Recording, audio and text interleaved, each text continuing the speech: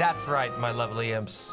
My lovely imps. Uncle Gumball, Naomi Chance, Kitty Kata, Justin Dweeb, Gay Fish, Better for the Potato, Femboy Low Poly, Seraph, Matthew McConaughey, Minus, Felson, Forma, Witch Night Melody, Maki Pocky, Joey Ravioli, Jade Monkey, Palm Dad, Spyro Gal, Biceps and Bikinis, Seo Vixen Speaks, Twos, Shrimp, Tiaho, Elby, Dark Morgwin, Wooly, Ada Stardust, Dark Excalibur, Allium, Jessica Metal, Ice Blossom, Floyd the Fuckbag, damn, Kitty Kata, and from the YouTube chat, Luscious, Lucia, got it, I corrected myself, The Vegan Rancor, Ella Gage, Leanne Scott, Moslin, Tori Cassiatori, Vex the Cat, Kawaii Edgelord, Buffalo Guy 1991, Mo Beam, Ferret Girl, BCTV,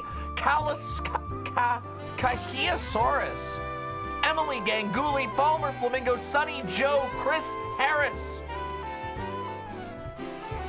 Ice Blossom again, Neb, Sisyphean Task, The Spots, Crime Minister of Antifa, Hisako, Merrick DeVille, Louis Boy. I think I got everybody. Merrick, it's good to see you. Diamond King. I think we got everybody. Misfit Satanus, Ian K. Kita B. Fox. CL Crowley, Kyurim, or Curim. Sean Solo, Scarlet Volcano.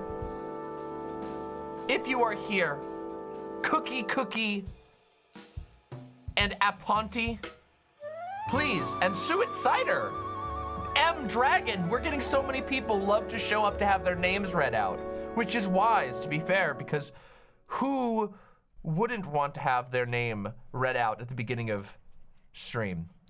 If you are here, please make sure that you press the like button on the stream. The likes are super, super important, they're especially important for video game streams. Because you see, video game streams always attract a smaller audience, basically, no matter who you are, with very, very few exceptions. So all the likes are extra important tonight. I will indeed check the mod channel. I have heard that we have some funny news, and also, I have a addendum from last stream that I would like to talk about, because I've been thinking a whole bunch, and I wanted to talk about it. And then we're gonna play some video games together. That's right, tonight we are going to be playing Cult of the Lamb. We have reached the tail end of our run through on extreme difficulty. It took a long time because of life, but we have a gigantic book of imps that we have to read. And let me tell you real quick, really quick, I'm gonna try and get us a summary of approximately how many people we have. Hold on one second here. We have, let me just check real quick. Approximately 138 people, imps, who joined the cult by the end of it. 138 approximately who joined the cult. And that is amazing. Over the course of our long run through the Cult of the Lamb, and what we're gonna do is I'm gonna beat the final boss, we're gonna finish up any side quests that we need to do, and then I'm going to do a very dramatic, I'm gonna pick some cool music, and we're going to do a big reading of all of the people who made it into the Book of the Damned. So that you know, there will always be a stream out there. There will always be a video out there specifically, so that you all can know that you were there and you contributed to our incredible run through Cult of the Lamb. So, it's gonna be pretty cool. It's a lot of people to read through, but it's okay. I got a strong voice. I got a strong voice. Absolutely, Naomi Chance. Well, you can. Once we start playing, you'll be able to donate and request an animal. Rahab, welcome. Welcome to the site chat. Happy to have you. Everybody give Rahab a bit of love, will you? Want a little dance? Can I even listen to it? It's Bayonetta. You know what? Oh my goodness. A clip of my favorite game series making fun of capitalism. Oh wait, okay, all right. I think you've played this one for me before, but all right, let's start with these 2 clips. We'll get some music going and I'll talk about some stuff because I got a bunch of stuff to talk about. And then we got to talk about... Here we go. Has come to this. Once I step on this ignition switch, a countdown will commence. The end of which signals the destruction of your pitiful world. There must be another way to make a home for your people. You think that's what this is about? Who do you think polluted our last world? I did. This is about one thing and one thing only. Cash, and lots of it. True. You see, I've been paid for every square inch of my new world. Once the inhabitants move in, I will begin polluting this world as well. Then the whole thing starts all over again. Ah, brilliant. Why, you evil little... Has come to this. Final boss moment. True! That is what capitalism do be like, unironically. It seems cartoony, but actually, as it turns out, capitalism is cartoony. It's cartoonishly evil in its real form. It just is cartoonishly evil. Cult of the Lamb is just furry RimWorld. Changed my mind. Well, no, RimWorld is furry RimWorld. Cult of the Lamb is nothing like RimWorld. I understand where you're going at, but also, it's not like RimWorld at all. And there are furry characters already in RimWorld. So, yeah. It's all good though. They put Elon Musk in Ratchet and Clank. Yeah, basically. Yeah, I think he might be the bad guy. Yeah, I wish people would realize that a little faster in real life too. Just how terrible the world is. Connor54, first time joining the website chat. Demon Mama, you rule. Don't forget to like the stream. Thank you very, very much, Connor54. Happy to have you. Very happy to have you. Thank you very much for supporting the stream, and thank you for coming into the site chat. We're very happy to have you with us. I just hope my connection gets steadier and I'm not buffering every 20 seconds or so. I'm sorry about that. I would try giving it a nice solid refresh. Usually that's a good idea. All right, let's hear this. Let's see this video. All right, let's see this Bayonetta video.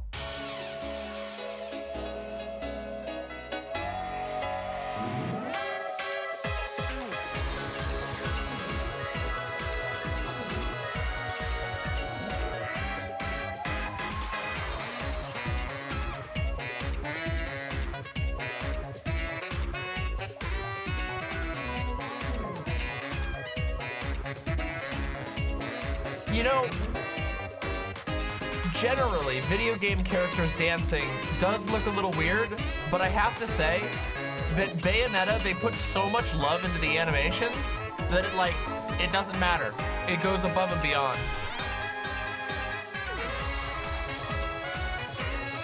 It ascends. That is a wolf and a transparent wolf.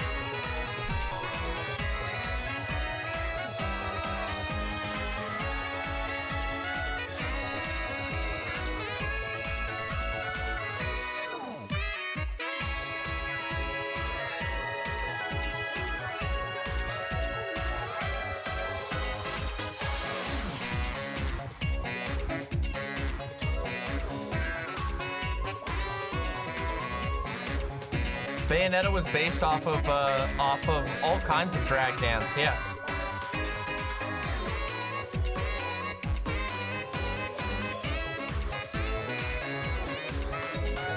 What a banger.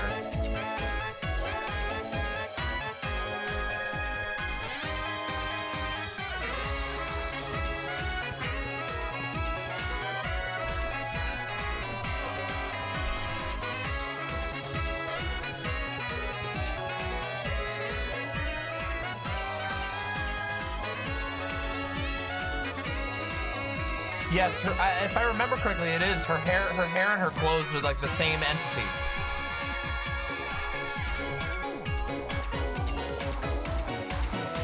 Because she's like a witch.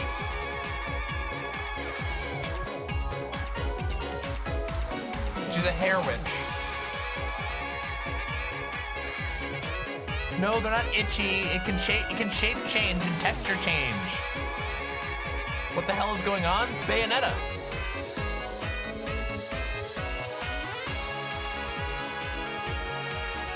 Both, Killjoy, both.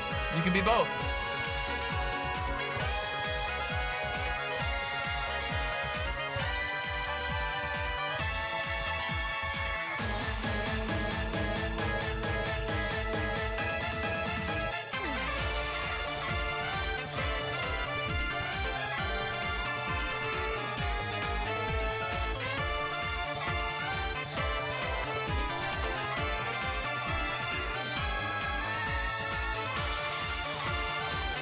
It's not old-timey.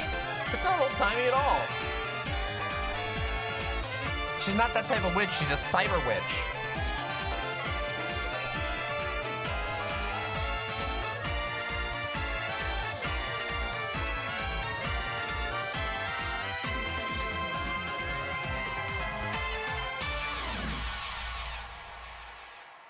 I should do a little dance.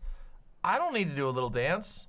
I couldn't keep up with, I can't dance like that. I don't have that dance talent. Dancing is not my talent. It's not that I'm like horrible at dancing. It's just that like that type of dancing is not my talent at all.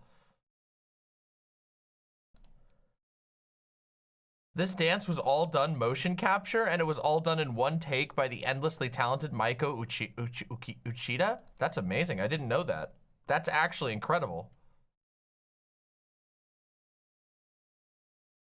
Yeah, see, I sit upon the throne and other people dance for me. See, that's how it goes.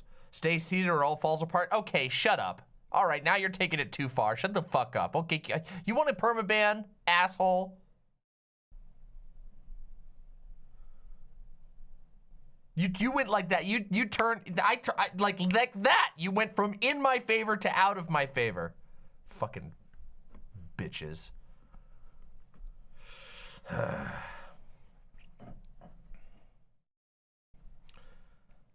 Have you played any good new games lately? Any dungeon crawling loot extract types? I have, actually. I've been playing the playtest of Dark and Darker. Dark and Darker is a very interesting game. Imagine it like Tarkov Kingsfield, okay? So like a first-person, you know, slashy game where you crawl around in a dungeon, you get loot, but you have to extract like a Tarkov style game. And it's really good. It's really, really good. Excuse me. Unfortunately, it's currently only playable via a torrent, which you get directly from the, devs.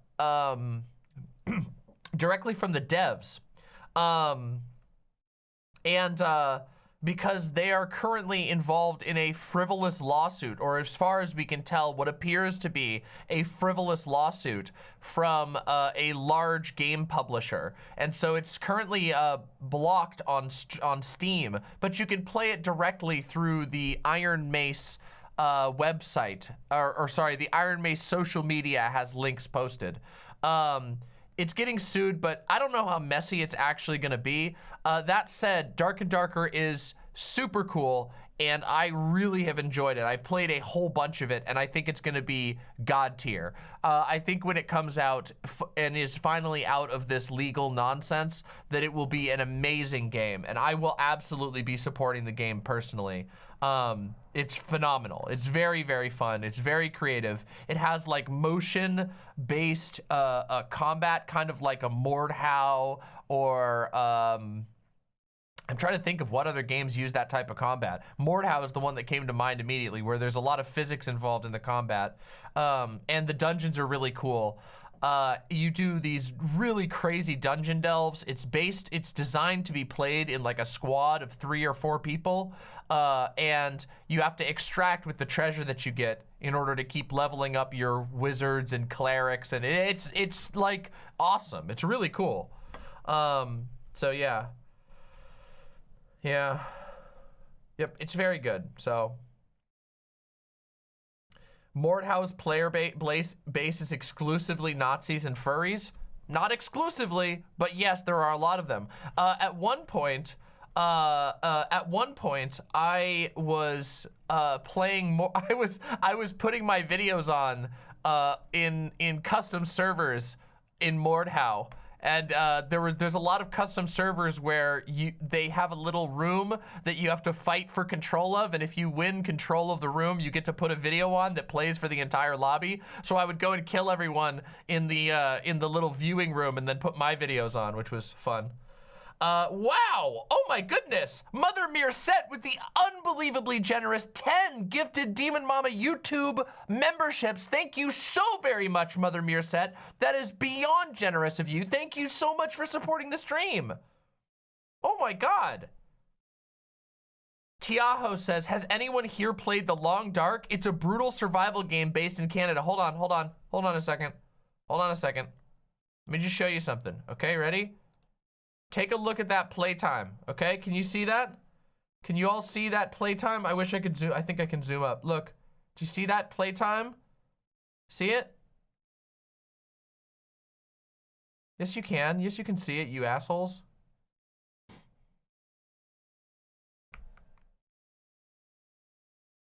Yeah, almost 300 hours.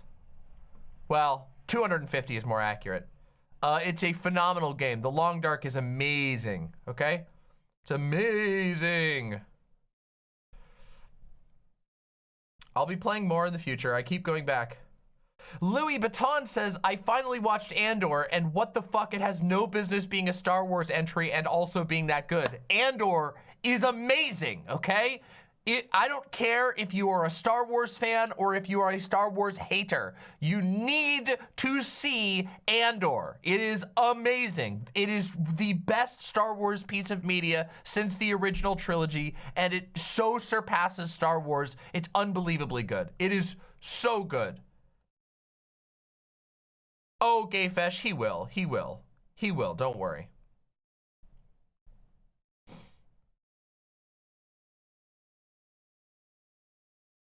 He will.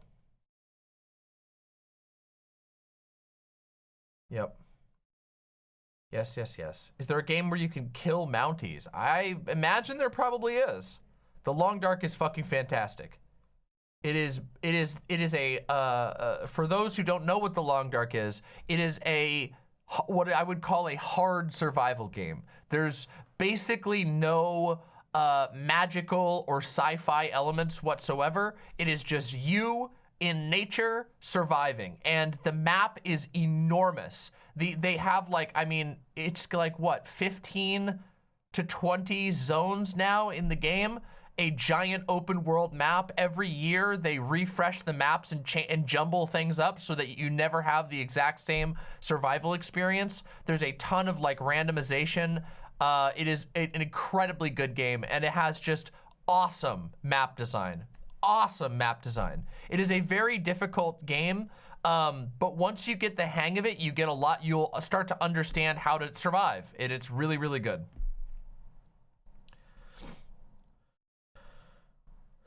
Okay, well, we'll take a look at it. Savage Curio, we'll take a look at that. It takes a little bit. Let me just check. I'll poke the mods to take a look at it.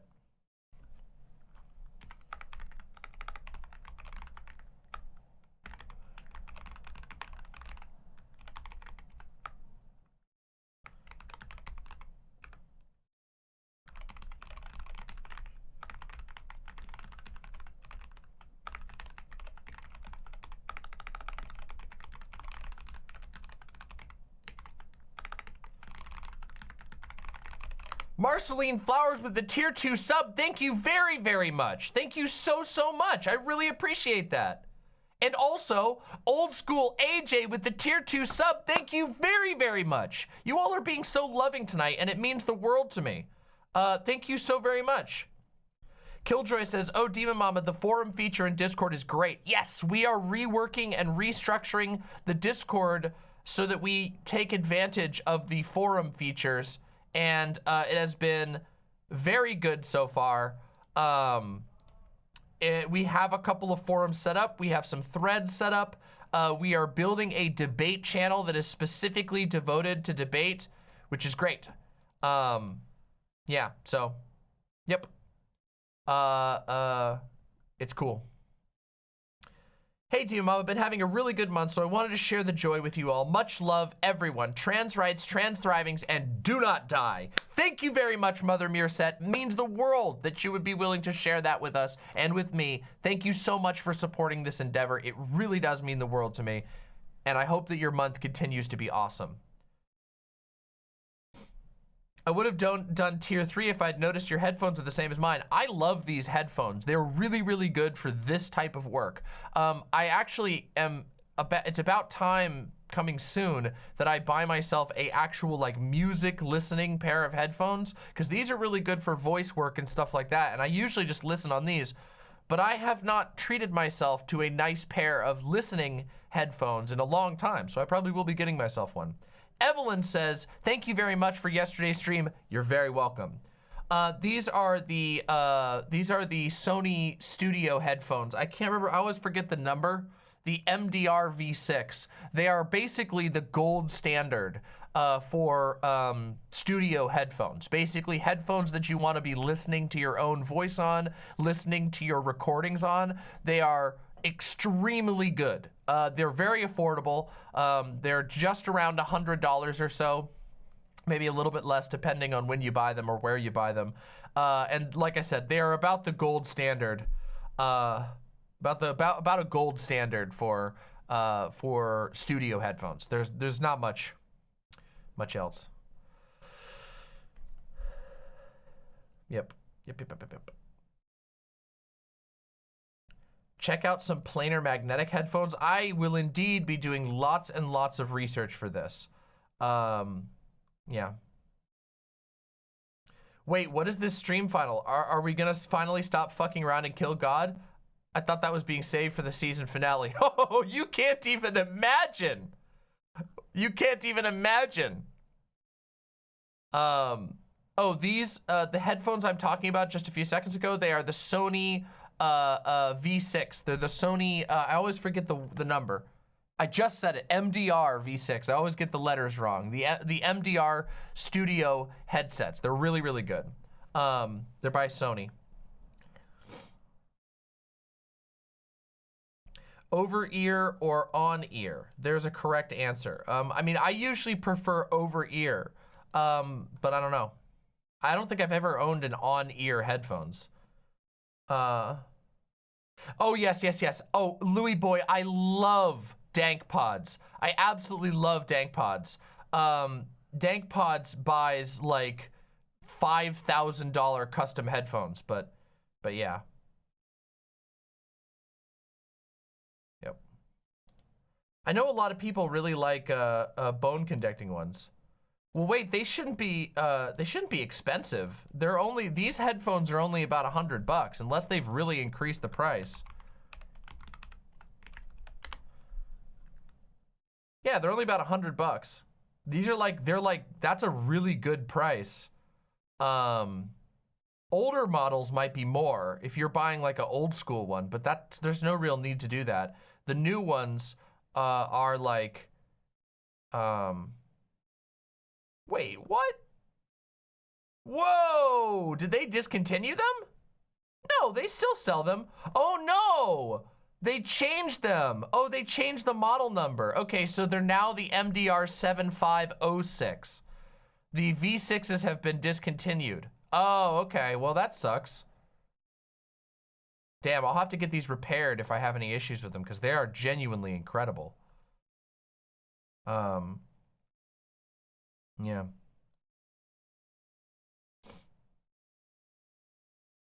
Yep. Anyway, okay, everybody. I have some news for us to enjoy. Are you guys ready to enjoy something funny? Cause are the 7506s any good? Well, I don't own the 7506s, but I bet they're fine. If they're the replacement for this model, I bet they're just fine. Let's go take a look. I'll take a look. Sony MDR 7605. They have the exact same level of reviews as the old one, so I'm guessing that they are exactly the same and they just made 1 or 2 changes or something along that line. It looks like they have almost identical specs. Or 7506, 7506. Yeah, they look just fine, and they're $80. They look great. Yep. I don't think there's anything wrong with them. Yeah, they look just fine. And it looks like they have a slightly upgraded model or something. I'm sure they're great. Yeah, they have two versions. I don't know what the difference is, but yeah, it's just a new model. Okay, so the 7506s are the same as the V6s in design. They changed the name to differentiate vintage ones from new ones. Okay, that makes sense. Yeah, they're good as hell, so.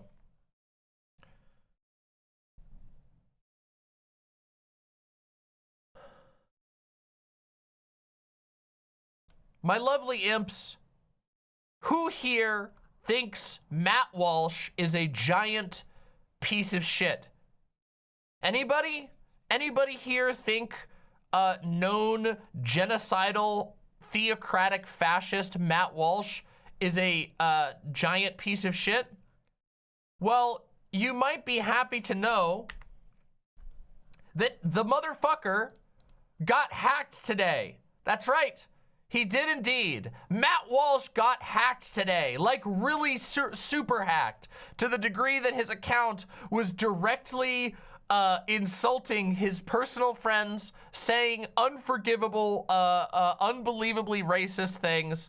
It happened about an hour ago. Now, it is with great regret that I tell you that the Elon Musk security team, which was probably Elon Musk's personal assistant that he immediately yelled at because his favorite guy got hacked, have already taken care of it. However, it was very funny. Oh my goodness. Excuse me. I had a bit of a sneeze there. Yeah, he said his pronouns. Yeah, the hacker posted the N-word. He said his pronouns were the N-word. But what might be more funny, actually, what might be more funny is the fact that some of his conservative friends did not get the message. They didn't catch that he was hacked, and so some of his conservative friends started playing along without realizing that it was a hack. For example, Laverne Spicer. Behold, Laverne Spicer was not hacked. Just so that you all know, Laverne Spicer wasn't hacked, but is so racist that she thought that she was just playing along with a friend, which is actually, in my opinion, funnier than Matt Walsh getting hacked, because, you know, a hack is a hack. Oh,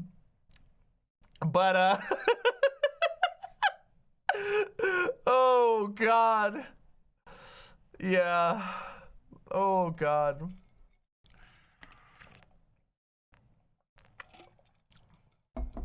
Oh my God.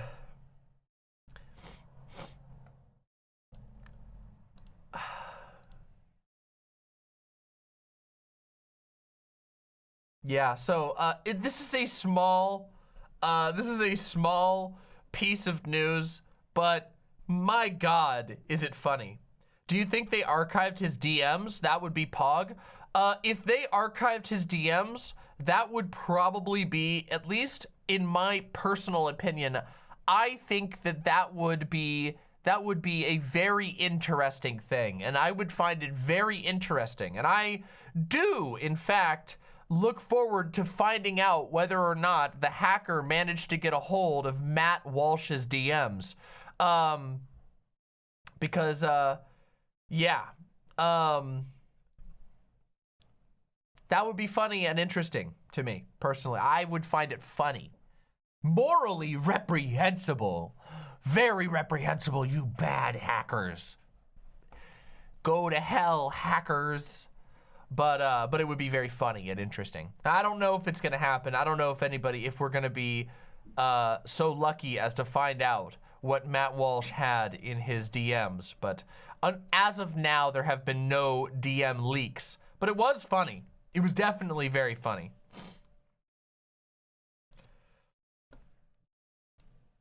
Is it really that bad to hack fascists?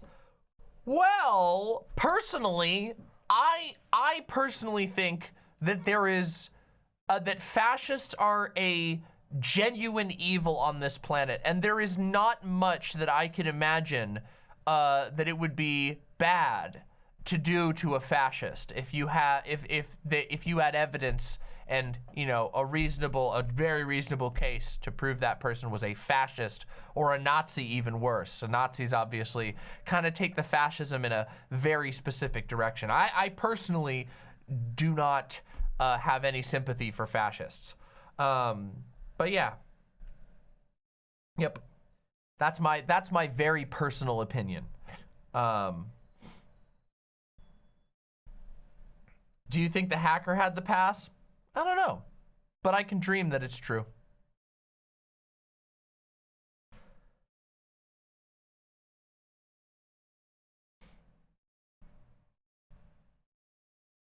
Illegalize bad passwords? Well, that's a little bit difficult.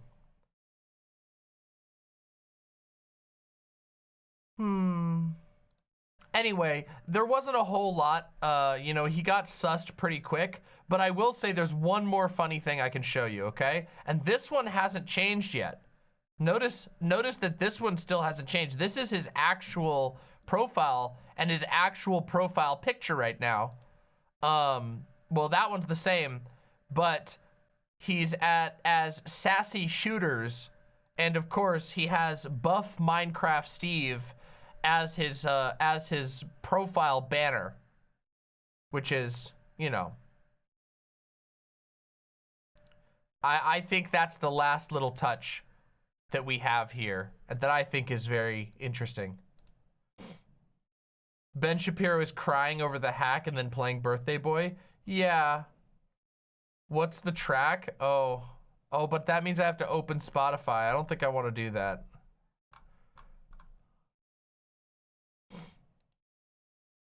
Ben Shapiro is a giant.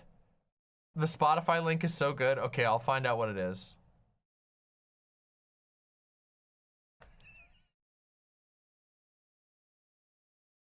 Sassy Shooters? What is this? I can't listen to this. It's dirty. I can't listen to that. How am I supposed to know? I can't react to that. That's a blind, no, I can't do that. Anyway, I think it's funny, okay? I think it was a funny event. Ben Shapiro is a whiny baby, but personally, I think it was very funny. And the only person who was harmed is a genuinely genocidal piece of shit. And even he wasn't harmed. He was just embarrassed, okay? He was embarrassed. All right, let's see what Ben Shapiro had to say. Deeply unladylike behavior, Alejandra. Apparently it's unladylike to post Mr. Krabs with a small violin. What? Huh? Ben Shapiro has no swag. He's the most swagless person on the planet. He's so pathetic. Yeah, unladylike behavior. You posted a SpongeBob gift at me. Oh my God. What a fucking dweeb.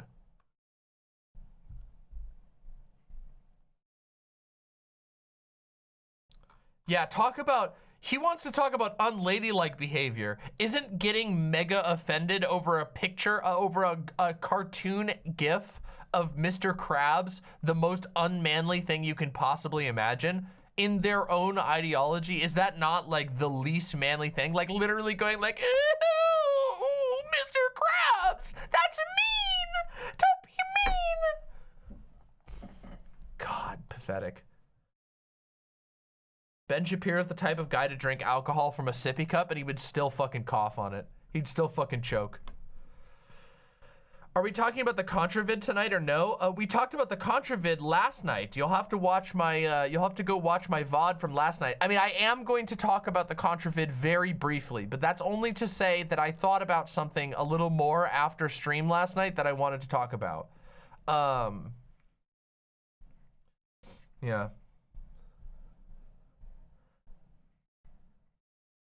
Talk about it or we riot.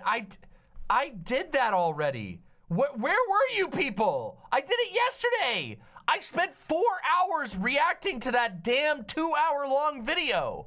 What the hell? Everyone, I'm gonna kill. No. I'm gonna turn off my stream. That's it. Good night, everyone.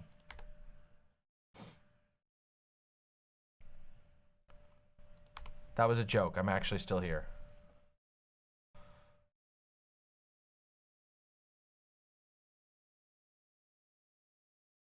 You're gonna test my patience tonight, I see.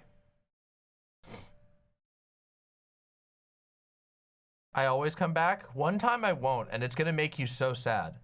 One time, I'm gonna say I'm done, and I'm just gonna end stream, and you all are gonna feel so bad. And I'm warning you now, because when it happens, you'll think back to this moment, and you'll go, damn it, Mama was right.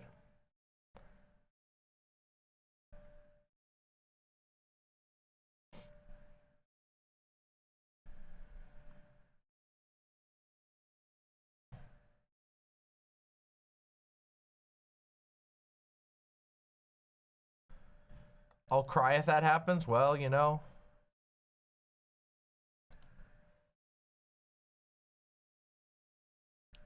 Being devastated about it would be being parasocial? Not really. That in and of itself isn't parasocial. Like being bummed that you don't get to be entertained or have fun or have a good night because you drove your favorite streamer insane. That's not really... The parasocial part is the first part, the driving your favorite streamer insane. That's the parasocial part. The other part, not so much.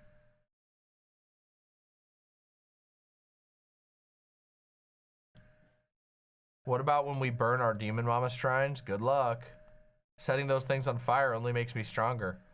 And so far, 100% of people who have set their Demon Mama shrines on fire have also unintentionally burned their own house down. So you should be careful. You should be very careful.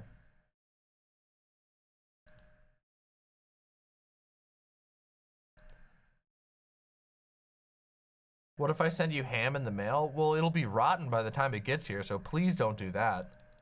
I mean, if you're gonna like do it, if you're gonna do it like, I don't know, responsibly maybe. I mean, I don't hate ham that much.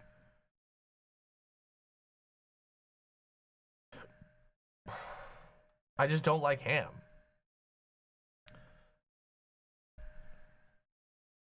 What if I send you cheese in the mail? What the fuck? Why would you? Okay, everybody. All right, this is boring. This is boring. You all are being very silly right now, okay? I want to talk about something. I have an addendum. Attention! Attention! Bazinga. I have an addendum. That's right. My lovely imps, last night I reacted live to the Contrapoints video called The Witch Trials of J.K. Rowling. And I actually quite overall enjoyed the video. I had a few critiques, one of which was relatively substantial. But I wanted to say there was something that I didn't talk about very much that I have been thinking of. I've been thinking back on, and I'm not sure like how to feel about it. And I wanted to talk about it and make like a little bit of an addition to what I was talking about last night. And basically, I've seen a lot of people, and actually my own partner brought up to me some issues that they had with the ending of the video. And I have to say I agree with some of the criticisms that are being levied against the end of the video. But I still have some thoughts about it. So basically, at the end of the video, spoiler alert, for a 2-hour political video essay, not really a spoilering type of thing, but at the end of the video, Contrapoints comes to the conclusion that probably the best thing that anybody could do is just block J.K. Rowling on Twitter. And Now, at the time, I didn't really think all that much of it. In the moment, I didn't really think that much of it because I was still thinking about the previous 2 hours of the video, which I think the previous 2 hours were by and large, the vast majority, fantastic and phenomenal. And at first, my sort of thing was, I interpreted the ending as sort of ironic, that J.K. Rowling was echoing, or not J.K. Rowling, that Contrapoints was echoing what J.K. Rowling does, which is sort of hide what is really meant. This like putting on a veneer of civility. But as I thought about it more, I don't know if that was actually true. I don't know for sure if that was what was intended by the ending of the video, because as I thought on it and I read other people's critiques, I realized that I perhaps was being a little bit too charitable with the ending, given certain things that were stated. The blocking, okay, so basically the argument, and I'm gonna try and steelman Contrapoints' argument here, and I'll go from there. The argument was basically, well, J.K. Rowling is a right-wing woman. Ultimately, she isn't the constructor of patriarchy.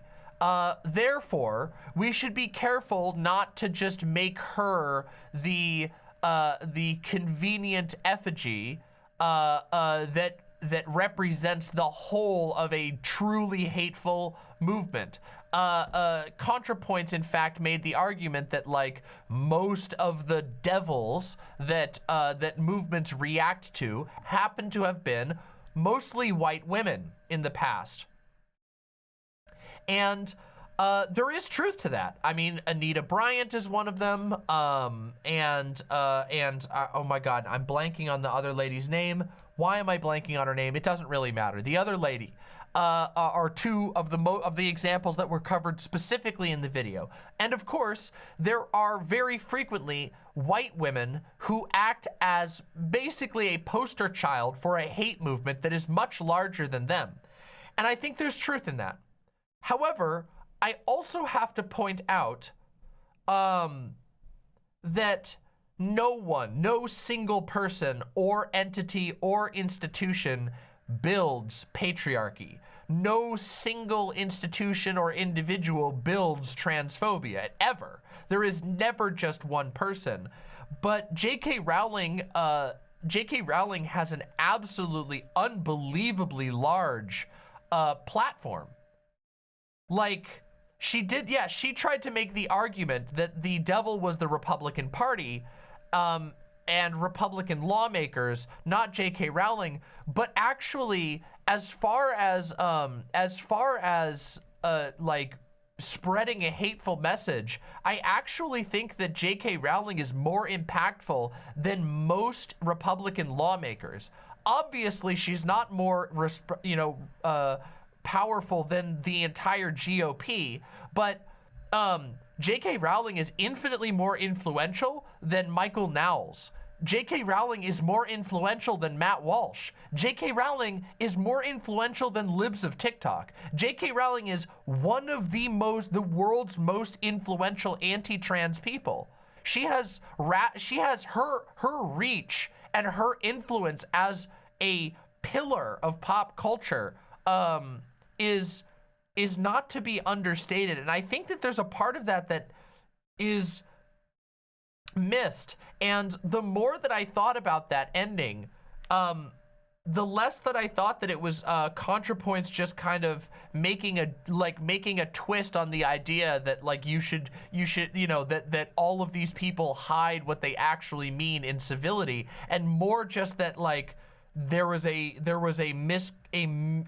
sort of misanalysis that was applied at the end. Because I don't think that blocking J.K. Rowling on Twitter would actually do anything at all. Because J.K. Rowling's influence isn't just on Twitter. That's how she sort of gets the news out of what she's doing. But her influence is the fact that anytime she tweets anything, anytime she says anything publicly, every single news media organization on the planet will report her words on it. even if she didn't have a Twitter anymore, even if nobody listened to her Twitter, if she just made a public statement via a press release, it would be reported in every single magazine on the planet. Which is a lot, as it turns out. And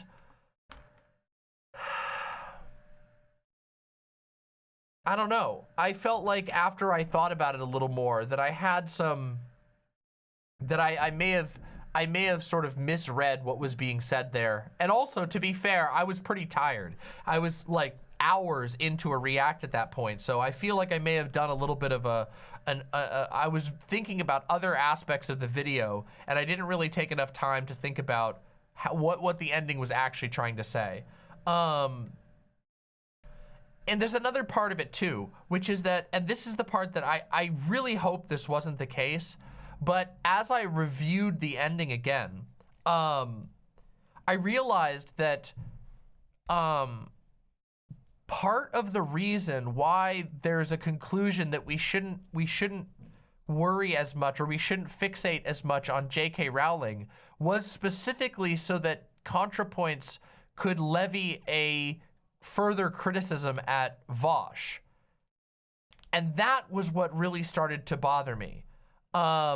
Which was like, oh no, did Contrapoints like intentionally or unintentionally undermine the overall message of the video in order to sort of like make the criticism against Walsh hit harder?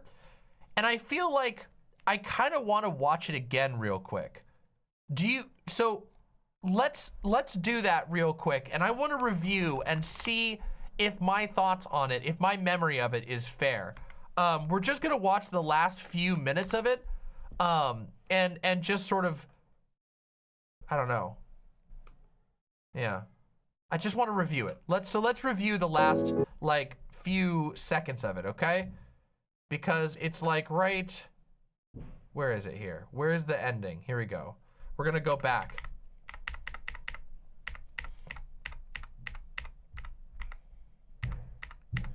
Let me see here. Here we go.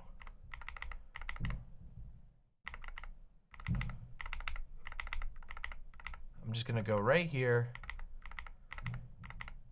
Here we go, the last bit. People coming forward, I find cause for doubt. Yes. In the meantime, while we're trying to get through to the decision makers, we have to try to limit the harm. And that means reducing or keeping down the number of people who transition. And that's for two reasons. One of them is that every one of those people is a person who's been damaged.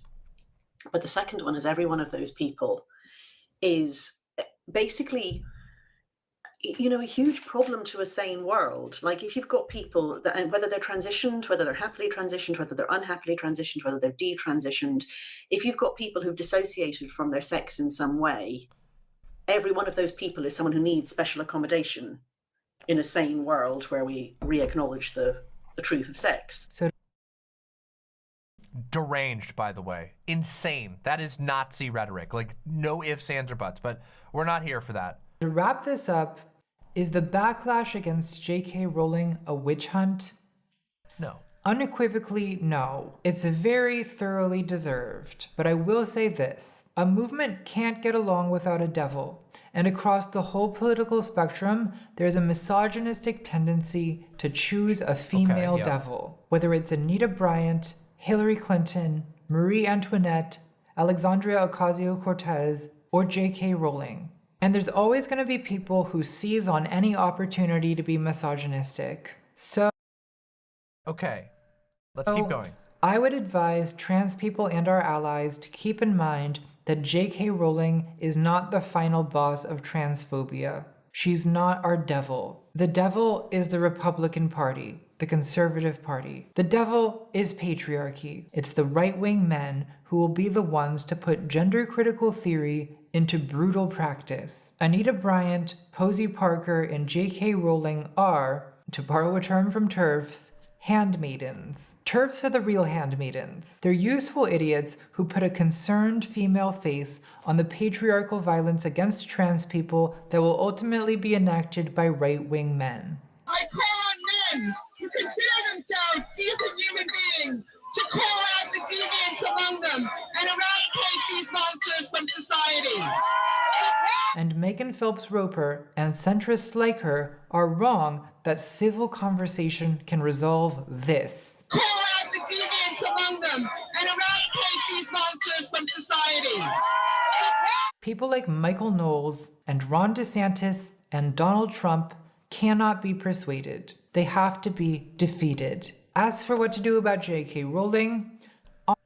Defeat her, right? Defeat her, right? That should be the conclusion. Based on the rest of the entire video, that should be the conclusion.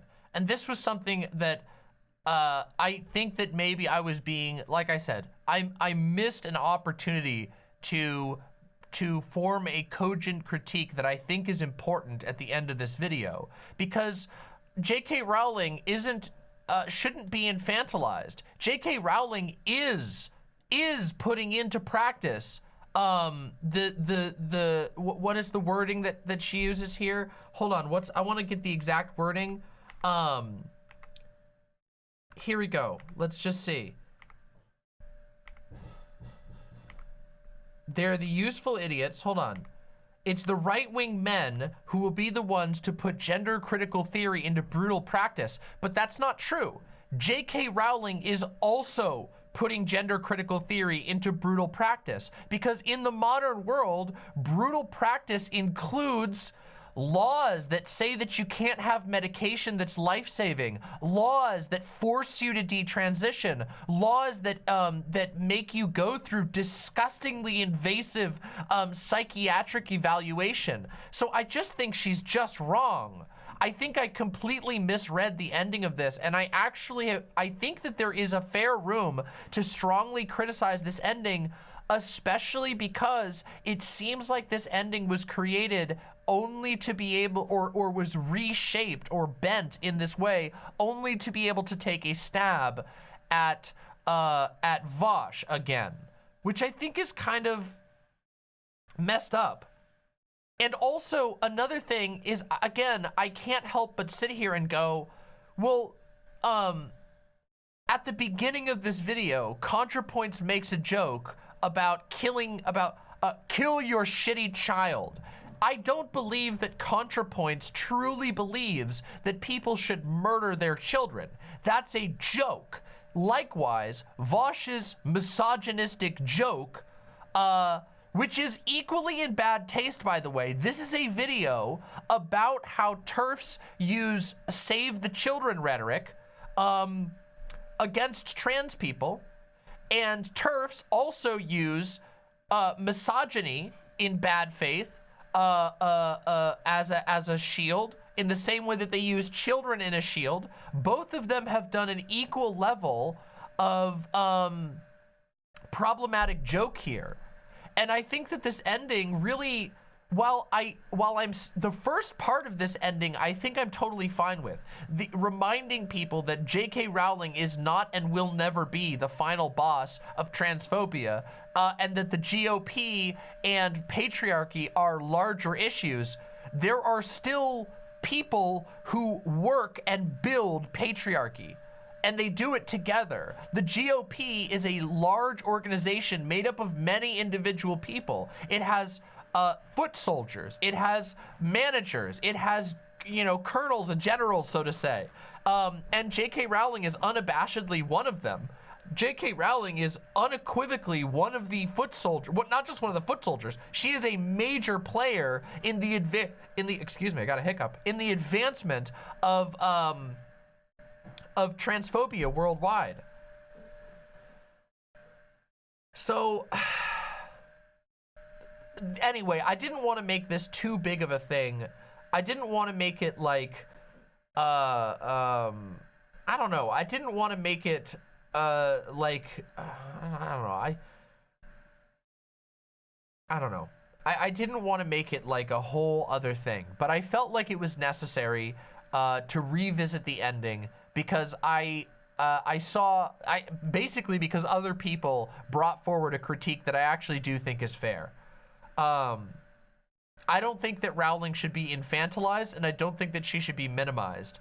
And I also don't think that Rowling is like, that there is any truth to the idea that Rowling is being chosen as a devil because of misogyny.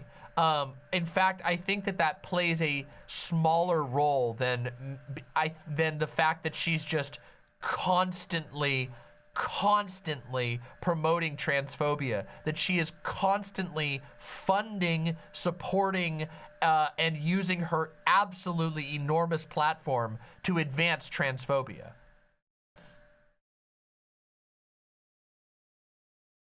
So, yeah. Again, I want to be clear. I still think that Contrapoints video was very, very good, but I needed to revise my thoughts, or at least share my thoughts, after getting some time to sit on them and think about them. I was thinking about this morning. I was thinking about it last night. I was reading other people's takes on this, and I even, like I said, the most influential one was my partner, who came over and talked to me and was just like, hey, what do you think about this? Isn't it just the point that we shouldn't forget about the systems at large? Well, no, because the argument here is not just that we shouldn't forget about systems. It goes one beyond. Again, I'll just play it again. This is such a short clip. But right here, it goes from, I would advise trans people... Trans people and our allies to keep in mind that J.K. Rowling is not the final boss of transphobia. She's not our devil. The devil is the Republican Party, the Conservative Party. The devil is patriarchy. It's the right-wing men who will be the ones to put gender-critical theory into brutal practice. See, right there, that's where it crosses from just saying the GOP and patriarchy are the actual bigger struggles, which is true. The GOP is a, like I always say, it is a millstone around the neck of the entire planet. Until we move beyond the GOP and conservatism as a movement, until we can defeat that, the whole world will be a worse place. But then it goes to saying that, like, no, actually, it's right-wing men who put these things into practice, when that's just not true. It isn't just right-wing men. There are right-wing women in positions of being doctors, of being decision makers. There are right-wing women like J.K. Rowling who are actively engaged in the brutal unfolding of transphobia. Marjorie Taylor Greene, Lauren Boebert. I think this is just a misstep. Yeah, I just think it's a misstep. Let's Anita continue. Bryant, Posey Parker, and J.K. Rowling. And again, Posey Parker is an actual Nazi who is organizing on the street rallies. Like, Posey Parker isn't even just a Twitter poster. She doesn't even get her word out on Twitter. She goes and organizes protests in person. Are, to borrow a term from TERFs, handmaidens. TERFs are the real handmaidens. They're useful idiots who put a concerned female face on the patriarchal violence against trans people. But also, that's not what useful idiot means. J.K. Rowling isn't a useful idiot. J.K. Rowling knows what she's doing. J.K. Rowling hates trans people. It's beyond obvious. J.K. Rowling isn't a useful idiot at all. That will ultimately be enacted by right-wing men. I call on men who consider themselves decent human beings to call out the deviants among them and eradicate these monsters from society. And Megan Phelps Roper and centrists like her are wrong that civil conversation can resolve this. Call out the deviants among them and eradicate these monsters from society. People like Michael Knowles and Ron DeSantis and Donald Trump cannot be persuaded. They have to be defeated. As for— And again, then now listen to this ending, and I think this ending here will solidify why I needed to do this little addendum. For what to do about J.K. Rowling, honestly, let's all just block her. Open up Twitter right now, go to her profile, and just block her. Problem solved. Like, don't harass her, that doesn't help. But also, I wouldn't wait for her to change. But also, actually though, here's the thing.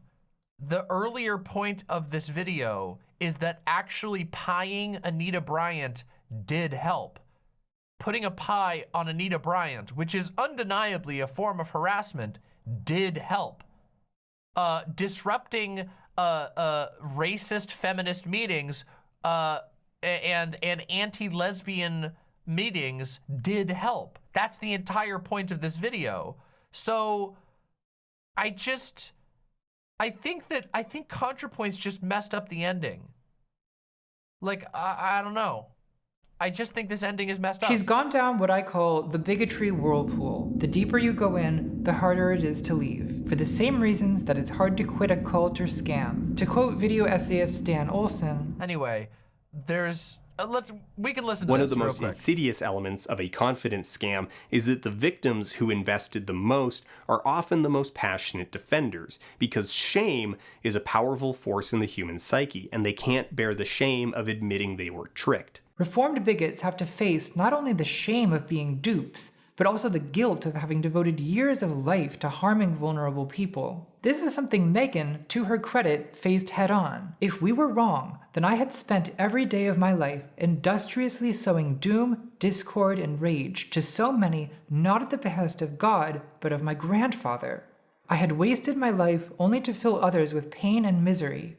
Most bigots cannot stand to face this moral sunk cost. It's why an obsessive bigot like Graham Linehan, whose all-consuming hatred of trans people has ruined his life, cost him his marriage, and left him alone to tweet about destroying gender ideology minutes before midnight on New Year's Eve, feels psychologically compelled to insist with ever more certainty that trans people are not just delusional or dangerous, but are all demonic perverts, an enemy so hyperbolically evil that they justify his self-immolating crusade. Right, but I don't think Contrapoints would argue that Glinner is just a useful idiot. I think Contrapoints would correctly conclude that Glinner is one of the people that has to be defeated because he simply will not change, just like Donald Trump and Ron DeSantis. Do you see why I have an issue with this ending and why I felt like I needed to talk about it again?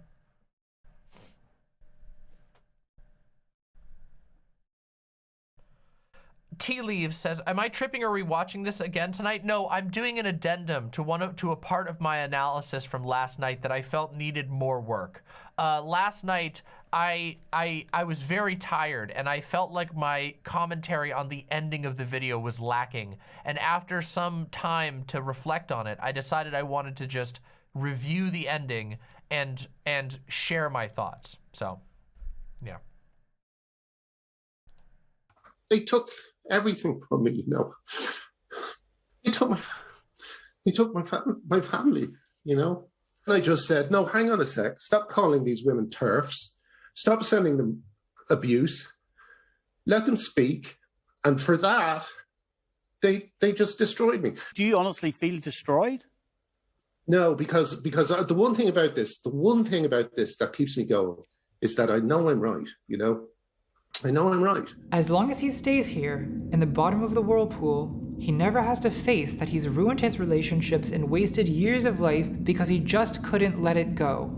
And if JK... Would Contrapoints make the same argument about Michael Knowles, about Donald Trump, and about Ron DeSantis? What is the factor that makes those people different? Because I would argue there really isn't one. That there isn't really a difference between J.K. Rowling, Glinner, and Donald Trump in mentality. There is a difference in respective types of power, but obviously Donald Trump is way more powerful than any of these people involved because he was literally the president. That's an incredible amount of power to have. But J.K. Rowling is not weak, and J.K. Rowling is definitely more powerful than Michael Knowles. Like, I think that would be pretty easy to conclude. Rowling doesn't log off soon, this will likely be her fate as well. I guess what I'm really trying to say is, Harry Potter's dead to me. I'm switching to Twilight. Okay, anyway, I'm going to be completely honest. Upon reviewing this, I do think that part of the problem with this ending was a desire to get an additional jab in at Walsh. However, I think the larger problem with this ending is just what we would like to call old school liberal brain. And I'm going to just issue a try to be reasonable critique here, which is Contrapoints doesn't do electoralist content, okay? Contrapoints does not do videos analyzing laws, you know, analyzing in granular detail which laws are being passed when. Contrapoints does videos about history and does videos about pop politics and videos about philosophy at times. But often, Contrapoints will essentially defer a conclusion onto electoral politics, which is basically, well, the problem is the GOP, and the problem is Donald Trump, and the problem is Ron DeSantis, and not really these people who advance the interests of these groups.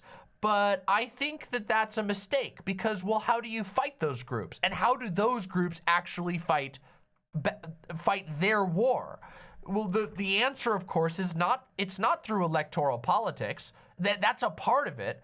Electoral politics is one part of their struggle, but keep in mind that most of the struggle is what they call culture war. It is indoctrinating people. It is ruining the lives of people. It is persecuting people. They have a mechanism by which they gain power, by which they force their interests into positions of power. It's not just electoral politics, and yet the ending is sort of deferred onto this very, very vague, we need to do something about the GOP. Well, what? People already rejected the GOP in the elections, and still the transphobic campaign is going harder than ever. The GOP, Donald Trump lost, and yet he's still wielding hate all across the world, often through people like J.K. Rowling, through people like Michael Knowles, and through the followers of those people who are inspired to random acts of violence. So, yeah. This is it's a weird problem, and I just wanted to make sure that I gave a more competent critique than I was able to do last night to this ending, because I do think this ending is lacking, especially if you compare this ending to the messaging of the rest of the video, which the rest of the video makes a pretty solid argument that extra electoral action is absolutely necessary. In fact, I think at one point, Natalie even says in the video, like, I'm leaving the center, indicating, I would say, hopefully indicating, or at least, yeah, indicating is fine, indicating that the centristic, advocacy politics is not enough. That there has to be something more than just voting for Biden. There has to be something more than just voting for the right Democrats in the hopes that the transphobia will go away. Because keep in mind that the factions that are aligned against trans people are actively disassembling democracy. They're actively making it more difficult for anybody but themselves to hold power. They play a very real politique. They are not afraid to use terror. They are not afraid to use bomb threats. They are not afraid to literally kill people. Again, I would point out, just to put a seal on this, I won't stay on this topic for much longer, but to put a seal on this, just remember how right-wing figures reacted to the obvious hate-fueled shooting, the directly hate-fueled shooting on the gay bar in Colorado Springs.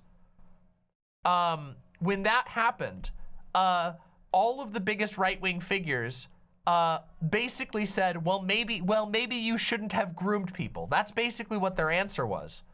They tacitly endorse explicit explosions of violence. That's what they're aiming for. They're stochastic terrorists. They want that type of violence. They're constantly driving a fear that leads their followers to act out in violent ways, to seize power physically. And we can't just beat that with deferring vaguely to electoral politics. We can't just beat that by saying, well, you know, J.K. Rowling is just a useful idiot, because she's not. She's a core part of this mechanism that produces their type of power. And this is something that I've talked about all the time in other topics. You all, my imps who are watching right now, by the way, if you are watching and you're enjoying this little mini segment, please make sure that you press like right away, and also press subscribe and ring the bell.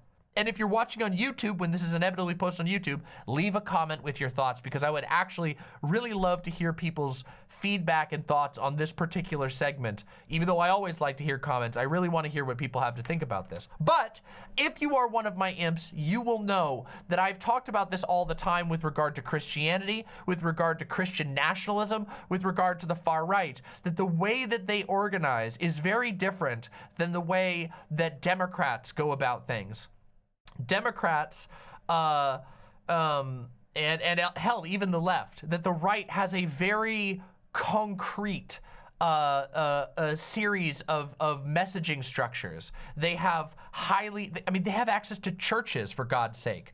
And churches promote people like Michael Knowles. Churches, do you guys know, does anybody here know what TPUSA's main thing is? Do you guys know what TPUSA actually is? TPUSA isn't they're not like PragerU. PragerU is basically a media channel. TPUSA is a group that organizes churches. They are a networking organization. They bring together the leaders of far-right churches, and they get them all in a building together so that they can all talk to each other about how they're going to push their far-right politics onto the country. It is like literally I've mentioned this before.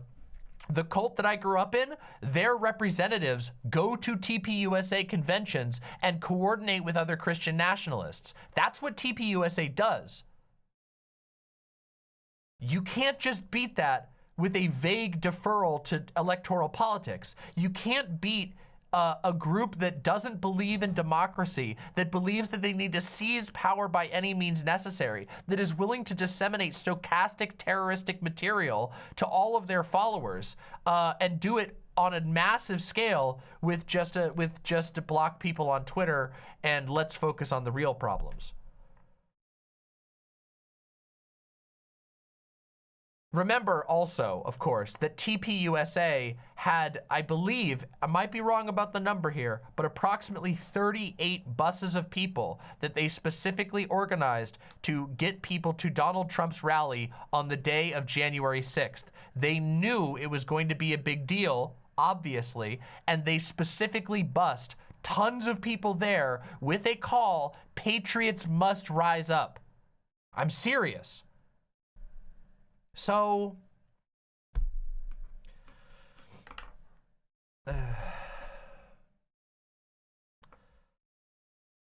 yeah. Anyway, I just wanted to make sure that I said my piece on this ending, because a lot of people had some feedback for me. A lot of people on social media had thoughts that I thought were valuable, and I felt like I didn't fully give the full analysis on the ending that I wanted to. So there you have it. Thank you for watching, and thank you for hearing me out. I always want to make sure that I don't know, go the extra mile and get my thoughts out in a coherent manner. So yeah. Chris Cortez says, sorry, but what cult were you a part of again? It was an evangelical cult, right? Yes, it was Calvary Chapel was the cult that I was involved in when I was younger. My family was. Once I was an adult, I left the cult about 2 years into adulthood. When I was 18, I left I left for college, and then shortly afterwards, I finally left the cult. And I had already started having, even as a Christian, even before I left Christianity, I had already begun to distance myself from the church because I had identified issues with the way that they practiced and did things. It's very complicated.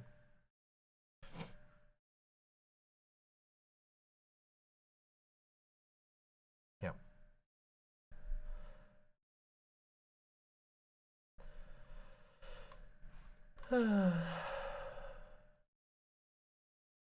Did you know that Boy Meets Minnie from the community grew up in the same cult? I did not. But I'm glad that more than and every time I talk about it, people speak out that I hear of more people who were able to escape, and that makes me happy. So what's the verdict? Is this the worst Contrapoints video? No, not even close. I actually think it was very good. I just think the ending was rough, and I just think that the digs at Walsh were. I mean, I made my opinion clear that I think that they were out of place. That's my biggest critique. And again, I completely understand the like frustrations between Walsh and Contrapoints. They both seem to have hurt one another in some way or another. I don't expect all content creators to get along, but they felt out of place here. Pretty solidly out of place here. Yep. Yep. Anyway, there you have it.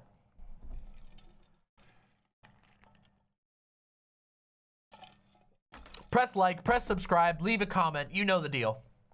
I need the likes. Because in just a minute, we are going to play some video games together.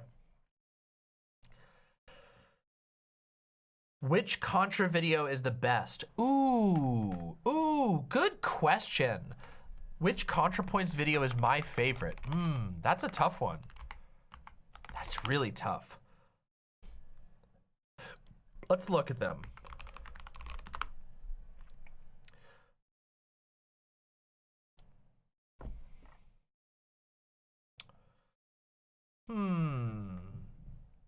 Voting. No, just kidding. Just kidding. Just kidding. I don't like that one, actually. I don't like the voting one, believe it or not. Opulence is really good. Opulence is fantastic. Cringe is really good. Trans Trenders was really good. Canceling was fantastic. The Hunger, I really enjoyed The Hunger. I thought that was a great video. I think Opulence is the one that hit me the hardest. Like, for some reason, Opulence just like, I don't know. It really hit home for me. You know what's weird? I never saw Shame. I never actually saw Shame, somehow.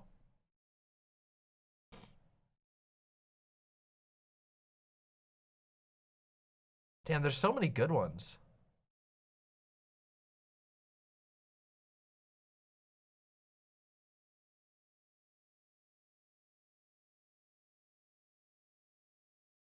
A lot of people seem to like Envy.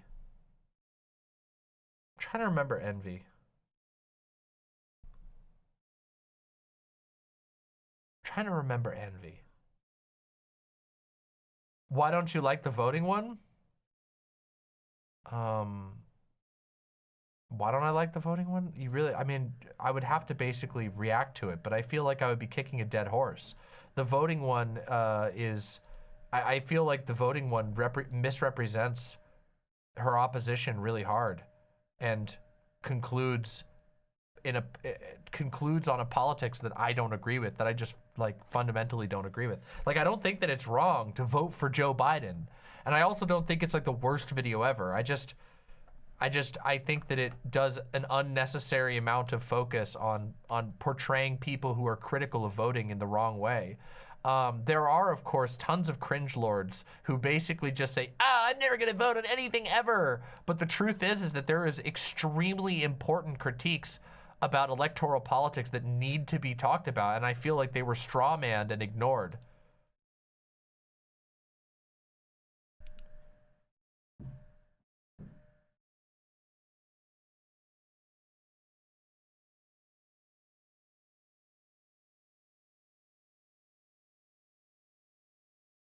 Will I watch Shame on stream? You know, maybe I will.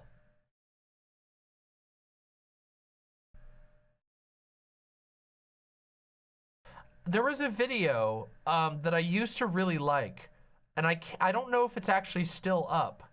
It was a video about Bash the Fash, and I really liked about punching Nazis. I think was the name, it was like punch. I think the video was literally called Punching Nazis or something. And I don't think it's up on the channel anymore, but it was really good. I really liked that one, but I don't think it's up on the channel anymore.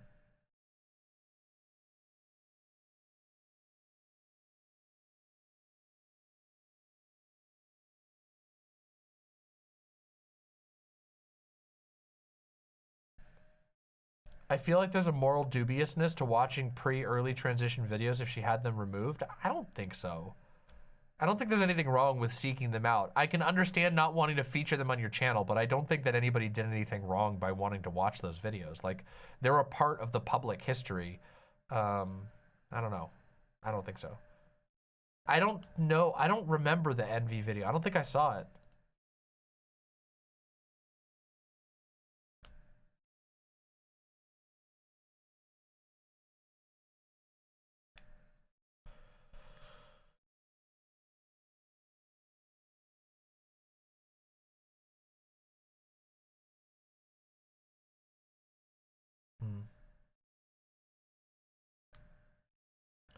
Squidwardian. No. No, maybe I didn't see Envy either. I watched basically every single old Contrapoints video. I've seen a lot of the new ones too, but sometimes I forget them. And also, I watched a lot of them on my partner's account on the TV, and so I don't actually know. I can't always remember which ones I saw. Like, I don't remember. Yeah. Anyway, oh no, is everybody gonna make me react to the Contrapoints voting video? It's only 20 minutes. I could do it. Okay, here's the deal. Here's the deal. I'll watch and react to the Contrapoints voting video. However, I will only do it after we play some video games, because tonight is about video games. And I know there's a bunch of you who are about to click off the video because you're like, video games.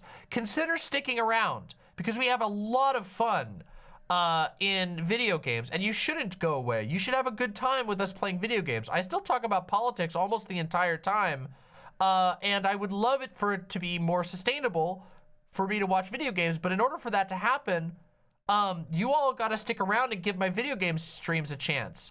I'm not trying to like guilt you or anything. If you really hate video games, whatever, but this is Cult of the Lamb. It's really good, and I'm about to beat the final boss of our our extreme difficulty playthrough, and then I'm going to read off all of the people who've joined the cult, which is amazing.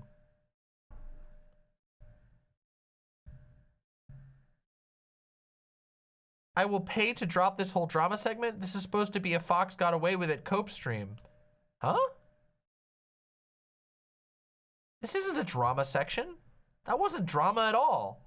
None of that was drama. I didn't do any drama there. At all. Not even a little. I was totally undramatic there. I'm the least dramatic person ever.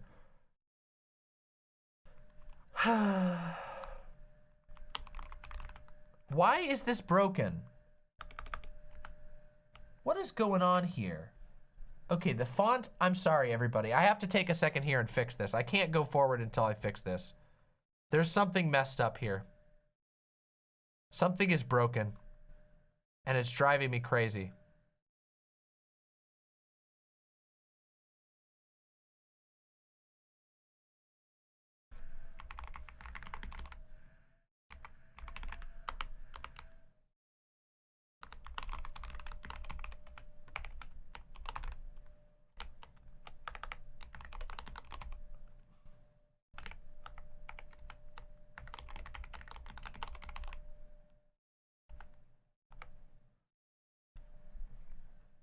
All right, I needed to change the text.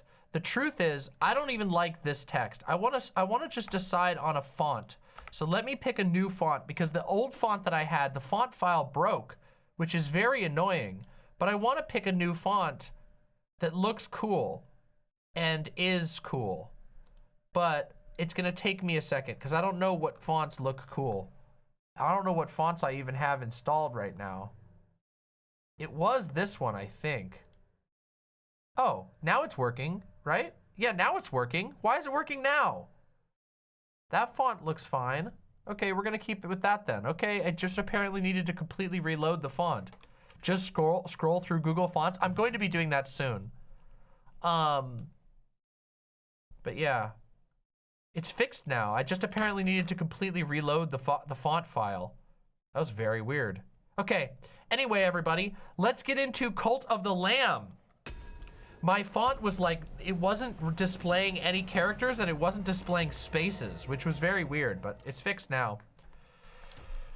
Here we go. The Mama's Imps. Let's do it. Have you ever eaten lamb? Yes, I have. I've eaten lamb many times in my life. I quite like the flavor of lamb, though I don't know. I feel bad about meat, so I try to reduce my meat eating, but I don't always succeed. Hey, shut up. Don't get mad at me. Don't get fucking mad at me here. We got a job to do here. Come on, don't get mad. Level up.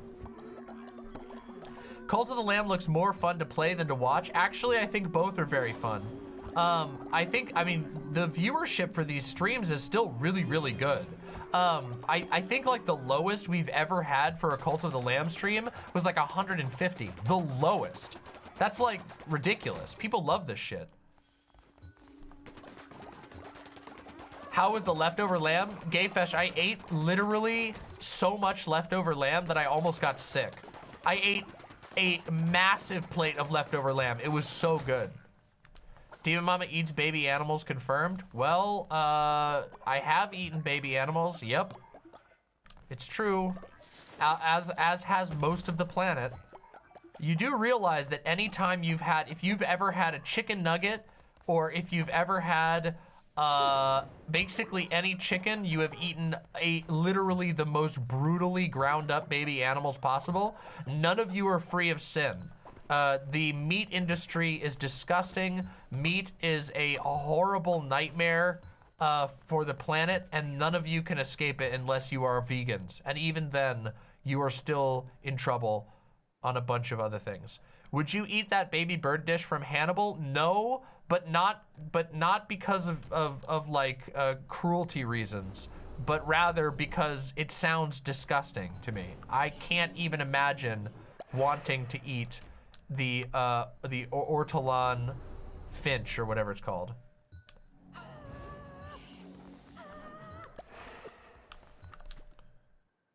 What came first, the chicken or the egg? That is a false dichotomy.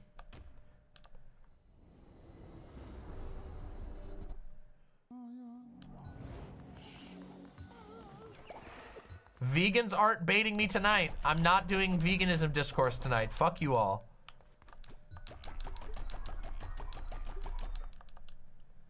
Eggs predate chickens by millions of years, obviously, but what is being asked there is a false dichotomy.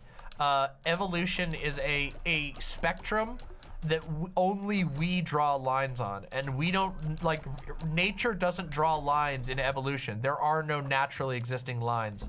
Ugly Pie, yellow plus animal of choice. Alrighty then. Alrighty then. Let me get the list up here. Hold on, let me get the list up. Okay, so we're gonna have to recruit a few more people, but that's good because I have to warm up.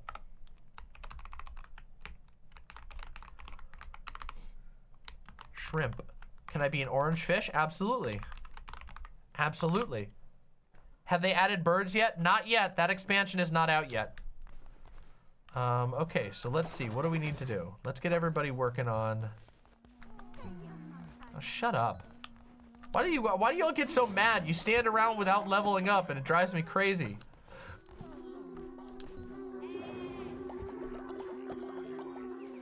They complain when I yell at them. I mean, when I level them up, but they need to be leveled up. What other options do I got? I didn't realize that meat came from a store until I was a tween. Well, all right. Could God make a weight that even he couldn't lift? No, because God doesn't exist in the first place, you fucking idiots. Tips Fedora. Tips Fedora. I love being a Fedora tipper. Ooh, we've used all our nuggets up. You're not familiar with that classic gotcha? Of course I am. Of course I'm fucking familiar with the classic gotcha. And the answer if you're based is yes, of course he could. Of course God could create a rock that he couldn't lift. He already did that once. In Christian mythology, he already fucking did that. Like how, what? Obviously he did. He made himself a human and he couldn't lift any rocks when he was a human. Palm Dad with the green cat will get you in there, Palm Dad. Abso-fucking-lutely. All right, let's make some food so that these hungry imps, actually, you know what? We're gonna do this. We're gonna speed time up until the morning, and then we're gonna do a, he rolled a rock on the rolling rocker. He didn't roll a rock. The angels rolled the rock. He didn't roll any rocks. Only the angels did that for him. The angels moved his rock to the side.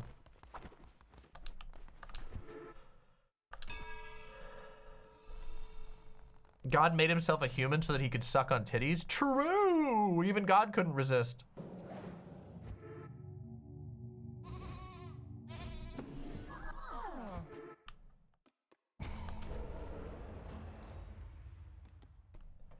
You have to understand that, according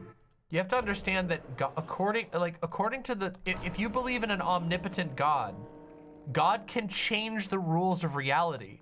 So he can just make a universe in which it's simultaneously, where logic doesn't exist anymore, where it is simultaneously possible for him to be omnipotent and not be able to lift a rock. God can just do that in the Christian universe. He can just violate logic. That is not as big of a gotcha as most people think it is. And I understand why they think it's a gotcha. It's just, it isn't that big of a gotcha.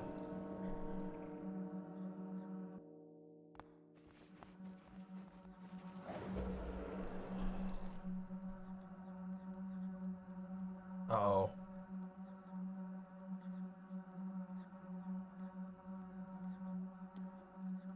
People are mad there's people getting mad in YouTube chat.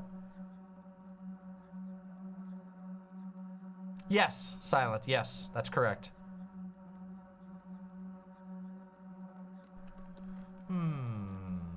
Who are we going to resurrect? Let's resurrect somebody who has a high level. Oh, you know what? Let's bring back, hold on. Let's bring back Gayfesh.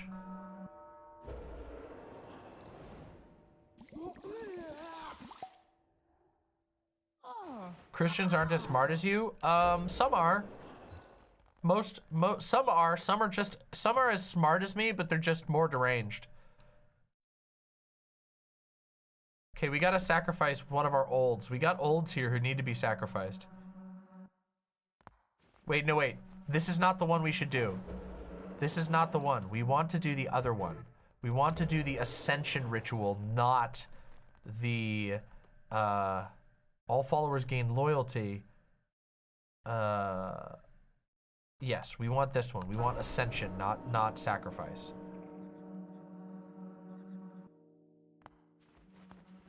We're mad because Demon Mama said Jesus wasn't pump swole. I'm sorry, he wasn't. You guys can cope about it and be mad. Christian cells can get as mad as they want to, but the fact of the matter, no, he wasn't. He was probably stronger than the average person. Well, actually, not at the time. He probably wasn't stronger than the average person. He spent most of his time walking around and talking. Sorry, guys. Just not how it goes.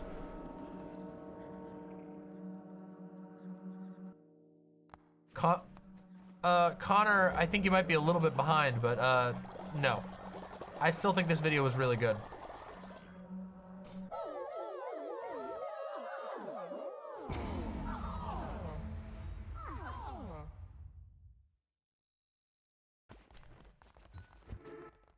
point there.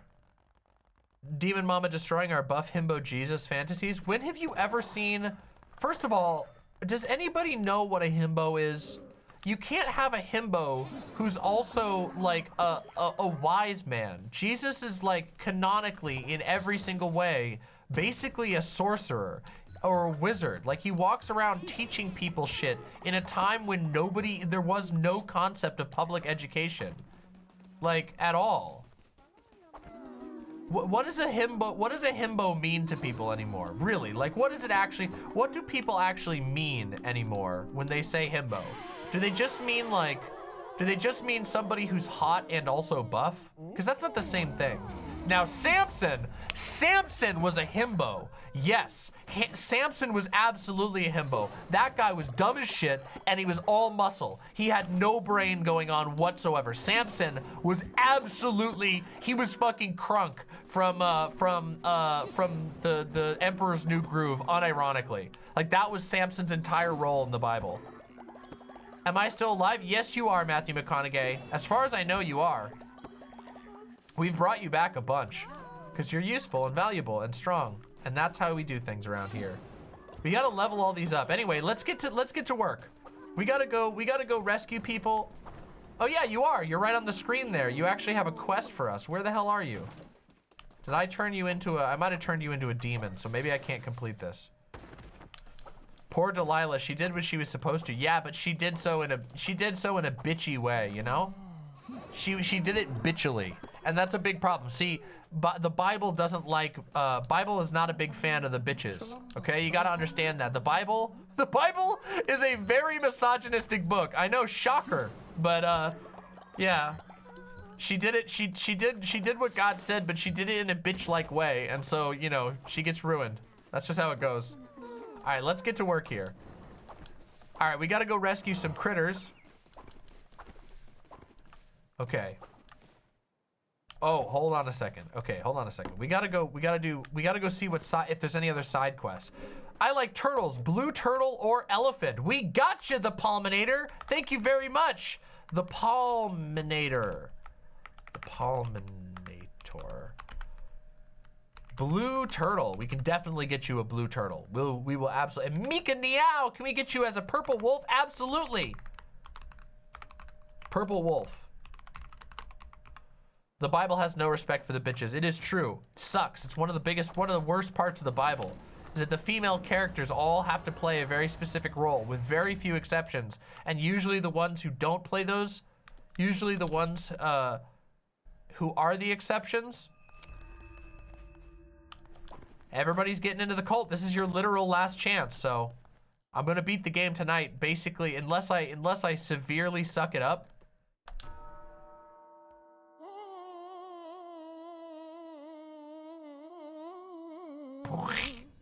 Yeah, get golden, Desk Rabbit.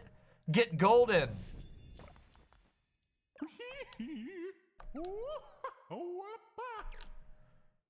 I gotta get all these things so we can be maximum strength.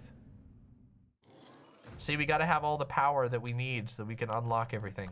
We gotta do all the side quests. Is this DLC? No, this was just I don't think it's DLC. I think it was just maybe it was DLC, but I don't think so. I just think it was like patched. Like I think it was a really early patch. They patched this zone in. Glooby, we're turning you into a golden poop. I think this was just a normal update, like a free update.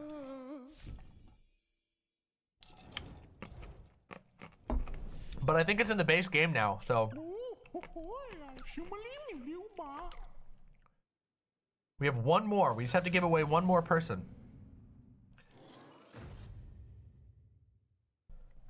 Random Bible take. Jezebel was way prettier than Jezebel. Yeah, I can see that.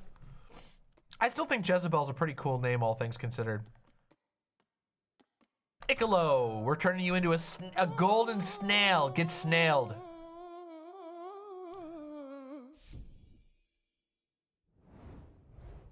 Snack Freak!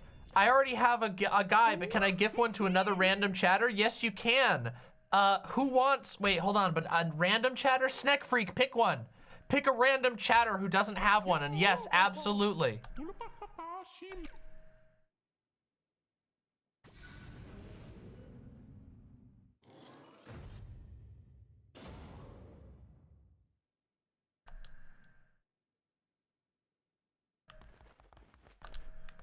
Yes, look at that. We completed this. I'll let Snack Freak pick. Somniostatic, are you still alive? I don't know if you're still alive. We did it. Look at that. We got everybody. We found the secret in here.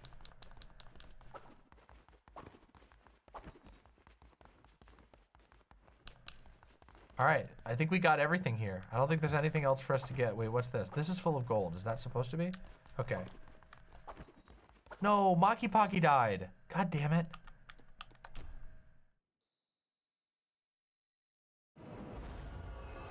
Why don't we take a look at the dead imps?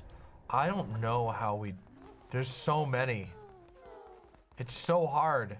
Oh, Somniostatic, you were dead over there. I just found you dead over there.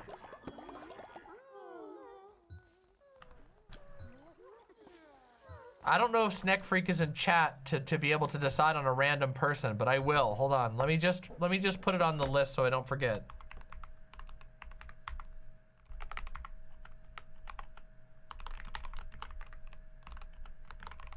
You are feeding the worms, it's true. It's okay. Some people die quick, other people don't. It's just how it goes. Come on, get this person out of here. Oh my god, they're all fucking crying and sick and disgust. Oh my god, they're all getting sick.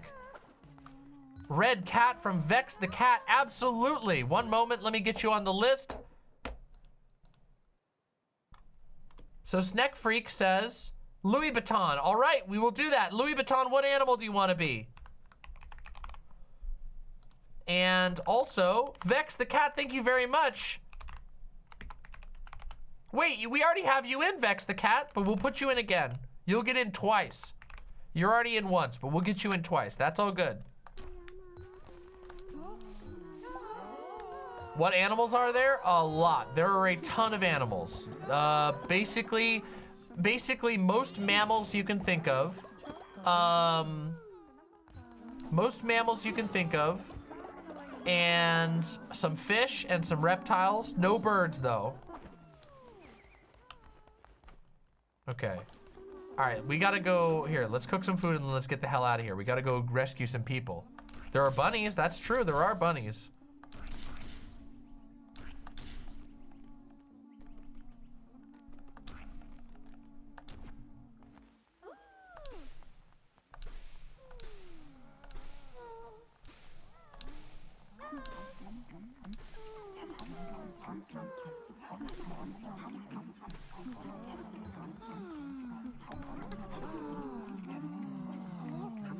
What about a goat?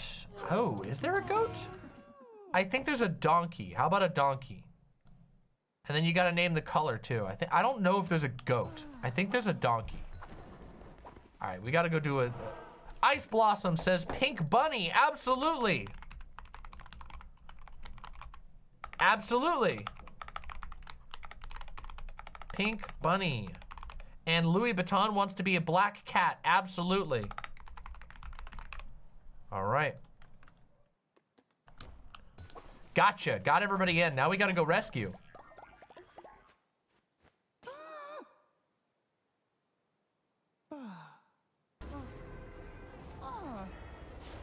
What the hell's going on in YouTube chat? Why are you guys being weird in YouTube chat? Is it necessary? Is it necessary to be mean is it necessary for people to fight in YouTube chat? Stop being annoying to each other in YouTube chat. Stop it. Come hang out in the site chat and stop being mean. Our YouTube chat is usually really chill, but what the heck's going on tonight? Why is everybody being mean? Huh?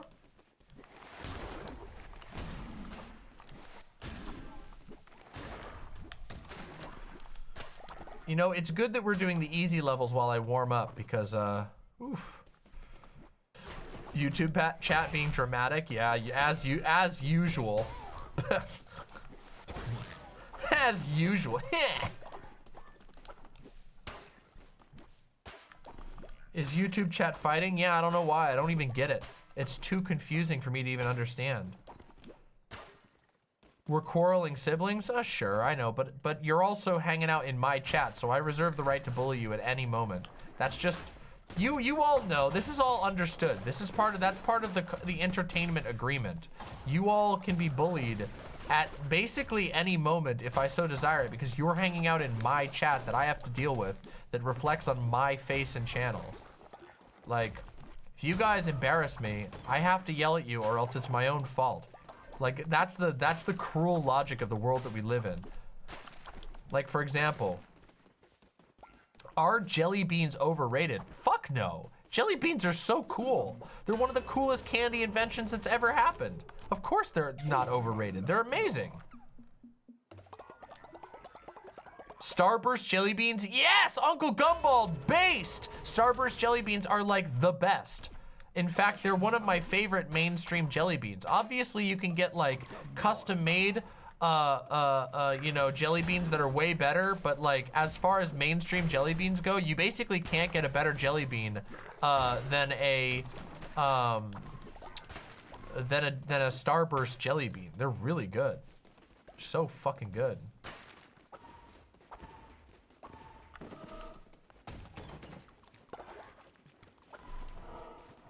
Why are they such unique candies? Well, they're unique candies because they're like, first of all, they have a unique texture among candies, but secondly, they come in a million different flavors. They're such a simple format, but they have their specific type makes them very open to unique flavors. So you get so much variety. Every single brand of jelly bean tastes different. There are basically no jelly beans that taste the same. That's not true for chocolate. You can buy like 10 chocolate bars and you'll get a couple that taste almost indistinguishable. But that is just not true for jelly beans. Every single iteration of jelly bean tastes like a little different, and it's pretty cool. It's just, I don't know what it is. Something about the way that the sugar is created leaves a lot of room for variety, and I like it. I think it's great. LH Fruit with the $2 super chat. Thank you very, very much. Or sorry, super sticker. It says vibes. That's based. There's a mlem for you. I will definitely mlem for jelly beans. Mesmerized said blue tiger. Absolutely mesmerized. Blue tiger, we will get you in there. We gotta rescue a lot of people tonight. It's gonna take us a little while. I gotta stay on my grind set. Hopefully we'll get a quest that gets us some free friends.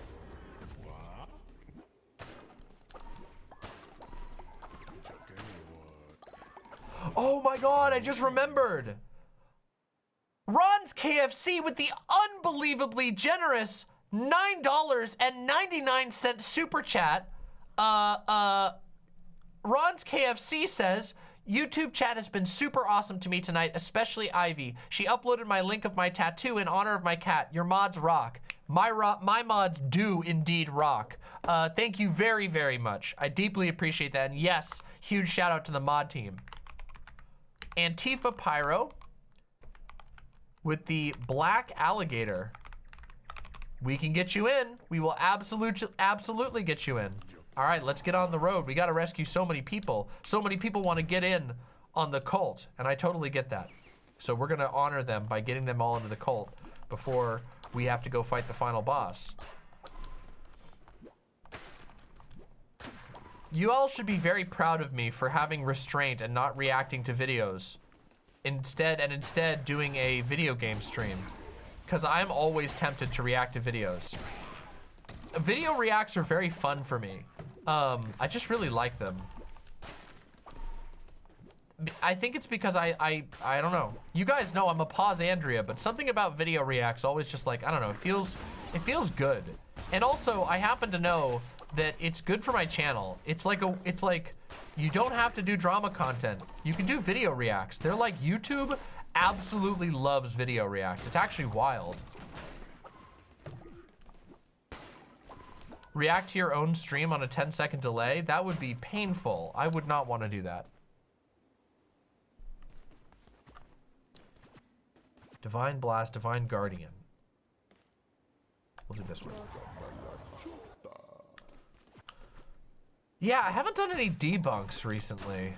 We should do a debunk eventually. I haven't done like a debunk. Debunking.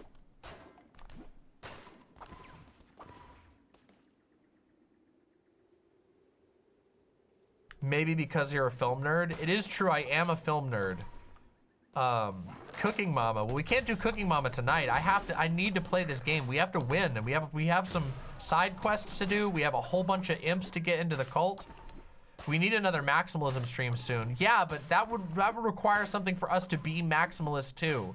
And guys, I don't know if you friggin' noticed, but debates are basically few and far between these days, and most of them suck. We do need to do a debunk eventually. Oh, Godly Hammer, yes! Give me the Godly Hammer. Oh, I love that.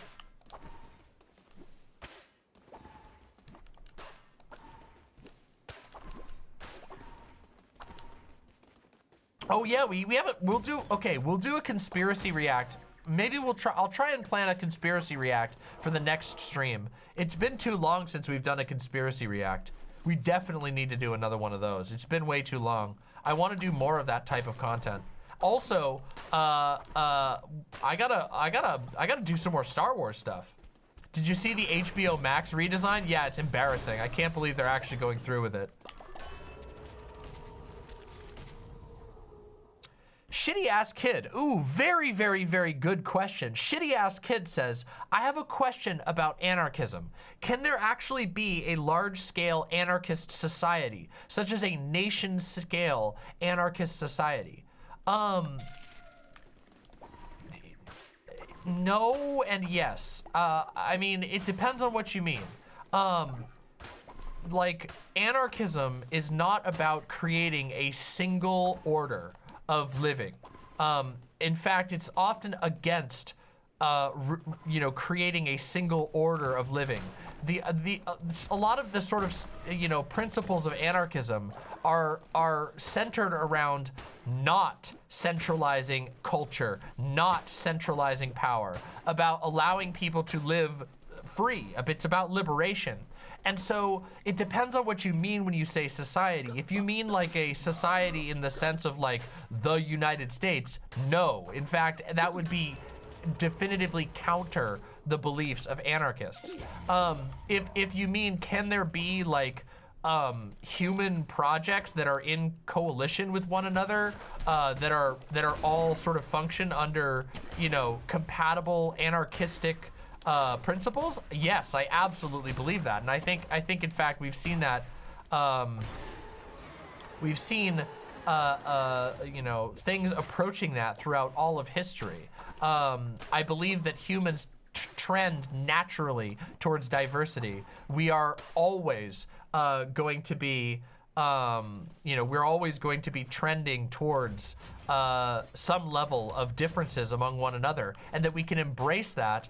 We can combat things that destroy the variety and diversity of life. We can combat and destroy things that bind us and make us less free, and that will ultimately create a world in which many people can thrive together in all kinds of ways. I just don't think that the way that you get to a world where people are thriving together is by organizing into nation states. Keep in mind, nation states are historically tools of domination. But from their very get-go, they are tools of control. The idea is to make sure that a small group of people, even in the most ideal version, like a representative democracy or whatever, or a democracy of some sort that obviously has representatives, that is still putting power into the hands of a few over the many. Like, many people are having their ability to speak and their ability to self-determine taken away. So, yeah.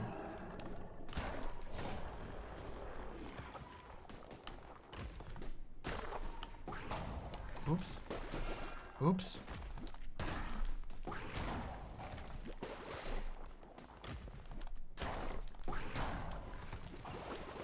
Ouch. See, this is why I need to practice on these bosses.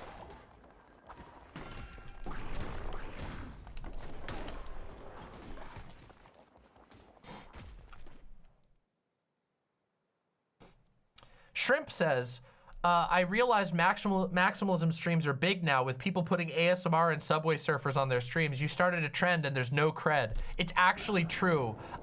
There was basically nobody doing anything like that when I started doing them. I don't know if I actually started the trend, but I certainly was ahead of the pack. Even if I didn't like start the trend, because I think people kind of can independently discover. But it is true, my maximalism streams, I've been doing those for years, and this whole like Subway Surfers meme thing, people do it ironically. I did it unironically. Like our maximalism streams are fun as hell.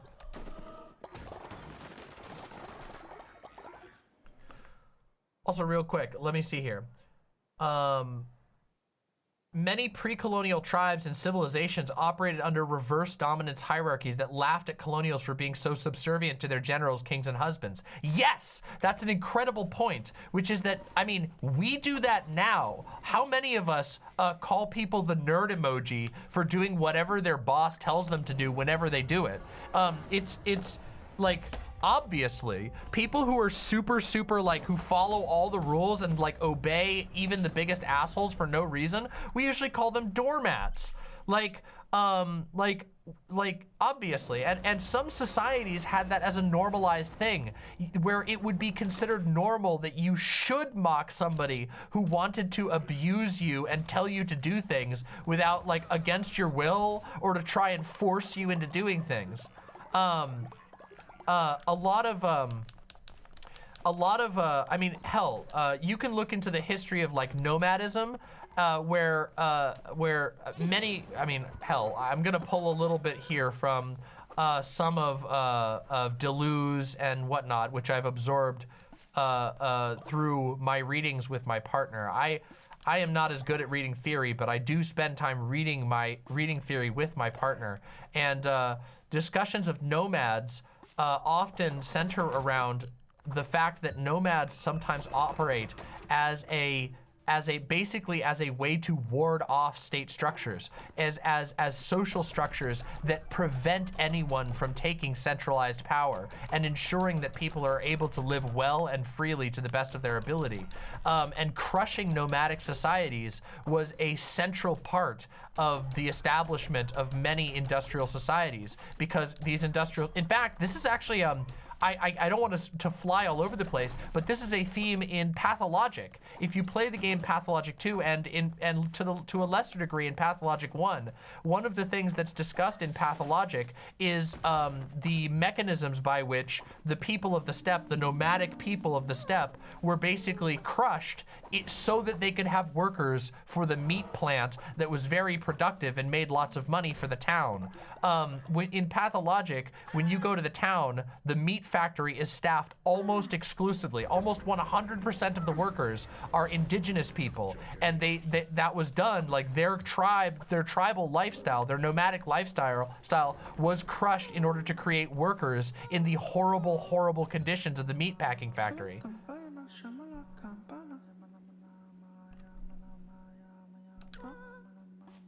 Oh, absolutely, I can do that. So again, to tie this back to the initial, question. I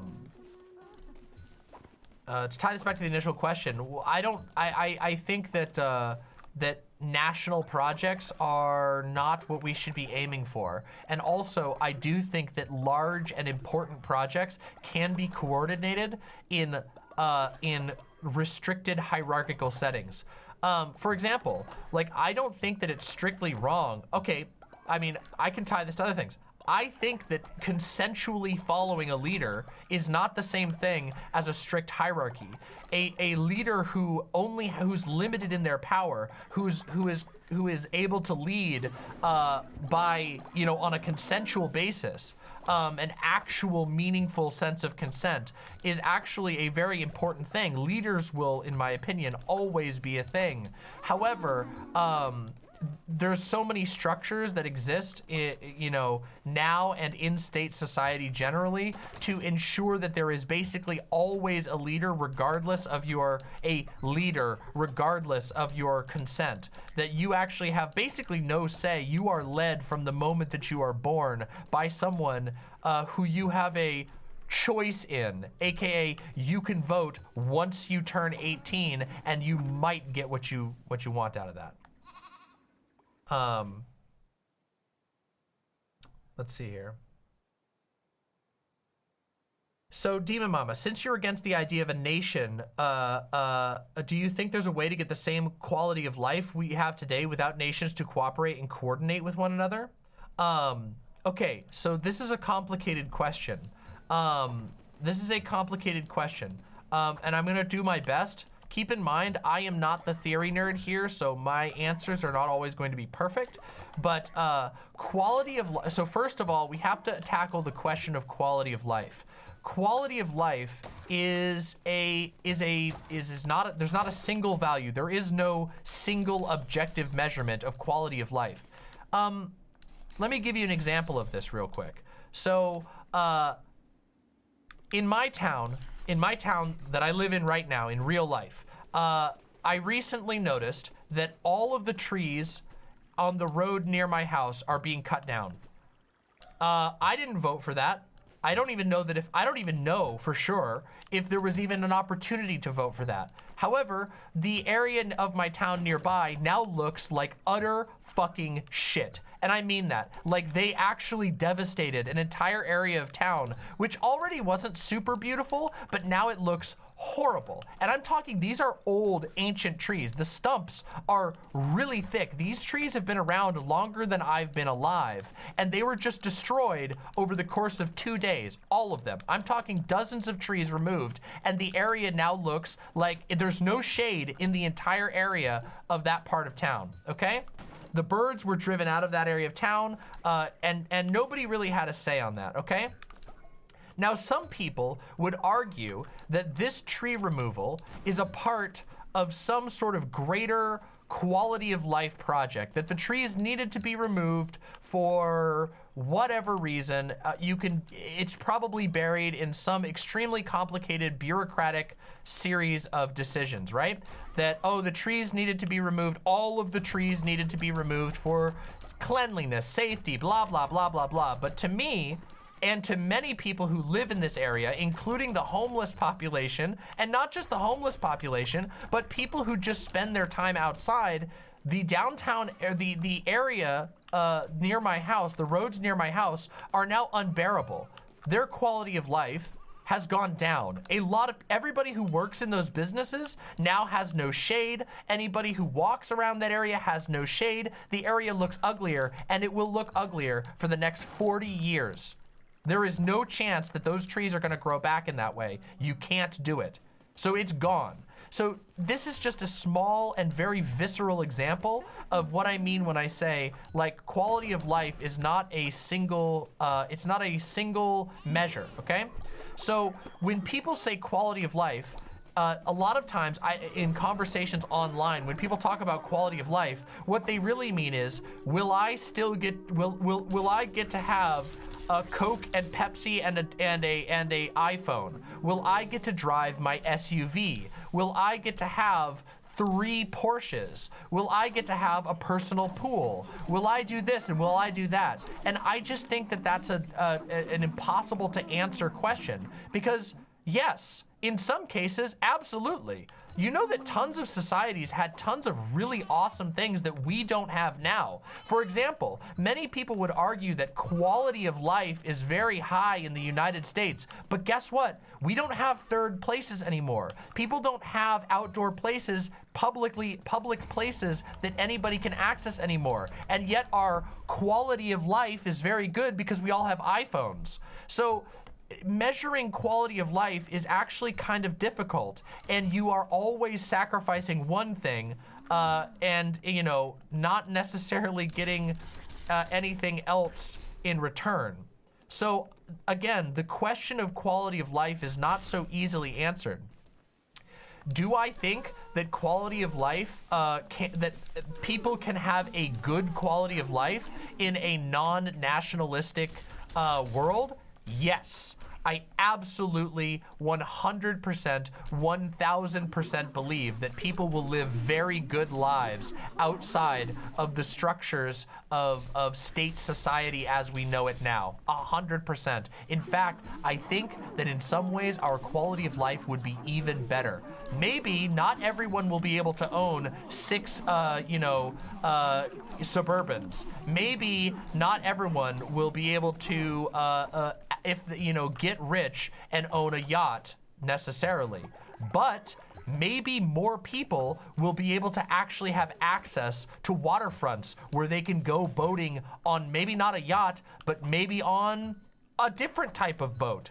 Maybe there won't be, maybe all of the waterfronts in the entire world won't be bought up by mansions anymore, so people can have a taste of natural beauty for the first time in their life. I think that often people use quality of life as a way to avoid actually addressing what's being talked about. I'm not saying you're doing this. I'm just saying that it's done frequently. And yeah, I actually do believe that it's possible to have things like communally owned large boats or communally owned large cars that no single person owns at all times, but that people are able to use as needed. I believe that I know in fact, that there are ways that this can be structured. Not under our current system. The ownership system that we currently live under does not allow for this type of thing through numerous ways that I'm not gonna get into right here. But it is basically impossible for, it's very difficult to set up communal ownership under our current system. So I hope that answers that question a little bit. Yeah.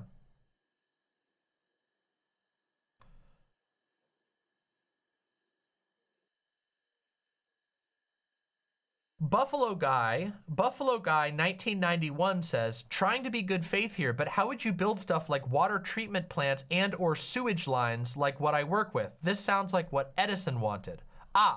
Now that's a really tough question, and I don't have perfect expertise for this, but keep in mind that people did build sewage systems and people did build water systems before mass corporate takeover. I think that honestly, we would just need to devise new communal ownership structures. But people are passionate about these things, and people will be rewarded for doing that work. Like, nobody here is advocating that it would just happen by chance. People have a vested interest in not having shit all over their house. People have a vested interest in participating in their society, even beyond a class moneyed society. Yeah. There's tons of reasons for people there's tons of reasons why people would build such things. It's a matter of cooperation. Unless you literally believe that the only way that people work together is when they're coerced to do so, then I think that you would be able to recognize that it's a matter of how do we build, how do we make sure that these things get done, as opposed to how do we inspire people to get these things done, and how do we organize them, as opposed to, how do we force people to do jobs. Keep in mind that in our current society, we know who has to do the dirty jobs. It's not you. I mean, some of you do dirty jobs in our society, but a lot of the people who are doing dirty jobs aren't the people talking about this subject online. It's marginalized people who are forced into that position. It's poor people who have to do the dirty jobs. So it's not exactly like they're being paid well to do them either. Most people would be more than willing to participate in jobs that are dirty, that make their lives better, provided that they had a society that took care of them and they had a good reason to do it. I think this is one of the reasons, and somebody also brought up the Thought Slime microdrama, which went on, and that I could also talk about this here as well. I hope that answers the question. I can't tell you exactly, that it would be literally impossible for me to tell you the exact way that every single system on the planet would be organized. However, I have a firm and well-informed belief that people have reasons to build even complex organizations beyond just getting paid for it.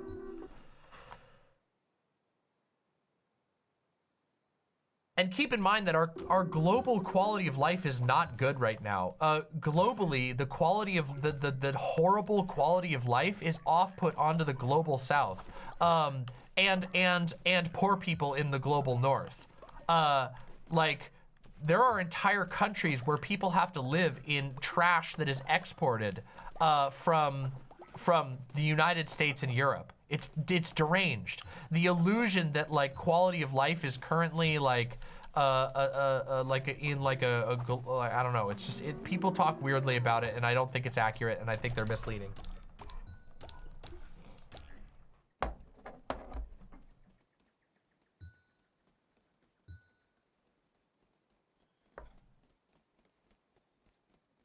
Isn't quality of life and life expectancy actively dropping because of COVID? Yup. I don't know how much, and also I always am a little bit sus about the ways in which those things are measured, but all right. So let's make sure everybody's fed, and then we will go from there. Yeah, keep in mind, like, if you look at our current world, there is an insane waste of resources. Like, imagine the amount of shit that we could fund and build. Not just fund in a financial sense, I mean like have the resources to put together. Like think about this, okay? In every single town in America, there is a Burger King, a McDonald's, a Taco Bell, a KFC, and a Cheesecake Factory, okay? And all of those are profit-driven structures that extract money upwards so that they can pay their CEOs, their upper-ranking executives, so they can pay their upper management millions upon millions of dollars, which is promptly hoarded. All of that money, all of those resources, all of the human resources, all of the effort, all of that could be done into building a diverse world. You know that pre our modern capitalism, there were food, there was inns, there was restaurants all over the place, all over the world. There were ways that people got food that were more diverse than there are now. Our world like our quality of life is you're guaranteed a McDonald's hamburger, and also the McDonald's CEO is guaranteed billions of dollars per year to hoard. So you have to think outside the box if you want to have a serious answer to these questions.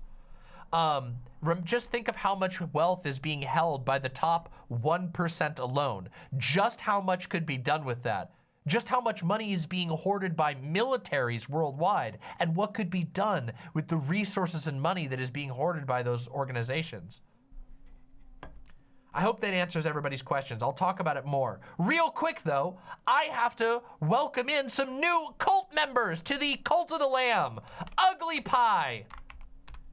Ugly Pie, welcome to the cult. Yellow any animal. Well, it looks like you're gonna be a dinosaur because this yellow dinosaur is really cute. Coprophiliac, materialistic, and faithless. Welcome to the Cult of the Imps. Go farm. Next, Shrimp. Shrimp, you are being brought into the cult. Shrimp, Shrimp'em, Shrimp. Shrimp would like to be an, oh no, hey, why did that happen? Shrimp. Shrimp would like to be an orange fish. We will get you your fish. Gladly get you your fish. Where's the fish? Where's our fish here? Fish is up here. Fish is right there. Orange fish. Oh, so cute. Let's get you the cool fins. A cynical and naturally obedient shrimp. Are there bees? Yes, there are bees. Oh my God, no. Oh no, somebody keeled over here. Oh no, was it McConaughey? I think it was McConaughey. No, Emerald Queen. Emerald Queen. Emerald Queen passed away. Palm Dad! Palm Dad, welcome to the cult. A green cat. We will get you in right now as a green cat. Aw, so cute. Cynical, zealous, and materialistic Palm Dad, welcome to the cult. Winbee with the tier 2 sub. Let's get you in right now, Winbee. Purple bee. All right, we'll get you in just a second here. Let me bring in our next person. We got to do everybody in order. We got to build some stuff here. Some things are going wrong. The Pulminator. The Pulminator, the blue turtle. Let's get you the turtle. There we go. Choose color, blue. Choose variant, swirly shell. No, wait, face paint. Sickly and faithless, the Pulminator, welcome to the cult. Happy to have you among us. There we go, all right. So let me move all those people over to the recruited. There we go. And we will continue. All right, there we go. Let's make sure everyone is healed. I think there were some sick people. Gayfesh is sick, but we'll bring Gayfesh back. By the way, if you are here and you are having fun, please make sure that you have pressed like on the stream and make sure that you are subscribed to the channel. And also, keep an eye out for the videos and comment on the videos. It means the world to me. Seriously, you can help this channel grow even bigger so that our next big project like this goes even more wild. Okay. So many people need to be leveled up. It's so hard. They need to make it so that you can auto level up everyone. I really wish that they made it possible for you to auto level people. I hate having to manually level them all. Actually, I don't think you died. I was wrong. I think it was Emerald Queen, Matthew McConaughey. I thought it was you, but I think you're still alive.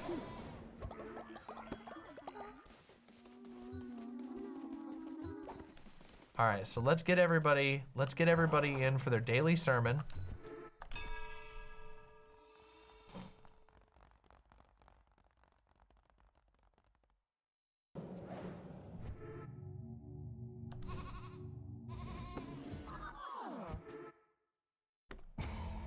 Oh yeah, we got a new crown upgrade, which was what, this one?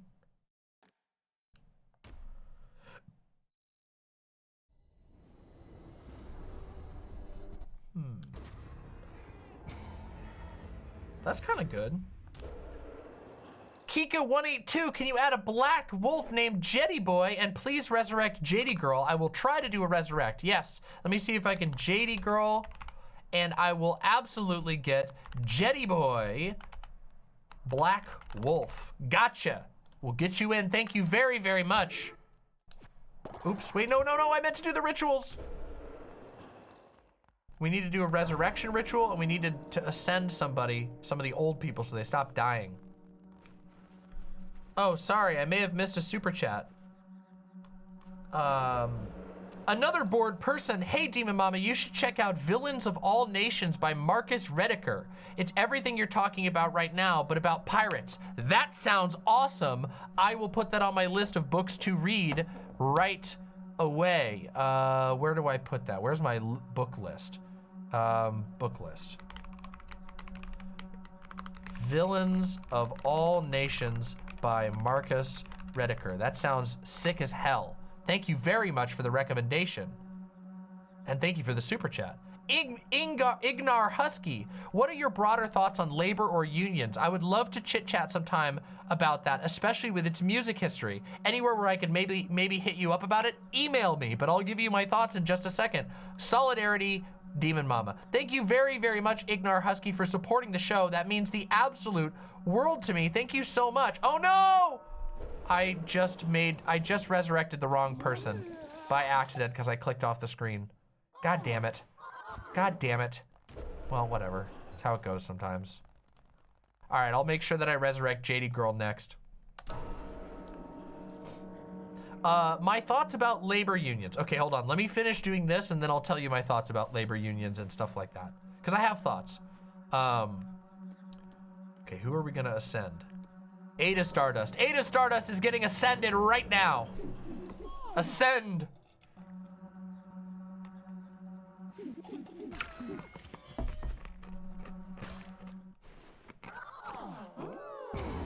Everybody's leveling up.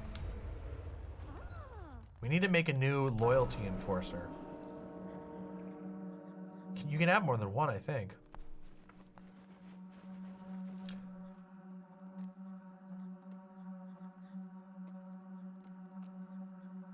Eddie. We're making Eddie another loyalty enforcer. We need more than one loyalty enforcer.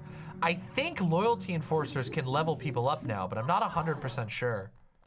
Anyway, let's go. All right, we gotta cook some food, and then we'll continue from there.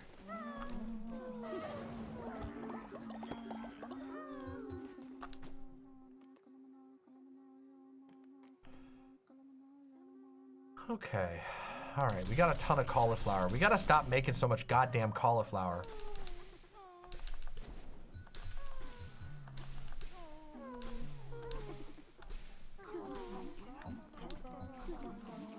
Okay, need to cook even more food. God, the hunger levels are out of control right now.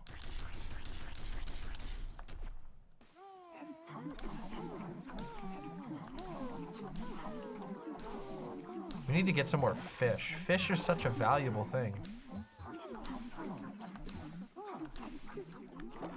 Hopefully nobody got sick from that. I need to eat one of these.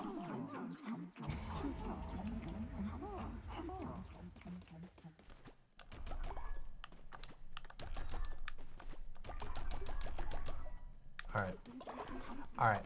So, what else do we need to do? Okay, we gotta go do a quest. Let's go do a quest. Let's go get some people. We gotta go recruit people. Did you hear about Fox News having to settle with Dominion? Yeah, I did hear about that, but I haven't had a chance to read about it, so I don't know all the details quite yet.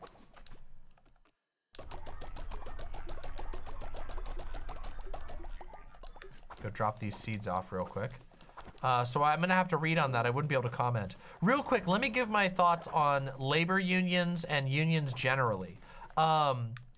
Okay, so unions are limited, but very valuable in many contexts. In my opinion, unions aren't the solution so much as they are a solution for a specific problem. Unions are very, very good at giving people an actual, at being a way to bargain with your bosses. The problem is that unions often end up once they reach a certain size, they start to often replicate the exact problems, and they sometimes even collaborate with bosses. You can see this in the history of unions that get really, really large, where once they get to a certain size, it's in their interest to basically preserve their own existence. Unions end up having to preserve their own existence over anything else because, well, if the union dies, then it will go back to pre-union days. And so they become, they get put into a political position where collaborating with bosses in order to guarantee their own existence is actually their best path. Therefore, no longer fighting for the rights of workers.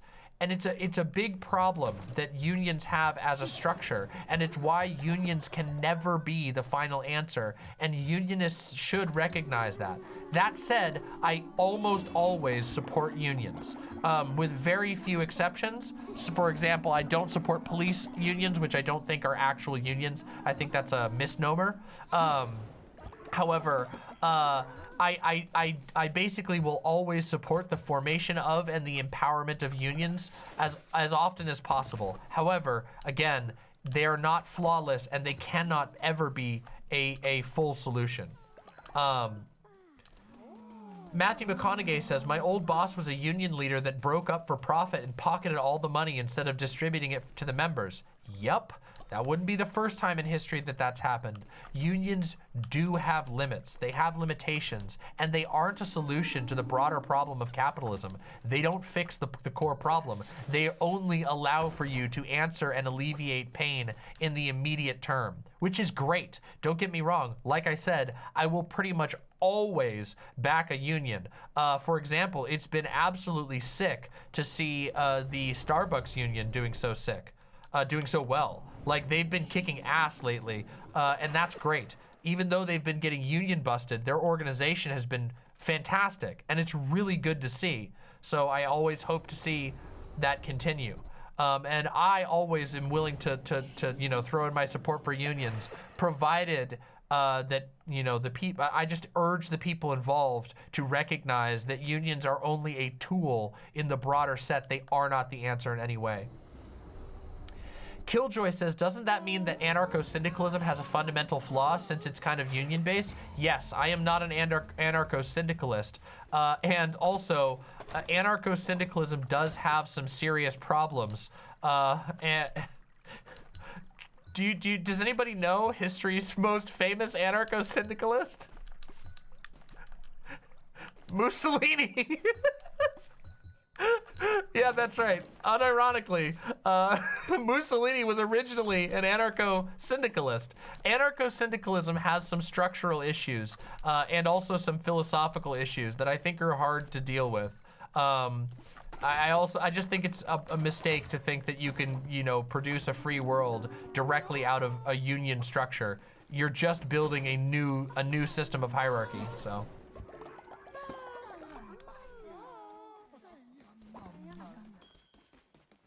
Yeah.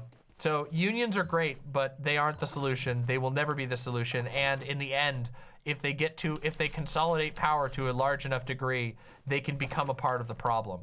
That doesn't mean that they're not useful. It's like, you know, it's kind of like how you have to vote sometimes. Sometimes it's really, really, really important to vote, even if you don't believe that voting will solve everything.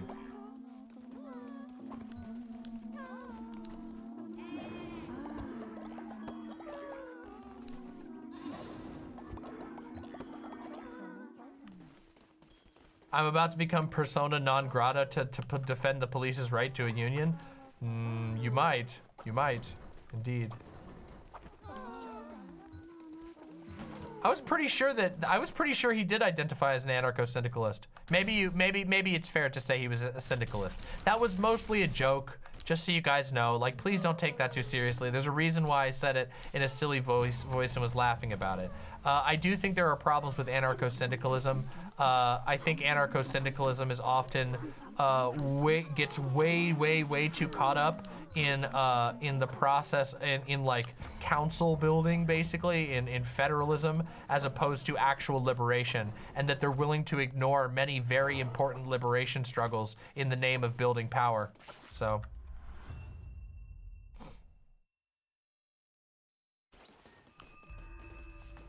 All right, let's do this. Let's win. We're back in the game now. Our large cult takes so much work to keep going, but we're doing so good. Look at all those hearts. Look at how sick we are when we go into battle. We're gonna be able to kick the boss's ass when it's time, and it's almost time. We have almost all of the imps, and then we're gonna beat the boss. Also, we have to do the side quest for the fisherman. I forgot about that. We still have to do the side quest for the fisherman in order to unlock everything. We won't be able to complete the game fully until we do that. Oh wait, shit.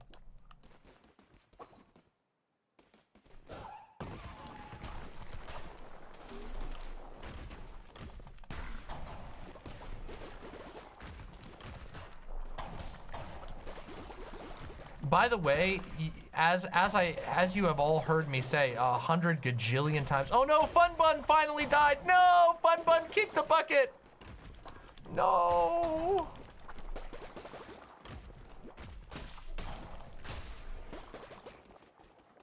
As you all have heard me say 100 million times, I don't spend a lot of time calling myself an anarchist, and I certainly don't spend a lot of time calling myself a specific type of anarchist.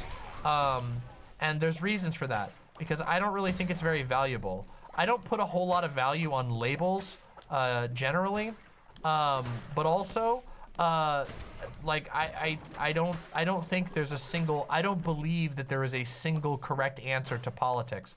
Politics, human existence is so complex, we would be deluding ourselves to believe we had any true grasp over it. So I think it's really important to like keep that in our minds at all time, that human existence is extremely complicated and there will never be a single correct political answer, which is why I'm usually opposed to the types of label identitarianism. Yeah, if that makes sense.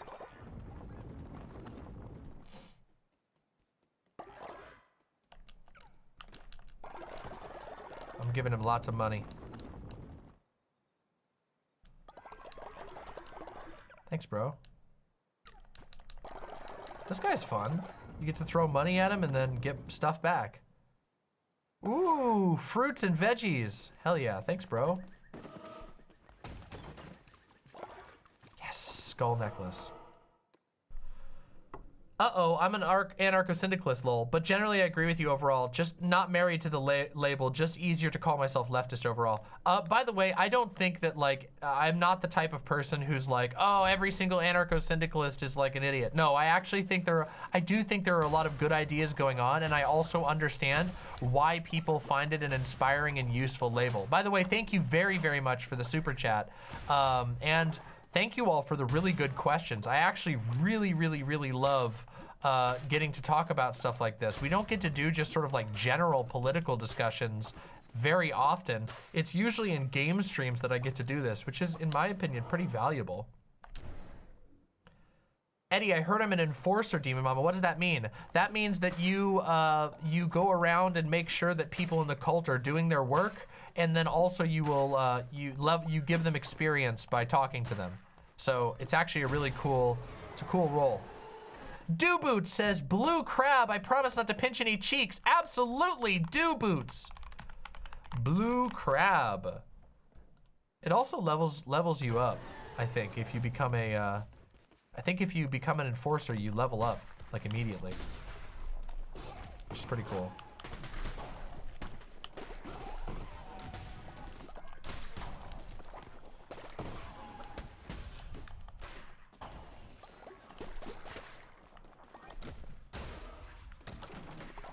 Have you watched the Yellow Jackets show? I quite enjoy it. It's similar to Lord of the Flies, but it does a better job. Huh, no, I've heard mixed things about it.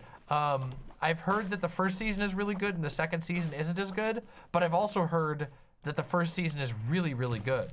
So I don't know, maybe I'll check it out. Right now, I don't have a lot of room for new shows because I need to get through Star Wars. I'm still in my Star Wars arc and it's taken forever.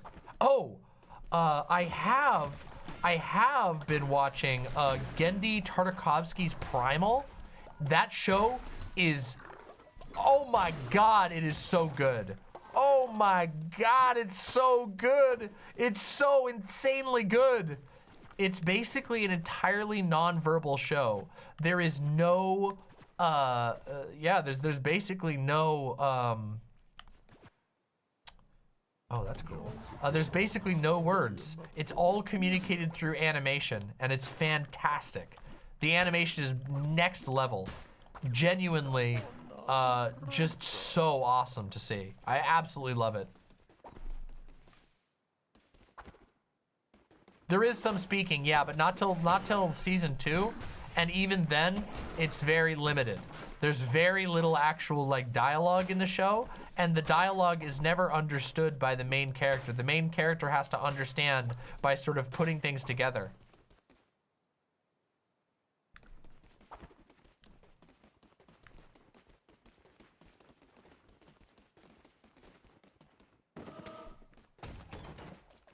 Ooh, two cards. That's great. Okay, cool. It also passes the Bechdel test? Oh yeah, totally. Multiple episodes do, of course.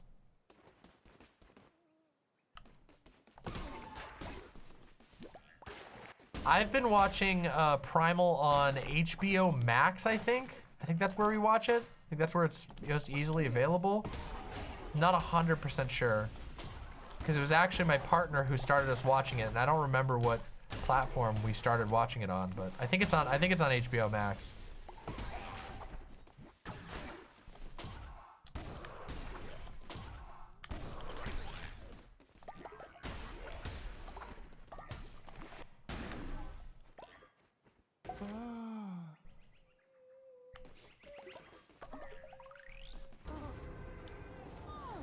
Tartakovsky is coming out with a steampunk show this year. That sounds awesome. Steampunk can be a little silly, but I absolutely trust Genndy Tartakovsky. Every single Genndy Tartakovsky show that I've watched is really good, with the exception of Powerpuff Girls. And I hate Powerpuff Girls. I'm sorry. I just can't stand Powerpuff Girls. When I was a kid, I thought it was funny and cool, but watching Powerpuff Girls back, it is just so dumb. It's such a stupid show. That's why. It's because it's so stupid. It's so stupid. You guys don't understand how dumb it is. Like, if you don't believe me, go try and figure out what any episode of Powerpuff Girls is actually trying to say. Like, no, there's plenty of things that are likable, but it's actually really dumb. Like, no, I mean, it's actually stupid. Courage is amazing. Courage is not half as stupid as Powerpuff Girls. The Powerpuff Girls will have an episode that just, the message of the show doesn't even make sense for a kid's show. SpongeBob has more coherent messaging than that show, and it just drives me crazy, that's all. Like, I mean, also, like, oh God, there's so many weird decisions.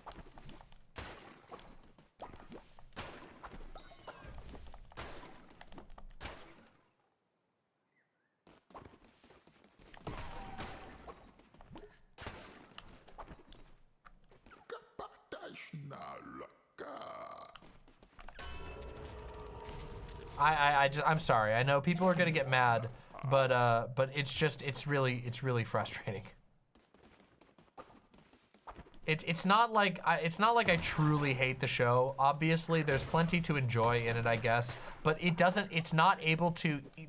Most kid shows are able to like keep my attention. This show, if I want to, like, I don't love every single kid show, but most kid shows are able to, like, you know, I don't know, you're able to, like, I don't know, like, have something to pull from it.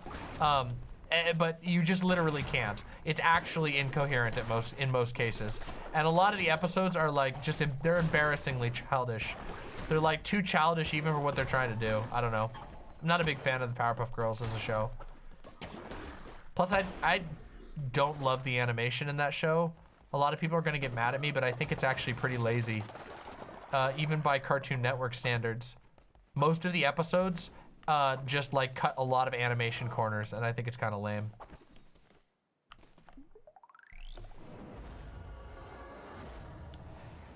What was the message of Bugs Bunny? Well, Bugs Bunny's funny. Bugs Bunny is a comedy show. There's not always a message. The Powerpuff Girls, wait, hold on. Let me explain this real quick. Hold on. The Powerpuff Girls frames every single episode as a show with a lesson. There's an announcer who basically tells you the moral in every single episode. You don't have to make a show like that. Looney Tunes doesn't have that structure. Powerpuff Girls chose to have that structure, and then all of its messages make no sense. It's just dumb. That's the thing. That's the thing that gets me about it. I'm not like saying you're a bad person if you like Powerpuff Girls. I just don't personally like Powerpuff Girls, and I don't find it entertaining. It's a superhero parody show, yeah, but it doesn't do a very good job at it. It doesn't parody superheroes basically at all. It's just, I don't know. It doesn't make any sense. Not to mention, look, I'm not gonna, don't get me started on the actual problems with Powerpuff Girls, like the weird racism problems that show has. That show is unironically like, the only characters that have dark skin are bad guys, and Mojo Jojo is just the most racist Japanese stereotype you could possibly imagine in the entire world. It's bad, okay? It's bad.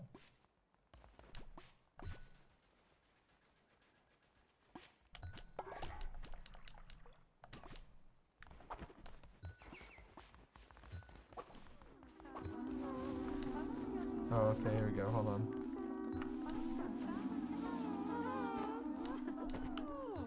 There's 2 dead people here. I gotta bury both of them. We're running out of room for graves. Oh no, don't vomit, no!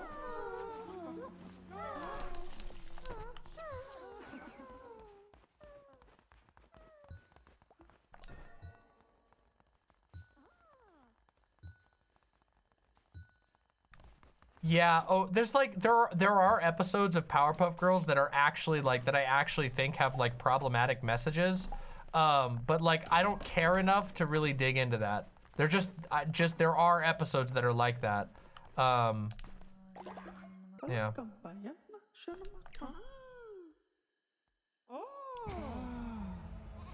It's been too long since I've seen Dexter's Lab, for me to know whether Dexter's Lab is any good or not. I'm sorry, it's been way too long. Yeah. All right, next, Mika Niao. Mika Niao, the purple wolf.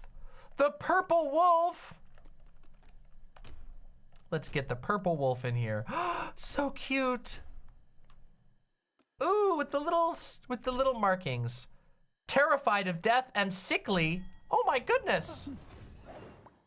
Courage the Cowardly Dog is a great show, and actually Courage the Cowardly Dog is a show that has like a message, and the message is always that you shouldn't judge people for being weird. The show is, and also that old white men are dangerous. Which is so true that you can't possibly, you can't, come on, you can't argue with me. You can't possibly argue with me, okay? We have to make another gravestone over here, okay?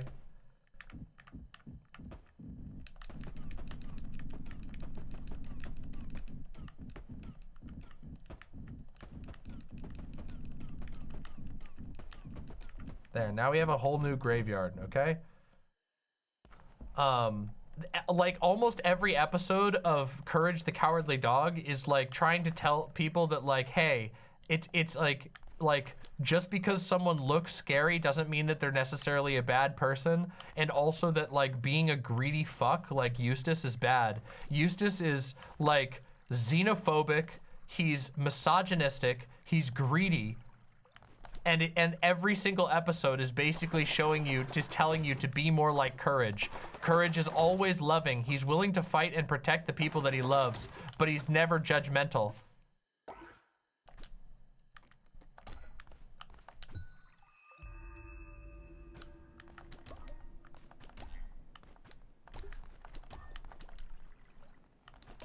Yeah, Courage is a based show. Plus the animation in Courage pulls absolutely no punches.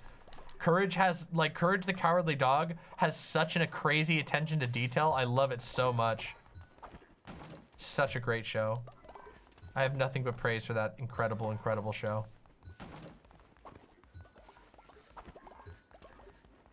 Okay, hold on. Let's see if there's anybody else we can recruit.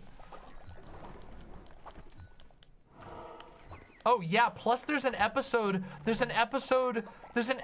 where Courage helps a lesbian escape her evil pimp so that she can be with her lesbian lover. How much more based can you get than that? I'm not kidding you, that's an actual episode of Courage. Courage gave no shits. They were so, it was such a based show.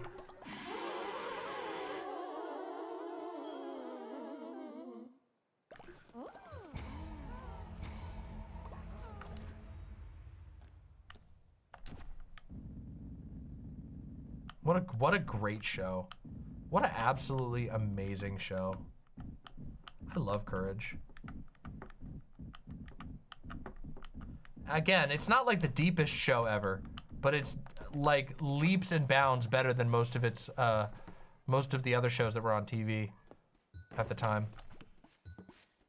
Sick as hell.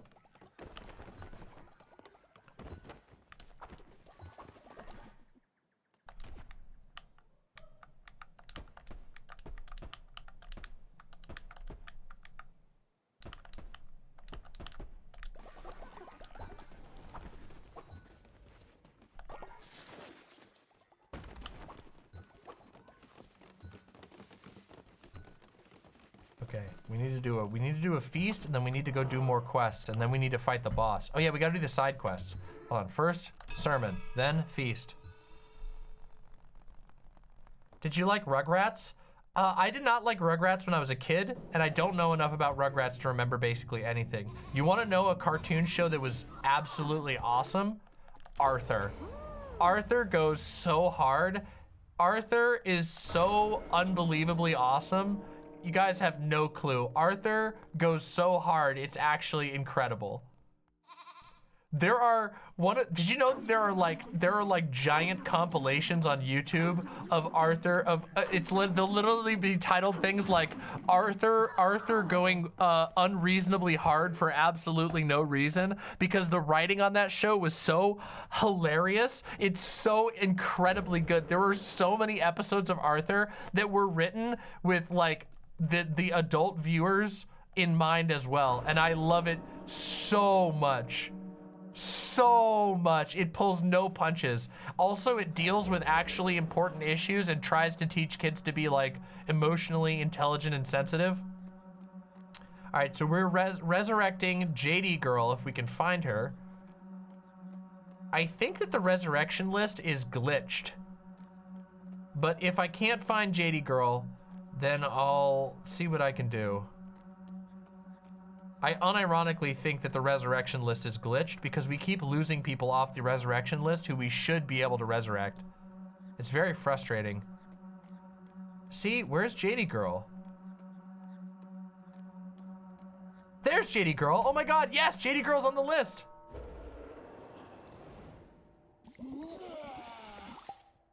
Yeah, obviously. Obviously, I like the show that Steven Crowder was a literal child in.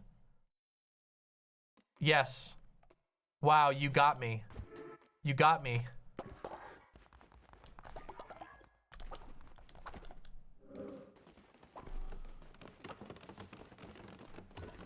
Hey, new cultist. Louis Vuitton, welcome to the cult. Welcome to the cult. We'll get you your black cat right now. Where's the black cat? Here we go. Black cat, Louis Vuitton, welcome to the cult. We're gonna give you with the little mean eyes. Strong constitution and natural skeptic. Yes, he did play Brain. Steven Crowder was the voice actor for Brain in Arthur.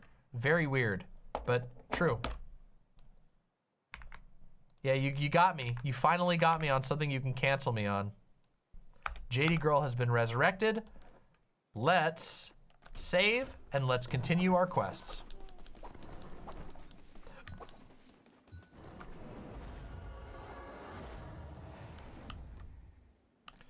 So we need to go to the Smuggler's Sanctuary. There are quests we haven't finished at the Smuggler's Sanctuary.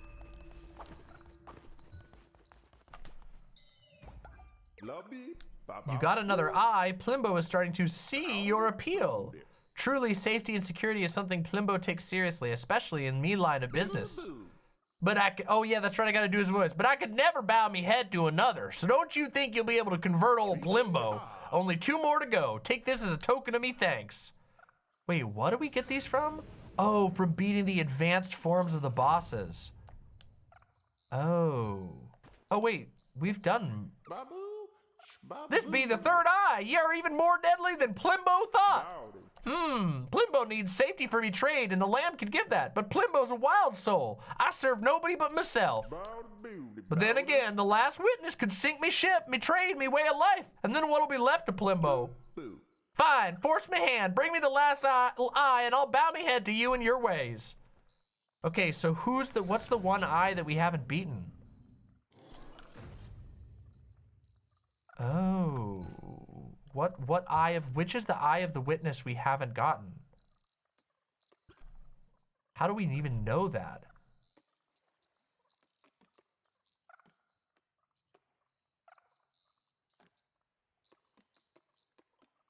Oh, hold on a second. Oh, we should be able, oh God, how would we even know?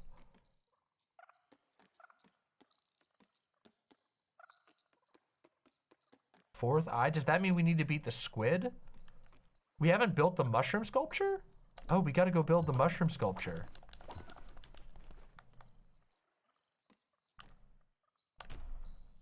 Which dungeon do you run the least? Probably the ocean one, I think. I think the squid is the guy we haven't beaten again. I could go do that right now. And also, we need to build the mushroom sculpture. Where's the mushroom sculpture?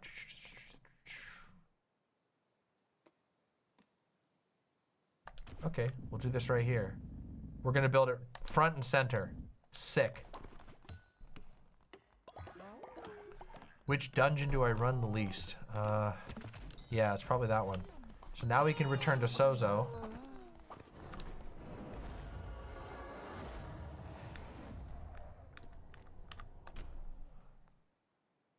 This guy should give us the second to last one. We've almost completed all the quests in the game. You did it! Now that I can trust you! I don't remember how this guy's voice goes. Those nasty liars outside, they're always watching, always listening. Here, take this. You are Sozo's best friend. You're Sozo's only friend. There we go. I remembered my Sozo voice now.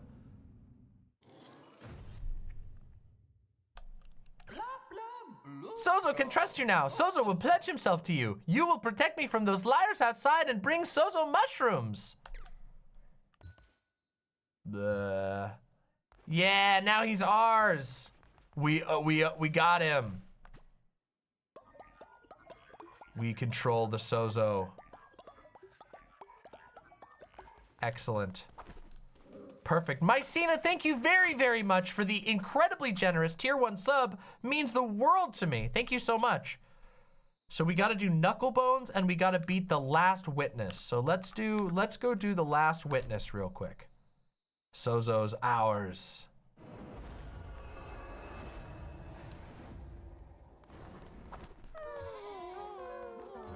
Oh, we got a quest there.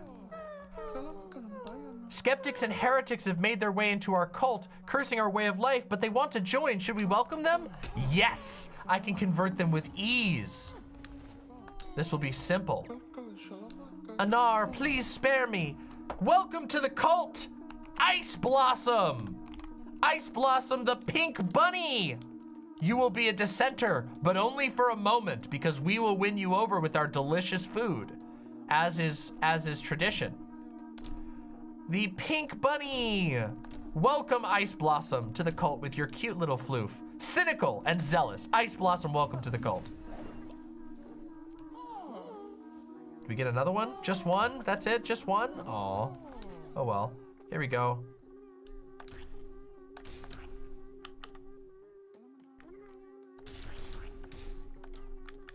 All right, let's do this. No.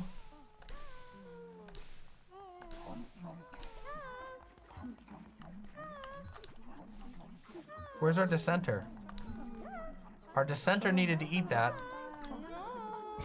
Yes, eat the magnificent meal. Eat the magnificent meal and stop dissenting. Yes. What? Okay, that means human meat. All right, here we go.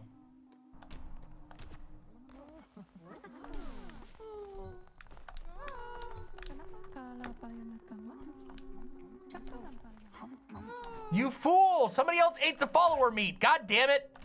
Stop eating. Where'd our dissenter go? Stop it. Oh my God, this is so annoying.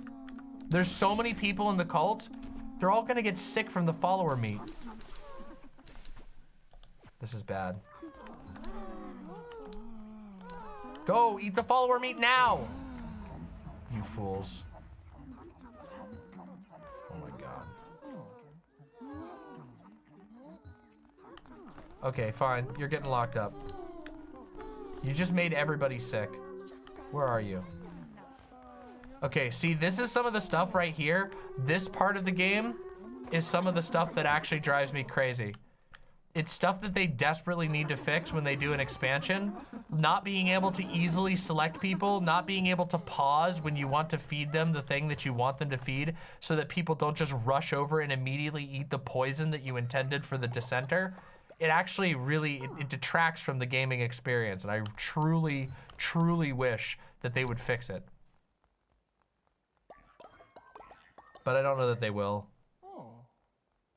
It's like a gaming, it's like a quirk of the game that just genuinely sucks. People talking about Zim. Invader Zim is incredibly funny. I don't remember absolutely anything else about Invader Zim except for that I remember it making me laugh and that the animation was incredible. It's also absolutely disgusting. I don't remember anything about like what the show had to say or anything like that. It was just, yeah.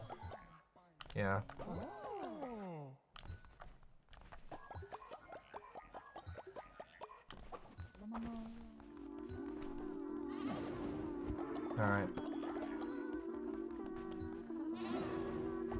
It's very misanthropic. Yeah, that makes sense for the time. That was the era of like Hot Topic goth shit, which is very misanthropic. But I don't blame people. It was a pretty shitty time to be alive, especially for kids.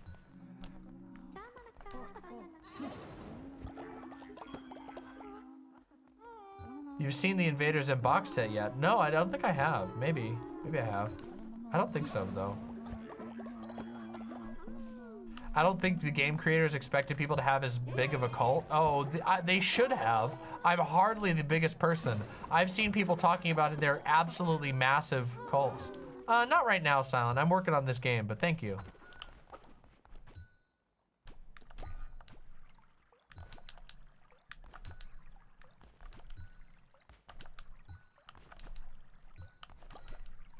All right, let's get all these foods and see if we can make some better. Hold on, maybe I can actually save this person's butt if I let them out of prison. Oh my God, what is going on? Why are we losing so much here?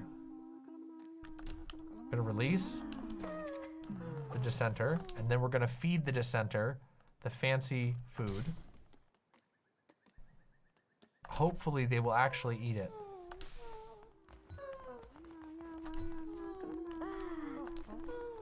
Go, eat it now, eat it now, eat it now. Yes, eat it before anybody else does. Yes, that cures our dissenter and also will raise their faith. Yes, no more dissent.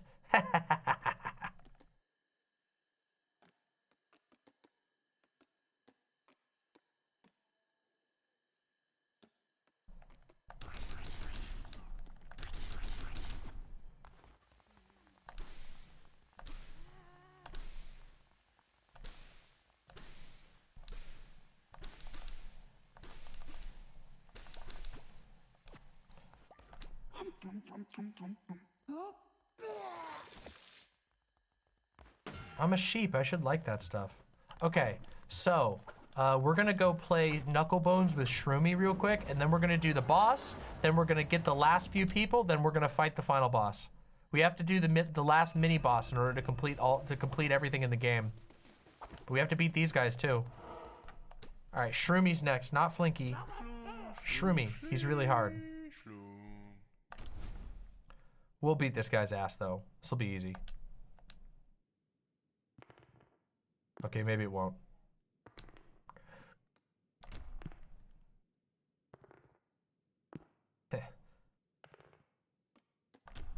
Yeah, eat that. Okay. It took me forever to beat Shroomy. We'll see. See what we can do.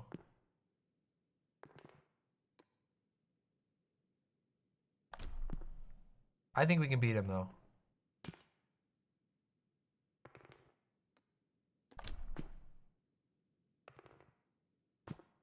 The goal is to bait him into locking his spots. No 6. Yes. I think we can beat him.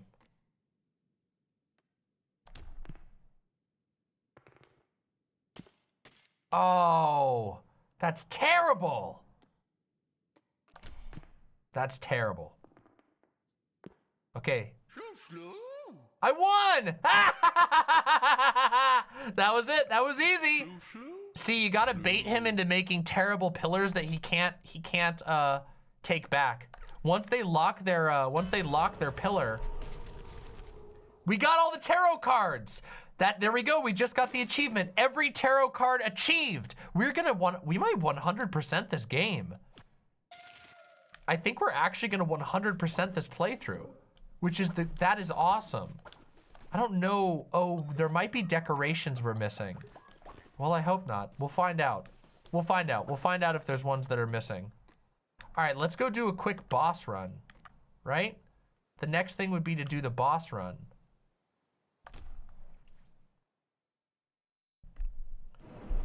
Damn, we just clapped Shroomy. I don't know if there's any other quest like that we have to do. Let's see. Quests. Plimbo. Oh, only Plimbo. All right, let's go see if we can do that real quick. Oh, we need our friends. We won't be able to beat it without our Oh, okay, wait, hold on. There's two things we should do. One, we should take the tarot card thing that gives us bonus tarot cards because we're just gonna go straight to the boss. We're only trying to defeat the boss, right? So that means we wanna take the 4 tarot card lock.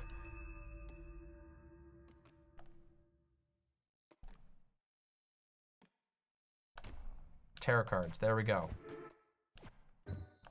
Now we're gonna do our sermon real quick. Then we're gonna get our demons. Oh my God, there's still so many people. Oh my God, it's glitching because there's so many people who need to get in.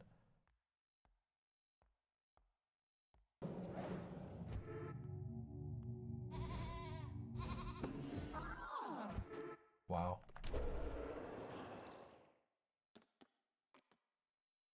We should just send a follower. They're all stacked up. They all glitched.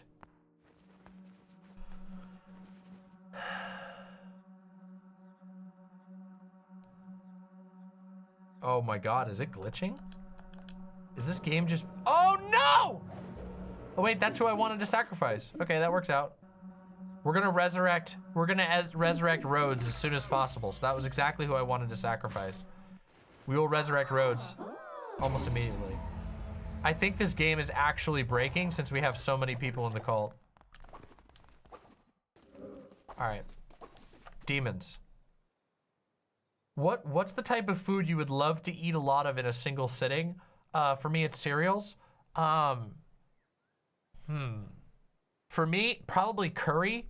Like, I am like a total, like every single time we get curry, I overeat and I end up feeling like, oh my God, I'm gonna blow up.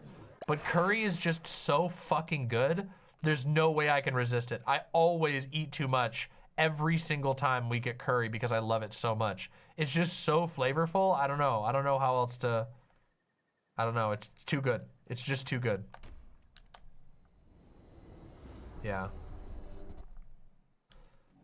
Also udon.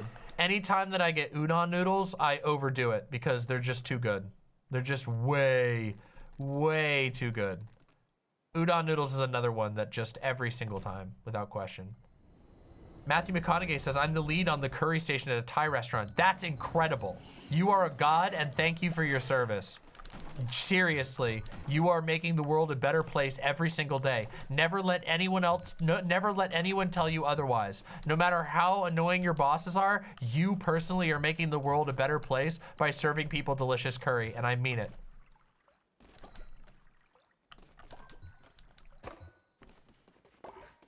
Seriously, holy moly. Okay. Let's go fight the boss. Okay. We gotta go fight the final boss. What are udon noodles? Udon noodles are a thick Japanese noodle. They are absolutely amazing. They're my favorite type of pasta in the entire planet. I could eat it for the rest of my life. I swear to God, I could eat it for the rest of my life. I love it so much. Udon, my favorite type of udon is a nabiyaki udon, which is a like traditional home style Japanese oh great, that was a bad start. Home style Japanese very it's cooked in a stone bowl, and it is very it's basically noodles in a broth with fish, clams, fish cakes, tons of shiitake mushrooms, and and green onions, sometimes carrots. I usually don't like it with carrots, but a lot of people like it with carrots. And it is one of the most like delicious and wholesome meals that I can possibly imagine. It is truly my comfort food. Back in the state that I grew up in, there was basically like 3 Japanese families in town that ran a series of restaurants, and one of them made a nabiyaki udon that was so good that to this day, I literally, when I traveled back to my home state, I traveled all the way across the country to my home state. I got it when I went there, and it was just as delicious as it was when I was younger. It was one of the best, it was just one of the best food experiences of my life, and it made me feel awesome. Ouch. Ow, what the hell are these guys?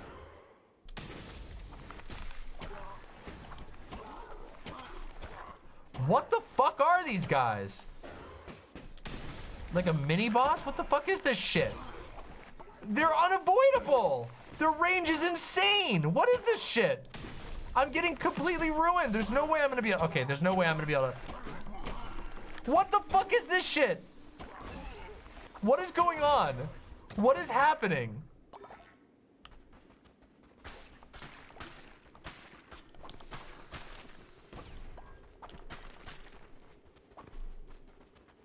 What the hell was that? That was deranged.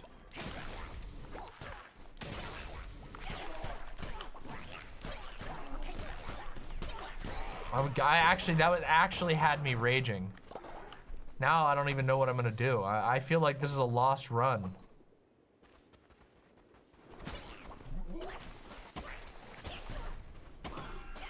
Oh my god, these guys are so annoying. I think it's actually just very difficult to see where their hitbox is. How annoying. The huge ones were literally, no matter when I was rolling, I was getting hit by them. Also, another complaint that I have about this game is that this game has really bad memory leak issues. After you've been playing it for about an hour, the game starts to lag really bad and it can seriously screw you up. It's very unfortunate. I wish it didn't have that problem, but it just does.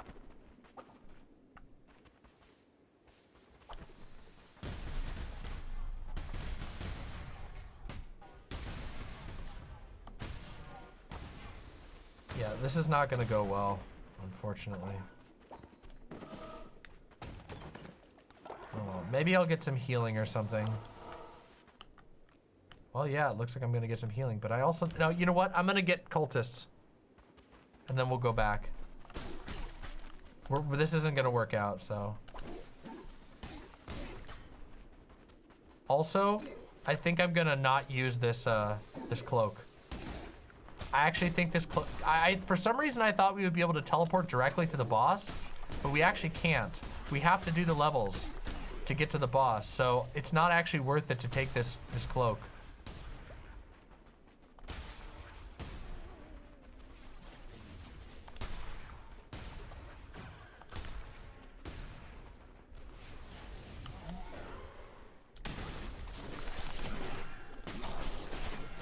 God, I hate the enemies in this zone.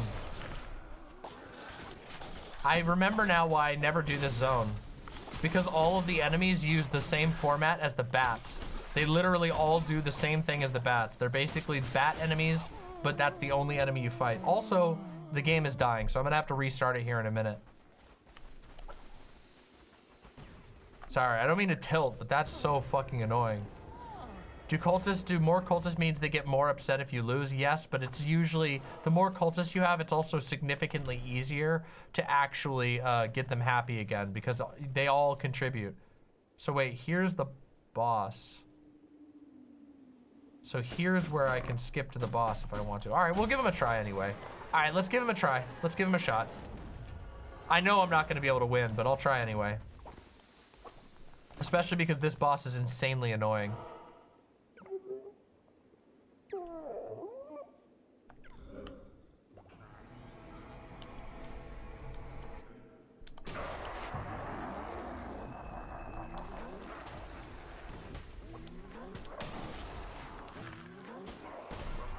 What is this shit?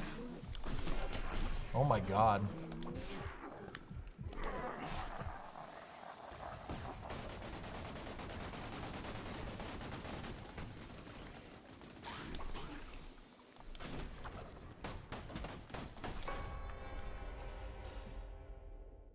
I've noticed that after a couple of hours, we've only been playing it for like 2 hours. It's kind of ridiculous, isn't it? Honestly, I feel like we could probably beat this if we're careful. Let's sacrifice an old person anyway for the free, so that we don't get the negative. Here, McConaughey or Jake? We're gonna sacrifice Jake. Is this the final boss? No, this is the last. This is the last boss we need for the side quest. Oh my god! Oh my god! Oh my god! What was that? Okay, that was terrible. Literally, I don't even know what happened there. I just got hit by like 40 pellets at once, and with no. Apparently, somehow my invulnerability, like the little blink of invulnerability you get, just got turned off. That was terrible. All right, so it's not worth it to take this crown. This crown will do nothing for us, so we're not gonna do it.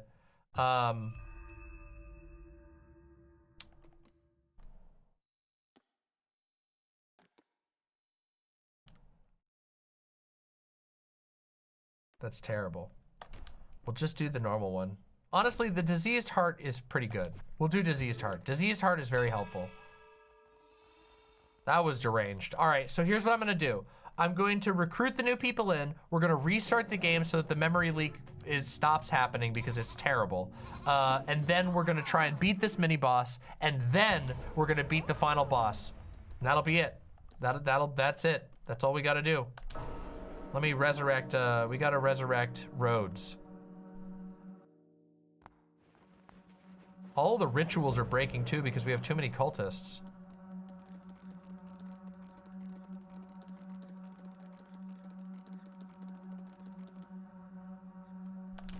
Rhodes, come on back.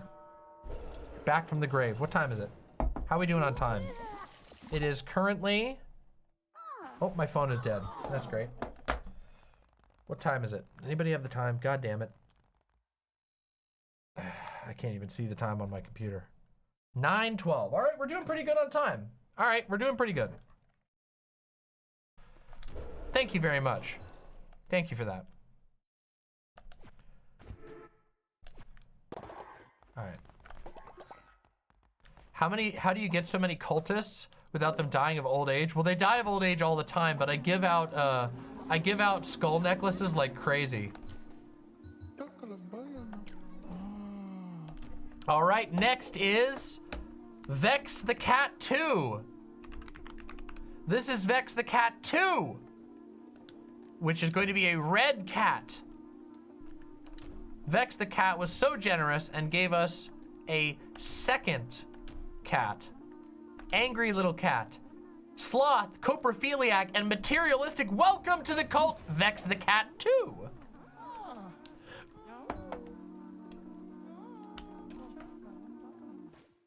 Oh no, sorry Vex the Cat, too late. I forgot you wanted me to name it after somebody else. It's okay, it's all good. It's fine.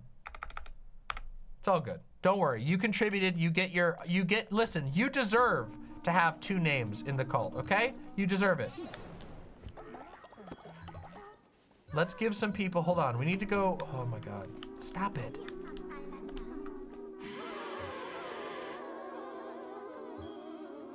We need to give some people some Gayfesh. Gayfesh needs to have a skull necklace, which we have 3 of. We need to give these skull necklaces out so we can prevent death as much as possible. Rhodes already has one. Nasty already has one. God, this is getting so ridiculous.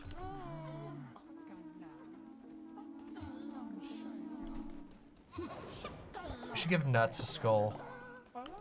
Would be ashamed to I mean, we're always gonna end up sacrificing Nuts, so it's probably not a good idea. I'll make it so Nuts can't sleep anymore. That seems great.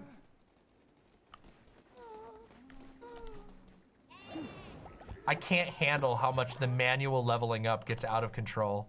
It's so deranged.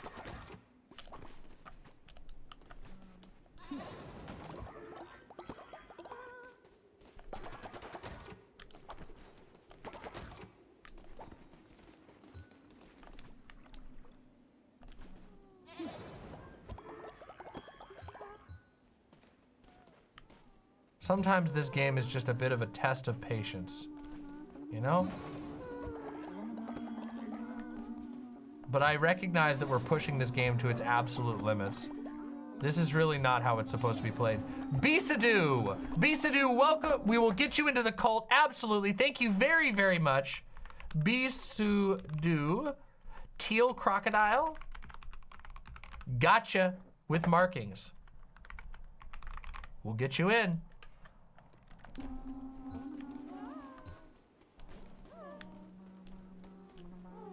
There we go. Skull necklace for St. Helen.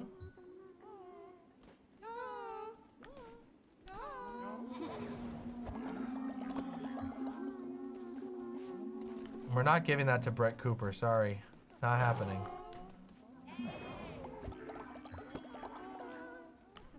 Maya Major.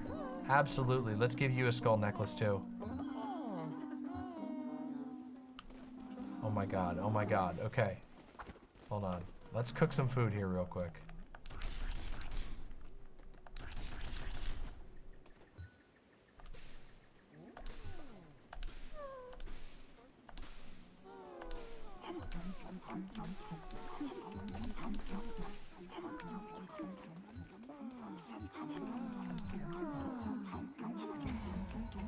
You have to spend, yeah, it's deranged. The amount of leveling up you have to do is out of control. It's honestly, it's something they desperately need to make it so that you can just, they changed it so you can scare everybody all at once, which they should have just done that from the get-go. They should just make it so you can level up everyone at once. For God's sake, I don't need to sit there and hear them all go over and over again. It gets really tedious. Keep in mind that we've been having to do that for the entire time we've been playing this game.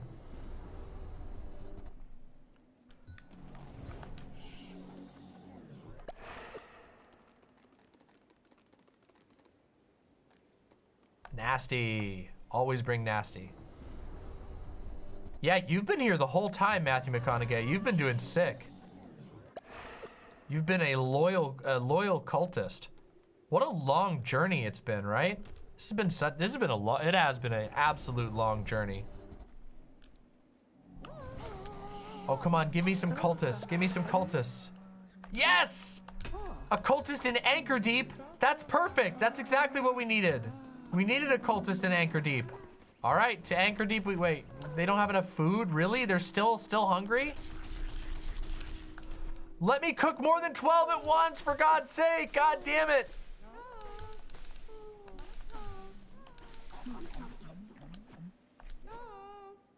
Oh yeah, and we still need to restart the game.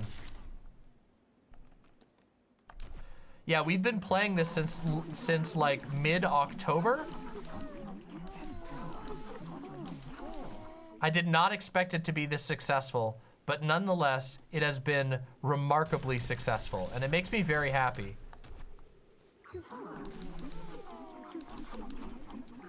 Oh my god, I burnt 2 of them? Oops. It's because it's lagging. All right, here we go. Clean this. Yeah. Poop. Keep pooping. All right, so here's how we do it. We save, we restart the game. Piftle Cakes with the 3 gifted tier 1 subs. They would like to be a green fishy. Navi, the green fishy. Absolutely, absolutely. Thank you so much, Piftle Cakes. Have a good night, Scarlet R. Thanks for coming by. Oh yeah, today is tax day, isn't it? Thank you so much, Piftle Cakes. It's very kind of you. You all literally make it possible for me to keep doing this show. I am really happy that the show is growing pretty big this year, though, because honestly, I'm not gonna like, I have it pretty good. I'm lucky that I've been able to pursue streaming, but the margin of, let's just say, Mama's not taking home a salary, okay? Listen, the margin on this show is very thin, so it means the world to me that this show is growing, because it means that I can actually, you know, hopefully take care of my whole household and not have to worry anymore. We still got a long way to go, so. Aw, thank you, Trans Girl Jade. Well, it's been very difficult. The road has been long and pretty difficult, not gonna lie. I did not think I would ever be able to succeed, especially after the first few times my channel got like falsely reported. When that shit happened, I thought I was done for. I seriously thought it was gonna be done right then and there. And I had pretty good reason to believe it too. Hey, we got a new friend.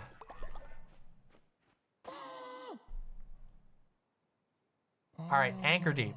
Okay, let's hope we can get a godly sword in anchor deep. I really hope. How do we tell? Oh God, how do we tell which eyewitnesses? Can we be sure? I would hate to go and have to fight the boss in anchor deep again. I'm pretty sure it was anchor deep. Bring Plimbo the final eye of a witness. Where is it? Oh God, is there any way to tell?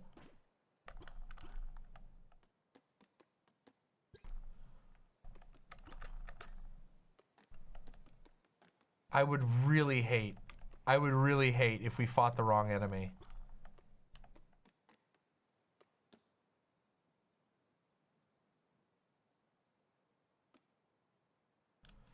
I'm pretty sure it's him. All right, I'm pretty sure it's him. We're just gonna have to take a risk. All right, come on, let's do this. Here we go. Here we go. All right, a dagger is not a bad start, okay? Dagger's not a bad start, and this is a great spell to get. All right, let's do this. Boss time.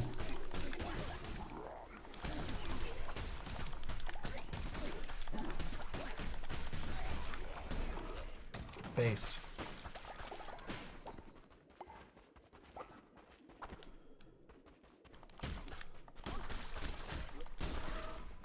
None of that bullshit from last time, please. When hit down to half, enemies take 2 damage. That's a pretty good start. Whatever happened to the Fortnite bear head? Oh, it's down in my costume box downstairs. I haven't done any costume things really. I mean, besides my normal amount of like dress up, which is like, you know, kind of a normal thing for the show. I dress pretty weird. I kind of do costumes every stream, but not entirely, not exactly. I should bring it back sometime though. Ooh. I think this is better, actually. I think this is better in the long run. I do have the cow mask that's also down in the costume box. We have a costume box, but... Oh, wow, that's overpowered. Oh, yes, that's what we needed. We need that damage reduction one. 20% chance of blocking damage on hit. That's awesome. That is exactly what we want. Oh man, we have a shot. We actually have a shot at this. Oh, that's so sick. All right, let's see. Yes, and 2 cultists. Oh my God. Thank God, we're actually getting some luck for once. That's just drip, true. I mean, I do try to stay drippy. I like dressing up in a way that makes me feel like I have, I don't know, a presence. I don't know, it's just the way I am. I've always been that way. This would let us teleport to the boss immediately, but we're not gonna do that actually. We're not gonna do it this time.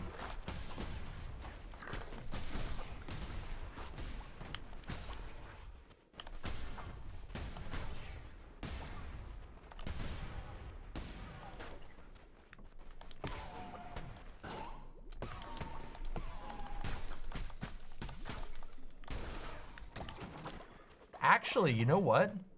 I'm starting to think maybe staying with this dagger is the answer. The poison dagger is so good and it lets us get to safety against a boss that's really hard. This might actually be the answer.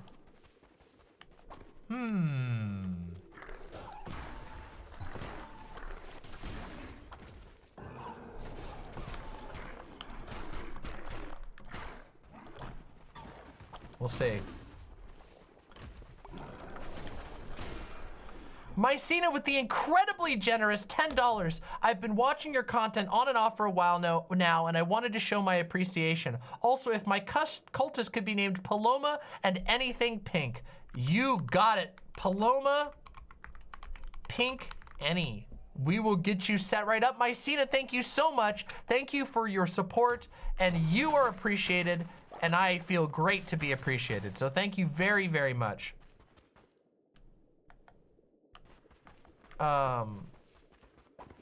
Louis Boy says, hey, could you help me with what could be a generalization fallacy? Probably. Tell me what's the fallacy or what's the thing that you're struggling with, and I'll see if I can help you out. Hopefully I can. The tick damage is insane. It's true. The bosses are really good. I mean, the poison weapons are really good against the bosses. Sorry, that's what I meant to say. Not that the boss is really good. Obviously, the boss is really hard. But, yeah, the poison damage is just really strong in this game. Okay. Wait, we need to go check and make sure there's not a tarot card room here. We really need as many tarot cards as we can possibly get. The more tarot cards, the more likely it is we get to roll this boss. Based. An axe.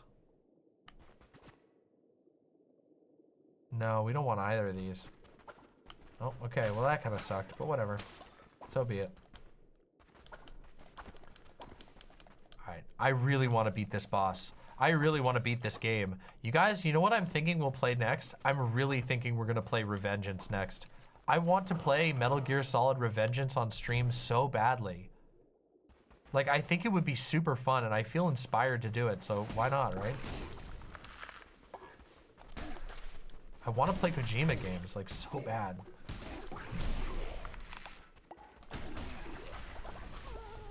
Plus, I know a lot of people in the audience are big fans of Metal Gear Solid, so... And it's very funny. That game is like a very funny game. It's very memeable. Plus, it means I have an excuse to do Metal Gear Solid fuckability charts, which is always really great.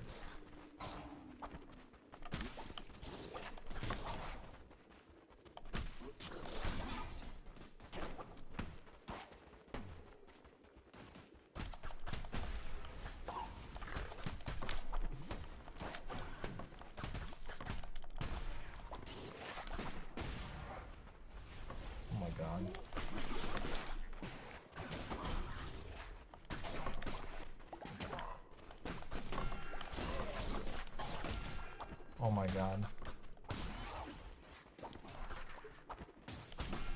Oh my god! I fucked up. This enemy combo messed me up. I took two and a half points of damage. 2 points of damage.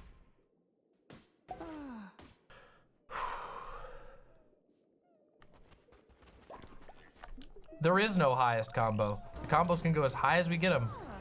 I've never seen full Revengeance or played it. I'm here for it. It's awesome. Revengeance is super, super fun.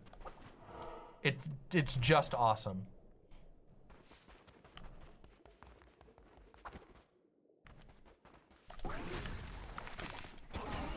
Oh my god, we got him.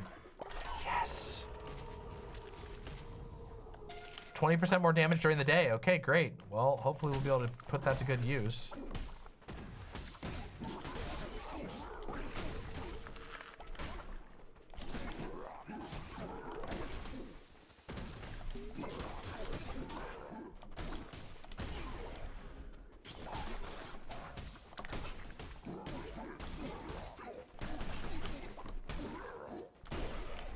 Oh my god, we did it.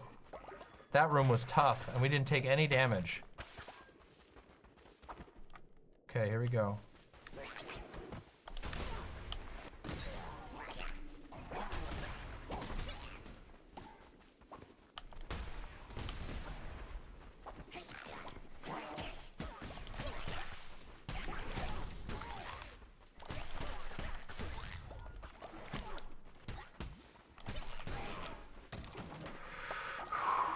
This is rough.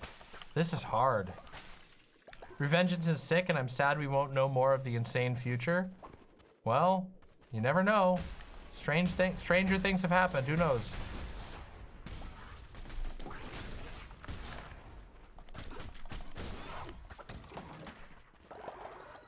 You lived in the time of video games. Who knows what you're gonna see? You live in a future that is so incomprehensible to other people that you never know. Who knows? Who the fuck knows what's gonna happen? Never give up. Trust your instincts. Don't trust your instincts. Some of them are trustworthy, some of them aren't.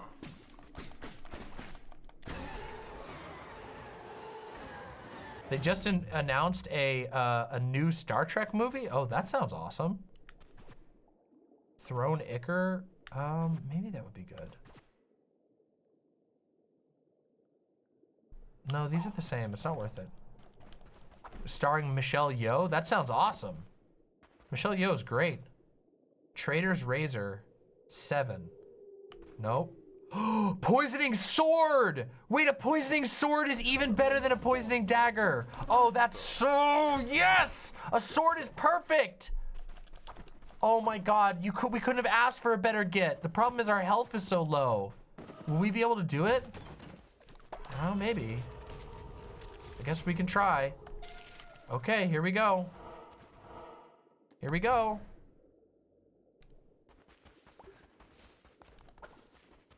Wait, we have a few more rooms. We might still get some more, stuff.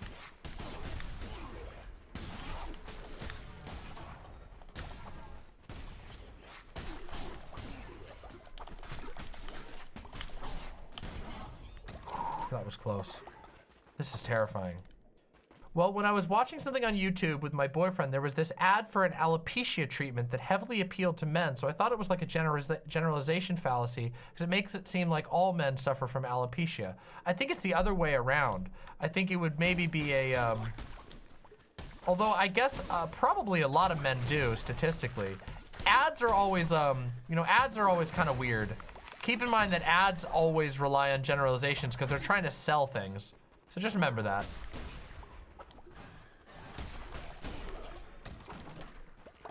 It's true, every man ever has had alopecia. Well, I mean, I think some people, right? Alopecia just means balding, right? It's definitely some level of generalization, but I don't know how deep it is. Like, almost everyone balds to some degree in their life. It just depends on how much. Like, hell, like, I mean, I don't know. I'm pretty sure everyone balds at least to some degree. I don't think there's anyone who keeps their full head of hair their entire life. Like, anyone. I don't think anyone can do that. I just think it's like natural that we eventually have some level of some loss of hair. Like everybody. Man, woman, doesn't matter. But I don't know what the medical qualification for alopecia is, so. Or if it's just generally the term for balding in general.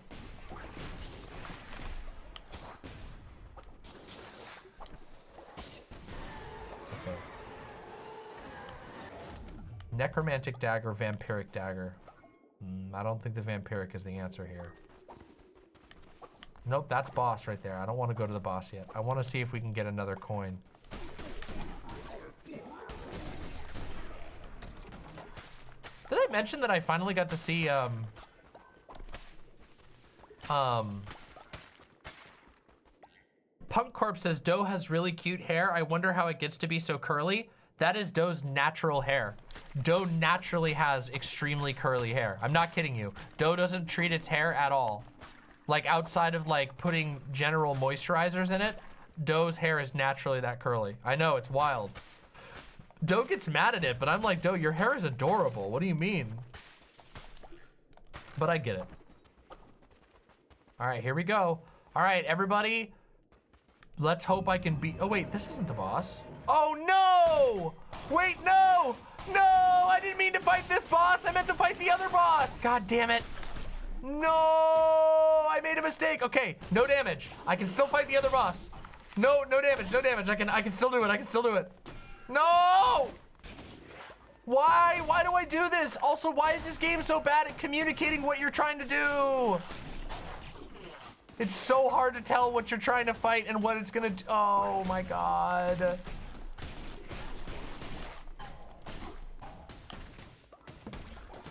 Ouch. Ow,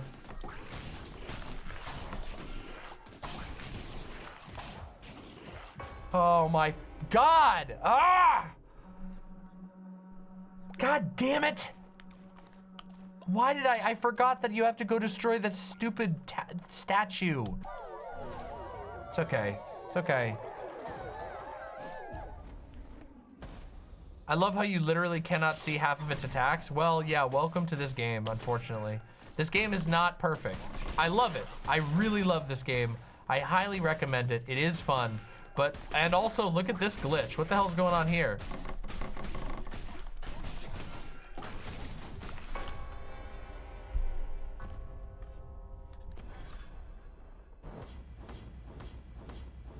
Amazing. I don't think these are the witnesses. The witnesses are the second version of the boss that you get the eyeball from. Right? Or was that the witness? Was that the witness? Hold on. I'm double checking.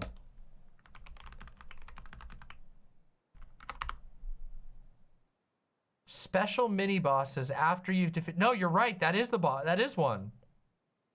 You're right. That is the one. Okay, so that was the boss. Oh, fuck me. Well, whatever. We failed anyway, so I guess we try again. We got a dissenter again. We got a bunch of dead people.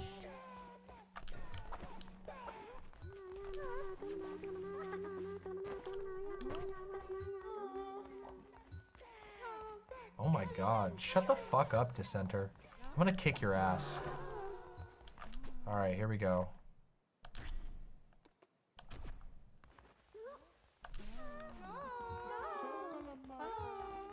Where's the dissenter? Oh my god, this is so annoying. I finally got to watch Get Out. Get Out was great. It was actually fantastic. I absolutely love that movie. It's really, really, really good. I was very impressed with it. Wow, really? We don't have any bones now. We just lost all our bones. This sucks. All right, well, let's hope for the best. I hear it's scary. Yeah, it's definitely, it's actually, I would argue that it's more unsettling than anything else. Like, it's an incredibly, incredibly uncomfortable film. Just derangedly uncomfortable. It is, yeah, it's good as fuck though. I really can't recommend it enough. Unless you're like a weird white supremacist who's really sensitive about white people getting criticized, and then you'll probably have an aneurysm. Other than that though, it's a really, really good movie, and I think most people would very much enjoy it.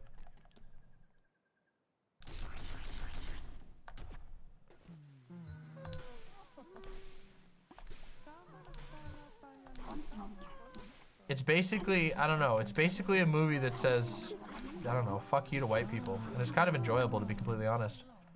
I found it fun.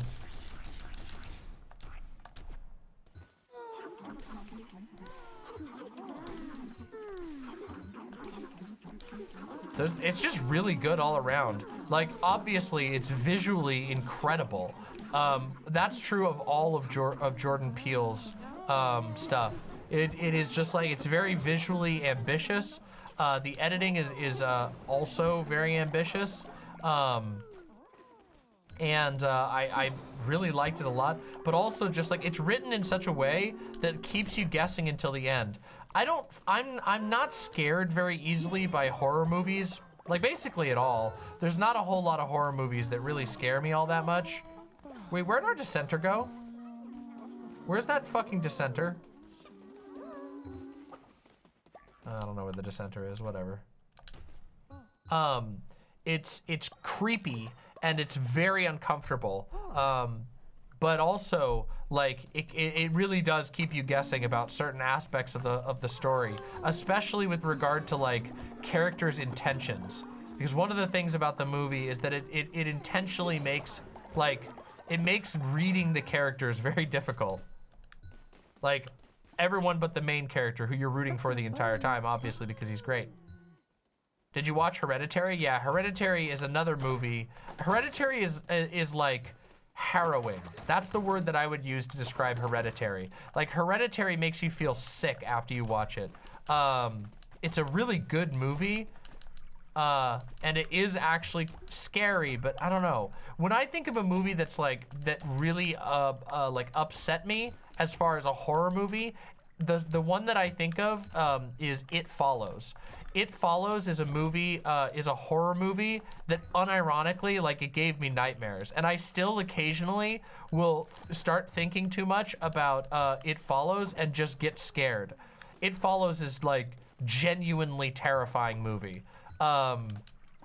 Everything from the basic concept to the way that it's portrayed in the film is it's the type of horror movie that actually scares the shit out of me, where I feel scared after watching it. Most horror movies don't actually scare me all that much. I'm pretty resistant to a lot of horror stuff. All right, let's get these new people into the cult real quick.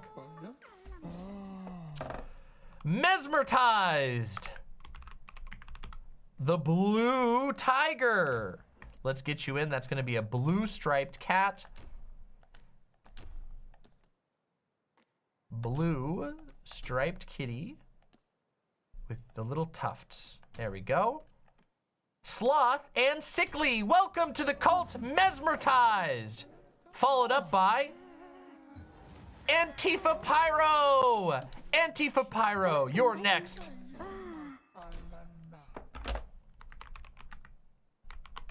Antifa Pyro, welcome to the cult. Antifa Pyro wanted to be a black alligator. We will get you right in there. Where's our alligator? There we go. That's our closest thing to an alligator. And you want to be black right there. Black alligator. We'll give you the little spikes like that. Black alligator, zealous Antifa Pyro, welcome to the cult. I don't know if we have, do we have another person? I think we have 3 to recruit right now. Yes, we do, right there.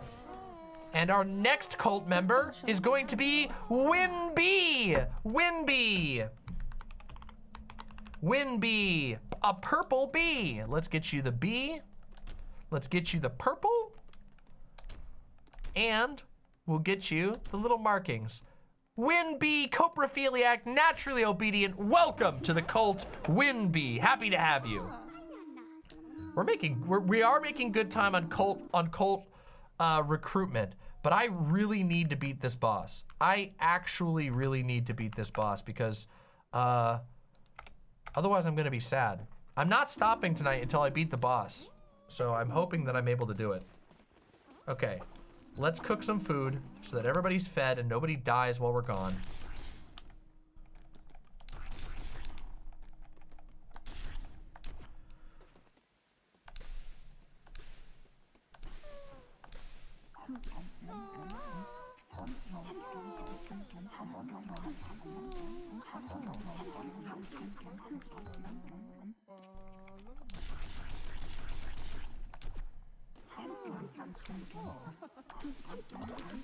I'm just tired of this getting delayed.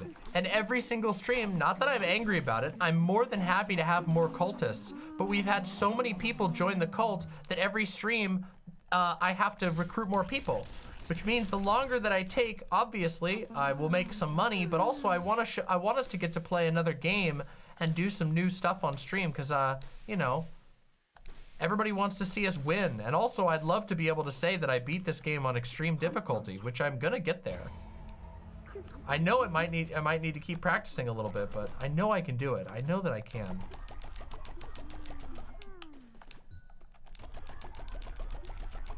Let's get some berries growing, can we?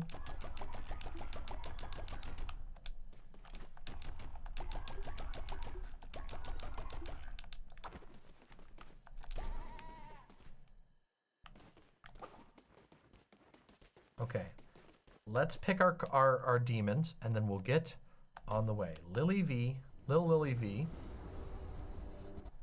Maybe put a cutoff point. Oh, but that feels so cruel. You never put a cutoff point. I mean, you do have to put a cutoff point for heaven, but I don't want to put a cutoff point for heaven. Not yet. I'm not there yet.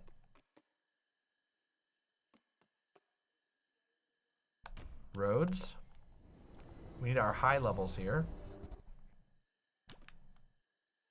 And then one more, which is going to be probably nasty. Yep, nasty. Okay, here we go, everybody. Okay, nothing fancy this time. I'm going with the default crown. No, nothing fancy. Normal crown, nothing fancy. We will win it this time. I swear to fucking God, it's time. Can I tell you a secret about this game that doesn't have any spoilers? Yes, you can tell me a secret about this game that doesn't have any spoilers, absolutely.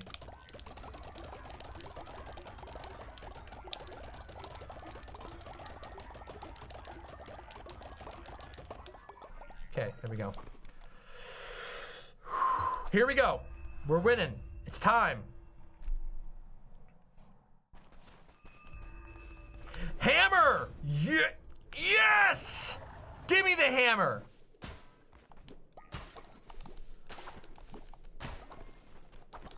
Here we go, here we go. That's a good start.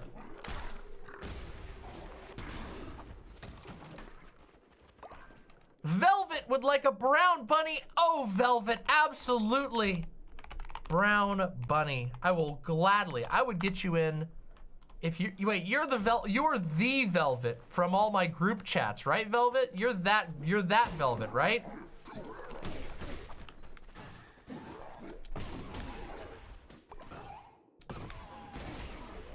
Yeah, hello. Well, you deserve, you would definitely get in even if it was the cutoff for heaven. Okay, there you go. But we're not at there. We're not there yet. I'm not giving up yet. I'm not cucked. I'm proud.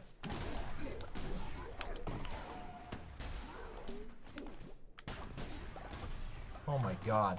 What is this guy? Look at this guy. Look at how big this guy is. What the hell is going on here?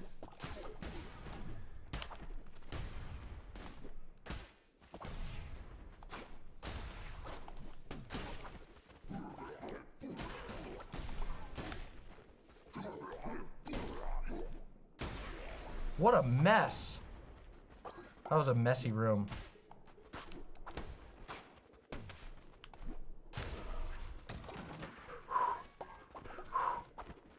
Here we go. Gain an extra heart. Absolutely. Give me the heart right away. I need the heart instantly. Always taking the hearts. Gain an extra 2 hearts. This could be it. Look at our heart stack. Look at our heart stack. Oh my God, we might be able to actually do it. This might be it.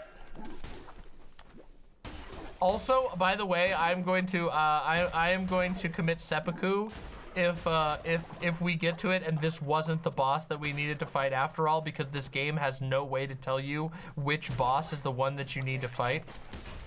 I'm pretty sure it's this one because I've avoided this area like the plague because I hate the enemy types. But I just so you know, I'm gonna be extremely, extremely bummed if that's the case. I'm gonna have to cry. I'm gonna have to take a minute to just fucking cry.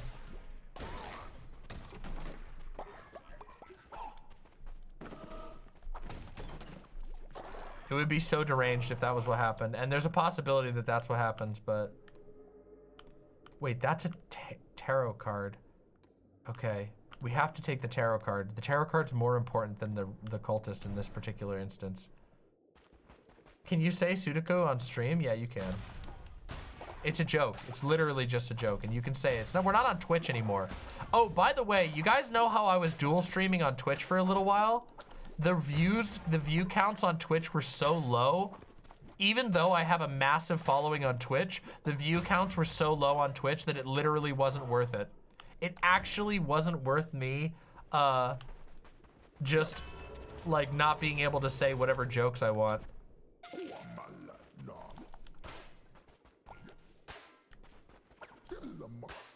Twitch is in such a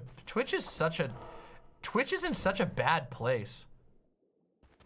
It's so unfortunate.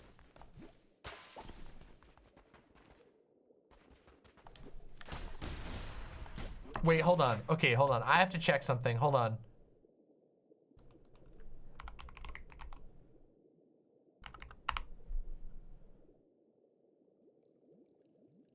I have to check something. I need to be sure.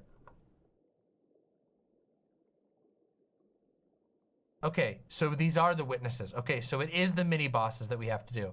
Okay. Twitch is ass compared to YouTube. Yes, it actually unironically is. But that is like a shocking thing to even say, because keep in mind that YouTube is like one of the most exploitative platforms you can imagine. Just like, it's ridiculous. But also, but it's still leaps and bounds better than Twitch. I'm not spoilering, I'm just making sure that this is the type of enemy that I'm looking for.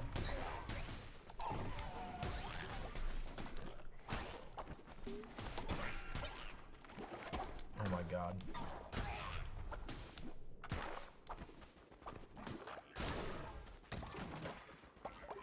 Like, don't get me wrong, I quite like being a YouTube creator, all things considered. But the fact, like, it is so difficult to make a living on YouTube. It is so difficult. Even people who are ridiculously talented, there is so much chance because of the way the algorithm works and how much demand is put on you, and also how much money is ultimately taken, especially through ads. You know, YouTube finds a way to not pay anyone for ads anymore. Even though we're creating so much content, it's actually inconceivable. It's actually hard for, like, I don't even know how to fully explain it to people. Like, you're a YouTuber like myself, okay? I'm comparatively small scale. I create more content than like 3 local television stations. And back in the day, a local television station, as far as like sheer hours and amount of time that people watch, I am like outpacing like multiple local television stations. But keep in mind that local television stations back in the day would be able to sustain an entire studio, a physical studio, and salaries for people. They would have entire salaried teams. It's insane. Like, we live in we live in a completely different era when it comes to entertainment. The entertainment industry is nothing like what it used to be, and it's actually inconceivable in some ways just how exploitative the current state of affairs is in entertainment. It's truly shocking, and people don't fully understand it because, well, it's not their line of work. And I understand. I don't expect everybody to understand it or get it, but you just have to remember that, like, local TV stations would run like Steve Brule ass bullshit that was like 30-minute shows and stuff like that, and they would have it filled with reruns that they would license reruns and stuff like that. And then on YouTube, you can watch, like, at any given moment, you can find hundreds of creators with completely original, live-produced content that requires somebody to be on air all the time. Like, I'm on air right now. I'm a human being performing for you every time that I'm live. And people watch hundreds of thousands of hours of my content, and I make pennies. Deranged. I mean, except for when you guys donate directly. Obviously, that's the only thing that makes this viable, is the fact that, you all are willing to support me directly. It would actually be unworkable. I would not be able to do this at all if it wasn't for people directly supporting. Yeah, and that's not, I mean, obviously I always appreciate my my donations, but that's not actually me in this particular case asking for donations. It's just a actual raw descriptor of the current state of affairs. Like, it's dreary, it's dreadful out there, okay, guys?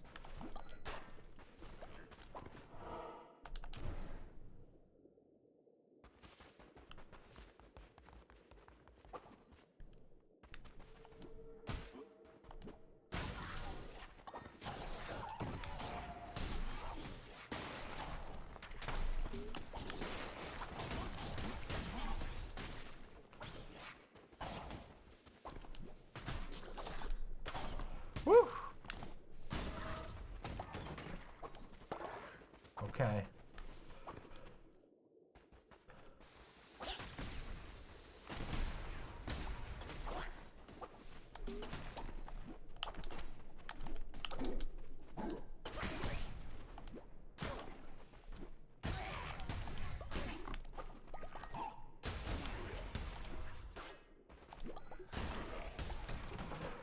Wow, this is a, that was a tough room. We still have a lot of HP though, which makes me happy. Okay, I can never tell when those guys are gonna do a 3 jump versus a 2 jump. Looks like they can alternate at will. 1, 2. So there's a 2 jump. What determines the, how do you read when it's gonna be a 2 jump versus a 3 jump? Difficult.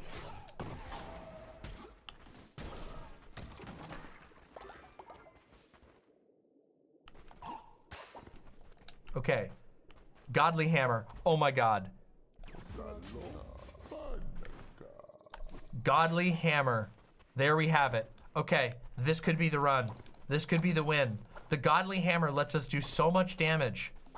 If we can just get, can we get one more set of tarot cards? That would be, ow, ow, oh my back. Oh no, okay. This is how we know. This is inspiration. I gotta win. I gotta win so I don't break my back.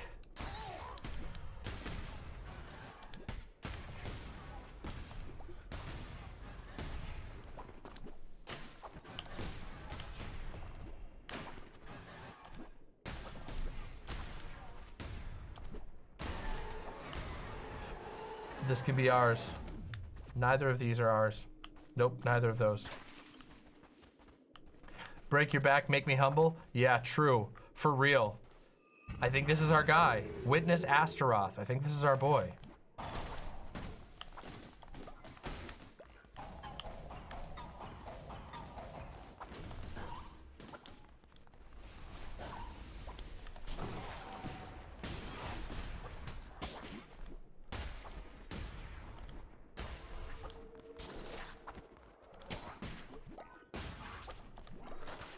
Ah!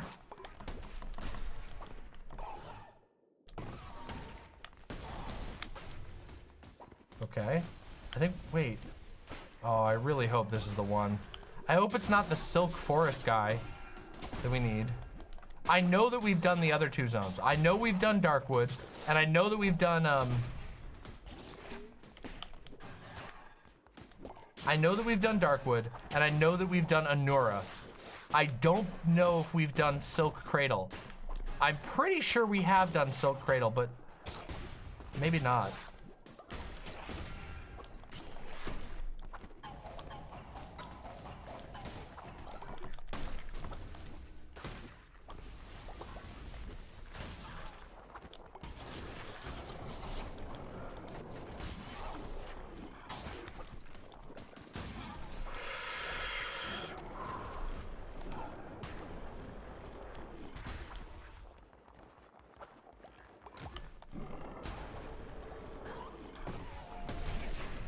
Did we get him? Where's the eye? Where's the eye? There's no eye.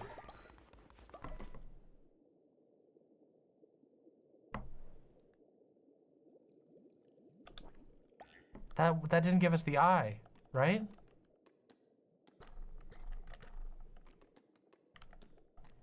Is it the 2nd level?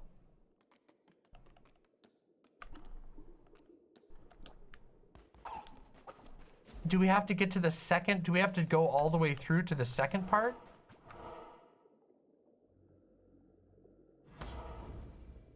So like, is it this boss that we have to do? Hold on.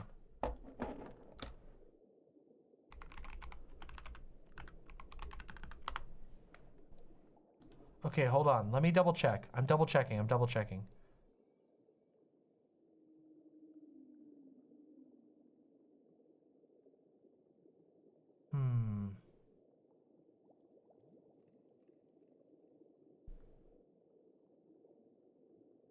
4. There's only 4.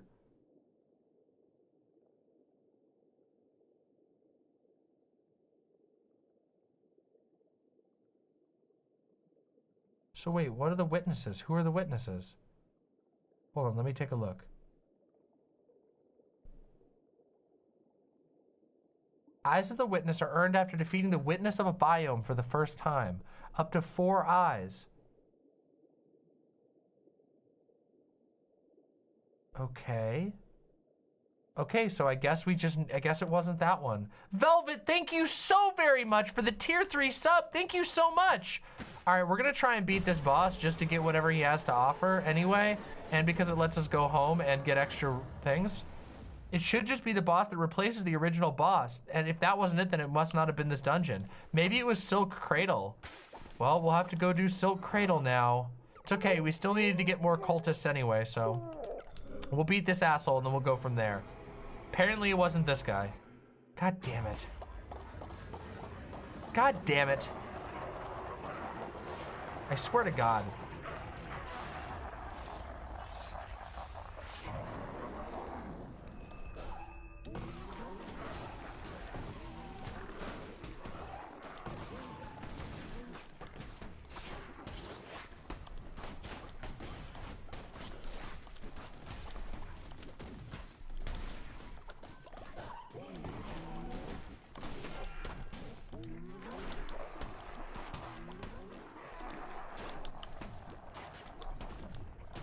Oh my God.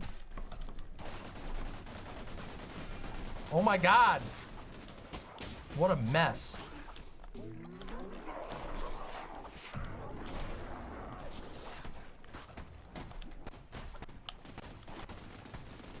Holy moly. Oh my God. This guy's such a bitch. This guy's harder than almost any other boss in the game. This is literally one of the hardest bosses in the game. Remember how long it took us to beat him the first time? Fuck. He's so fucking annoying.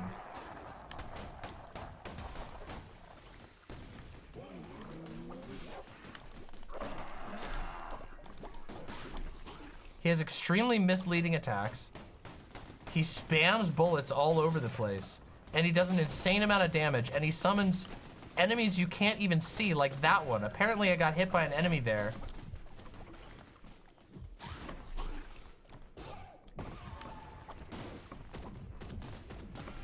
Oh my God. All right, here we go. It's okay, we have somebody we can sacrifice. We can definitely sacrifice someone. Mika Niao, Vex the cat. Hold on, who can give us a ton of HP? Nuts! Yeah, time to eat nuts. Full HP from nuts. We got him. We got this bitch. What? I'm stuck. I was stuck. Well, at least he died, but I literally can't move. I can't move to leave the level. Look at this shit. Are you for real? Oh no, that means I don't get to actually have the... Well, okay. I guess I just have to take the L then. This game has so many bugs! Oh my God, it's so buggy. I really shouldn't be cruel to this game. I've gotten so many hours out of it. I'm getting so mad at the bugs. That's the second time where we've had a boss bug. 2 boss bugs in a row. Oh my God. It's okay, you all like to see me rage, so there you go. All right, we gotta heal somebody.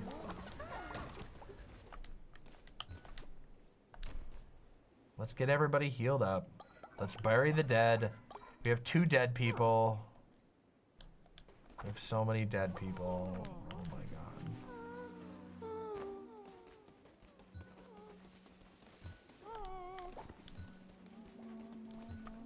Whoa, that's so cool. Cursed Crow, Bat Demon, and Skeletal Deer. That's so cool. I didn't know that. I'll have to do that. My brother Gila Monster has joined us and I can't stand him. Our old lives, he's overshadowed me, but no more. Let us fight. Yeah, absolutely. Sure, we'll fight. You 2 can fight. Fight out to the death. Absolutely. Go for it.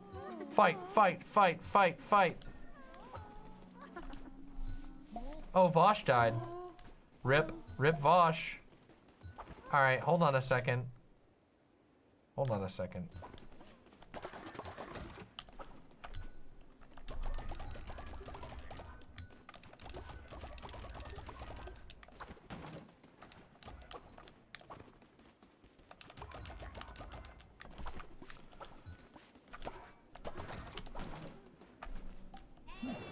Oh boy, here we go. Walsh dead. Walsh dead. Walsh dead.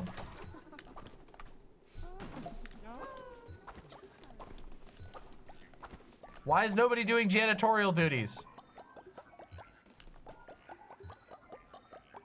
Oh my god.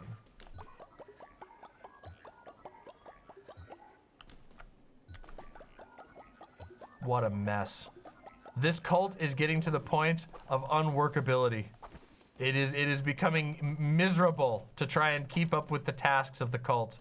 We must change things. But let's get these new cultists in first. Jetty Boy! Jetty Boy, the Black Wolf! Absolutely, Jetty Boy, the Black Wolf is coming right up! The Black Wolf, fully Black Wolf. With the mean face. Grrr! Skeptic!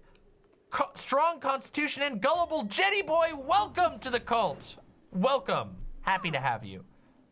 Next will be, where's our janitor?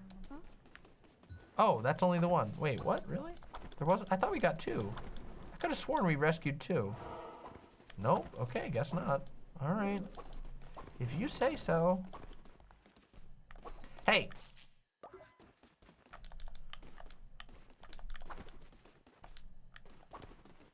Okay.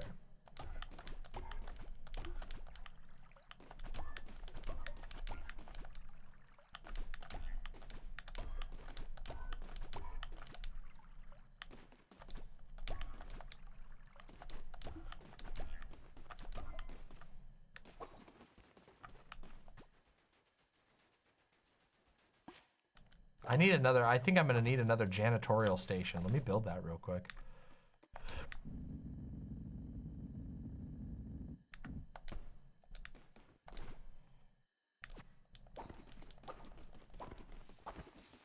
Hey, you steal our poop.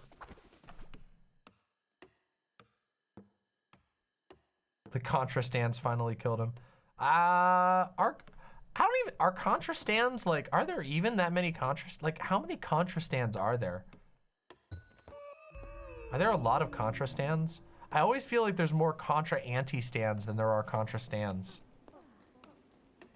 Which is unfortunate, but I like never see anybody standing Contra. I see people anti-standing Contra all the time. She doesn't post enough to have true stands. Yeah, you might be right.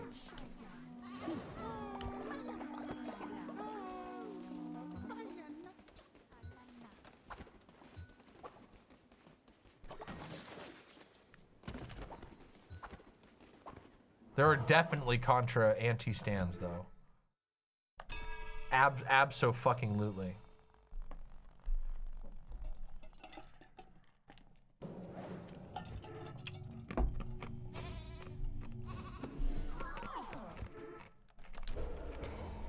Okay. How many? Okay. So we have enough to do a couple of these. So first, we need to do the pit fight. Pit fight! Pit fight! Pit fight! Okay, cool. I'll do that. That sounds sick. Nasty versus... Please don't kill Nasty. Okay, if Nasty loses, I'm going to have to bring Nasty back to life. Yeah, Nasty won!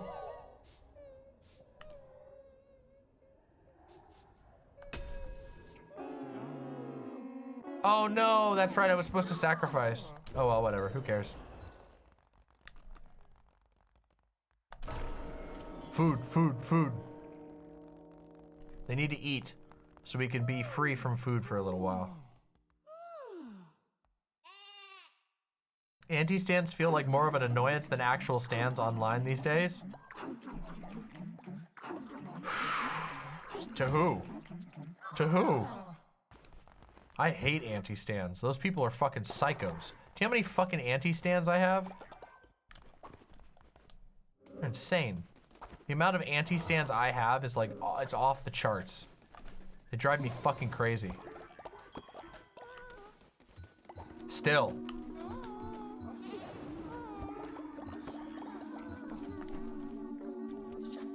Nasty.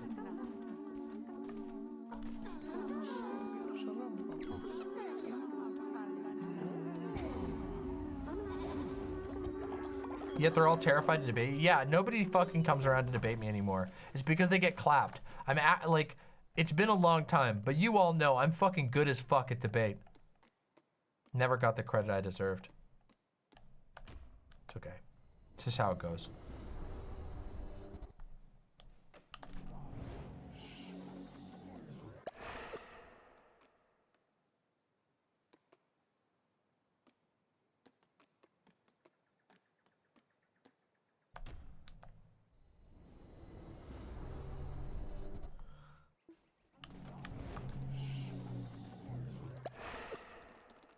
We need a heal person. What's the highest healing person that we have?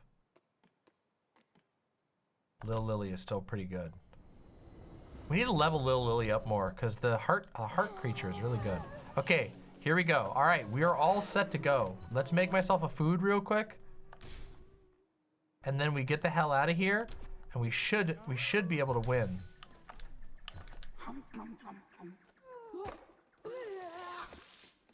There's this old debate I watched from you about education. I regret not backing you up more. I kind of just watched in silence. Oh, that was don't feel bad about that. That was a unbelievably bad faith, like an incredibly bad faith situation. There was no intent from anyone involved in that to actually engage in an actual conversation about education. Wait, did that make me lose a heart? Yeah, that was deranged. If people go back and watch that with clear eyes, there were a lot of people who got mad at me, but if you go back and watch that with clear eyes, it was so blatantly obvious that there was zero intent whatsoever to engage in good faith with any of the things that I was saying. And also, keep in mind, Han started the aggression on Twitter by freaking the fuck out on me for no reason. And he did it, whatever. I don't want to relitigate old drama. It's fucking stupid. But yeah, since people brought that up, that was one of the fucking stupidest conversations I ever had. And yeah, it was dumb. Anyway. Yeah, go ahead. People can post the link if you want. I don't really care. It's an old debate, but anybody can go post the link if they want to. I don't remember. I actually don't remember what it was called. Okay, so we gotta go to Silk Cradle. Here we go. Yeah, somebody grab if you have the link to that, link it so people can go watch it. You guys can see exactly how deranged it was. Although I don't know. Oh wait, it was never posted to my channel because I did that debate off the cuff. So I wasn't even streaming, which is the funniest part. I don't know if anybody even has I don't even know if anybody has the actual one. If anybody has it, let me know. Thank you. I think I can beat this guy this time. I started with a good weapon.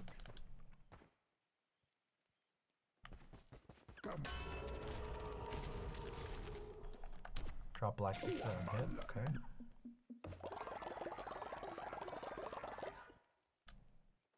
I'm sure somebody reposted it. Somebody must have, right?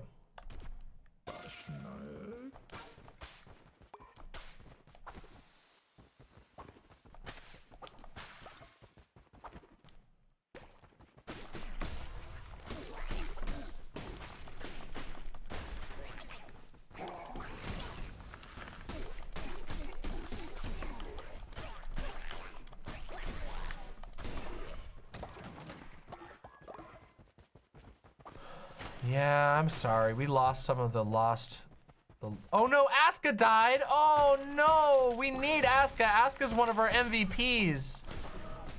Oh, that's sad. Well, Asuka's gonna be rotten as fuck when we get back.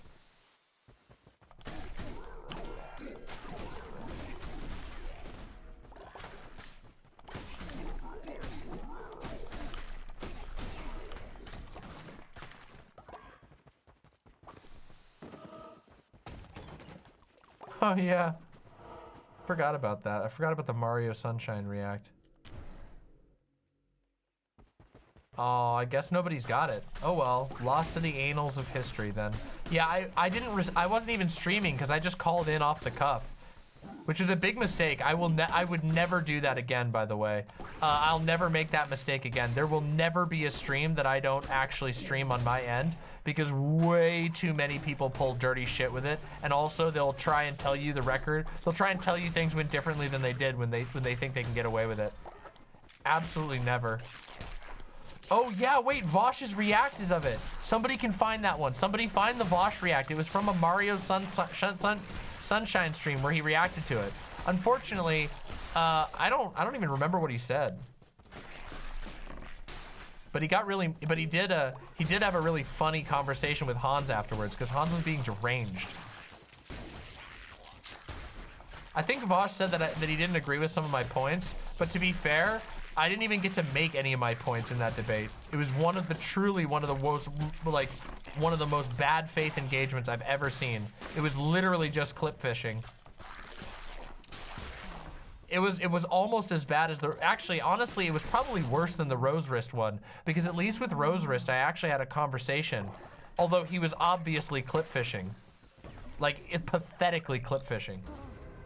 Oh, I think Bizadu might have found it.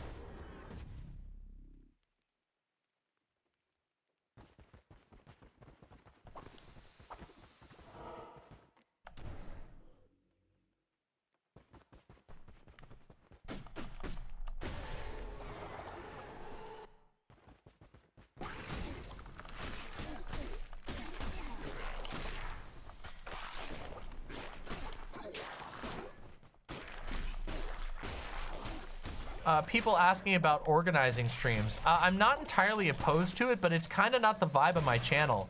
I'm usually more willing to participate in other people whose channels are more suited around that. My channel has never really been around like doing organizing streams. I'm not opposed to it, of course, but I don't really have an in those spaces. You have to understand, I'm not a career politician. I was a film student and I made a YouTube channel where I talk about politics. I don't have an in to most organizing spaces. I'm not entirely opposed to the idea though.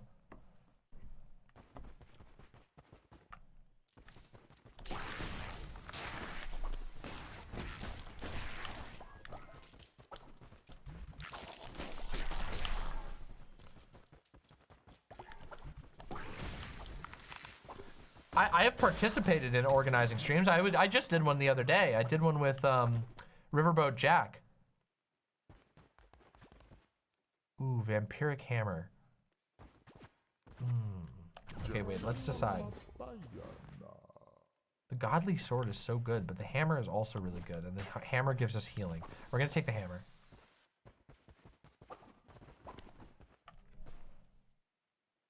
There are probably union organizers in Vosh's audience, if not yours. Yeah, that's almost guaranteed. I think you're probably right about that. There are almost assuredly people. That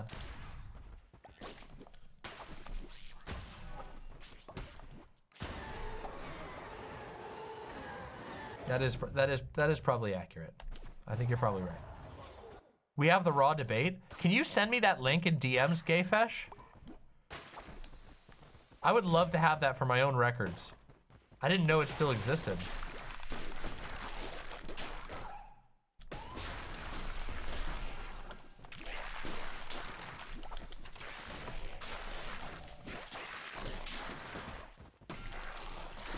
What the fuck? I can't even see what I'm getting hit by right now. What did I get hit by there? Was it one of these pellets? Was I missing a pellet? What the fuck?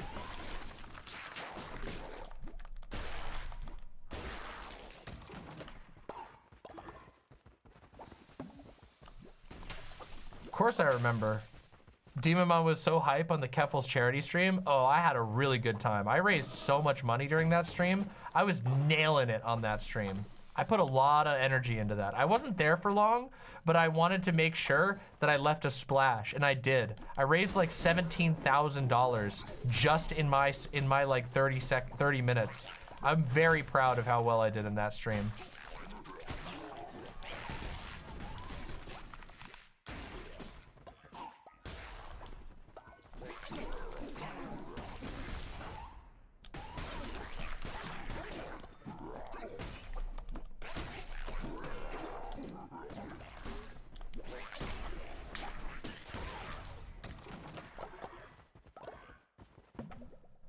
Didn't you go on just before Lily Wachowski? Yep, I did.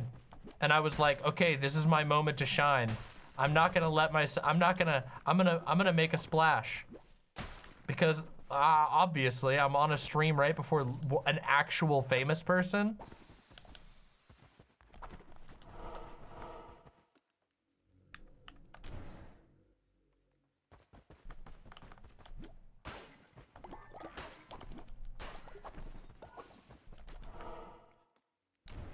I was very nervous, but I had a good time anyway.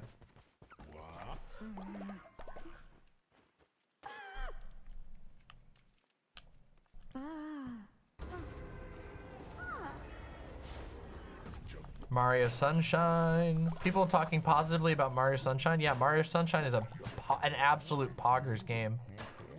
It's so cool. One of the best things about the world is that there's a fuckload of really cool video games in it. There's more cool video games than I will ever get to know, which is always, again, it's one of the things that keeps me positive, unironically. I've mentioned this before, that like, the fact that there is so much art, there is more good art than I will ever be able to consume in my entire life. And that makes me very happy. Because it means that no matter how long I live, there will always be more awesome art. At least, I mean, obviously, barring like mass destruction of artistic like archives or something, which that does happen, you know, throughout history. But I don't think it's gonna happen to video games. I hope.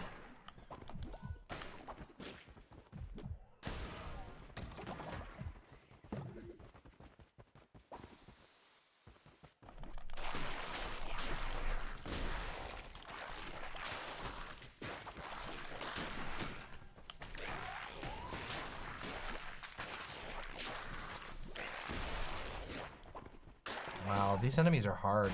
This zone is so difficult. I know it's like the final zone. Necromantic hammer, that's what I already have. Necromantic dagger, I don't want that. I already have the hammer, so who cares?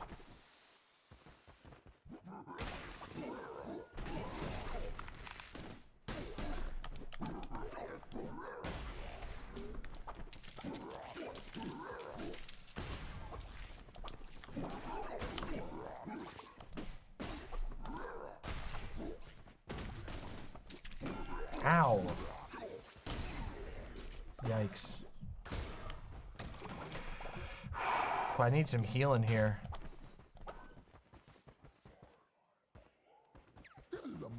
Please, give me something for health. +2 blue hearts, okay. I will not turn down +2 blue hearts. This has been a really comfy and cozy stream. Thank you all for being here. Wow, attack speed +2, that means oh, look at that hammer! Oh my God, that is so good. Look at that hammer speed! Boom, boom, boom. Wow. 2x attack speed on the hammers up. Look at that! Just shredded. Wow, that's encouraging. Come on, pop. Come on, pop. Oh, not the bug.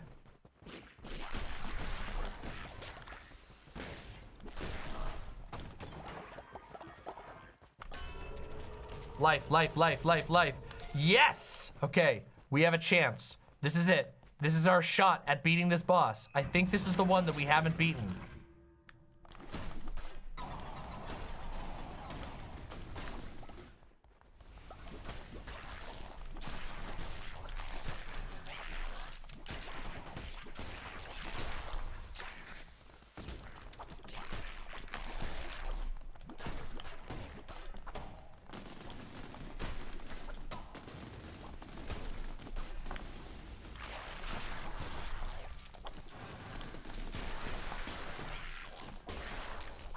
Oh my God.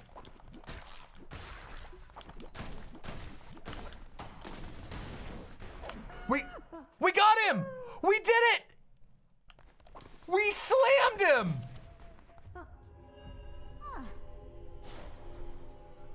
Wait a minute, that means that's the one. Because he turned into a little dude. We want the beetroot for sure.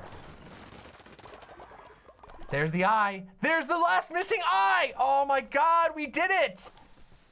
So wait, now here's the question. We should continue this run for as long as possible because this is our last run before the end. So we have a really op build. We should grab as many cultists as we can in this run while we're still really overpowered. Okay, here we go. This is it.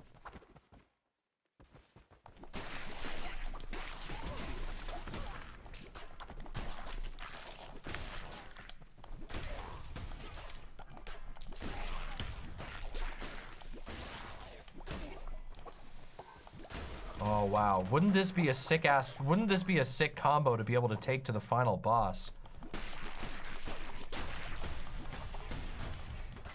I would love this against the final boss. Guys, the final boss is gonna be really, really difficult. Like, just so you know, he's really hard. It's gonna be brutal. What? Oh my God, it's bugged. That enemy was bugged. I killed him so fast that it didn't register that he was dead. It dropped the treasure chest and then he was just, he was still doing animations. Oh my God, this game is starting to break. Oh. Let's do it. I had a hard time with the final boss on normal difficulty. I didn't have too hard of a time, I think. Weapon damage increased. Oh my God, are you for real? Well, it was a good idea to continue through this. Unfortunately, there's gonna be a lot of unhappy imps when we get back. But if we move quick, we can blast through here faster than anybody can imagine.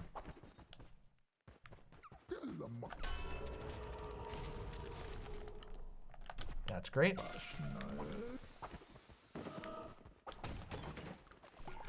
Hopefully we'll get enough people to recruit all of the imps that we need.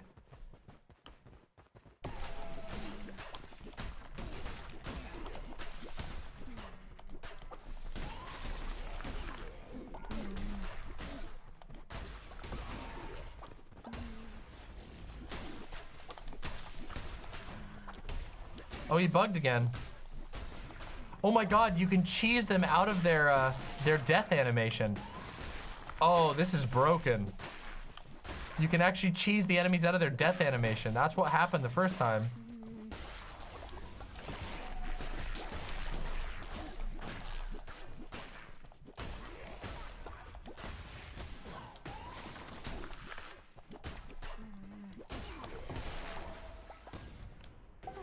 Hey.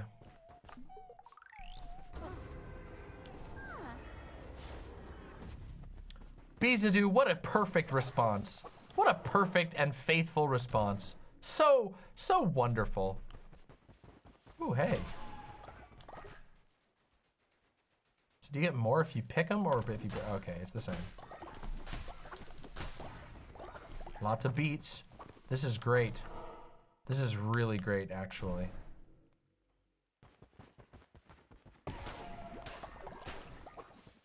All right, after we'll beat another boss to get all the loot because we want as much ritual stuff so we have as many free tries as we can. And we also want to recruit as many people as possible.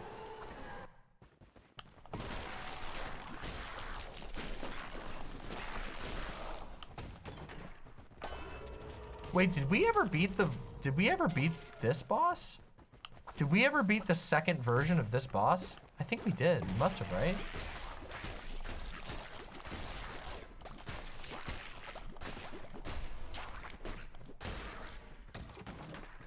What do you get from these? A heart?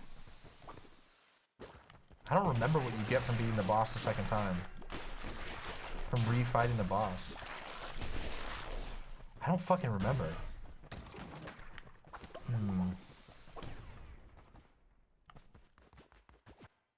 Okay, that would be way better. No, damn it. Alright, here we go.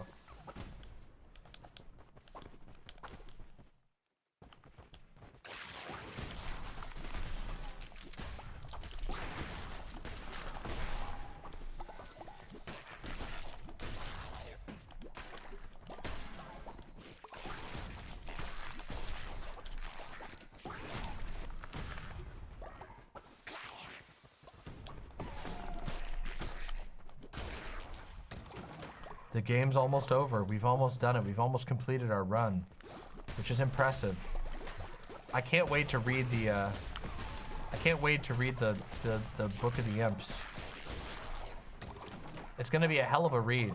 I've got the energy for it. I'm saving my energy. I'm ready for it.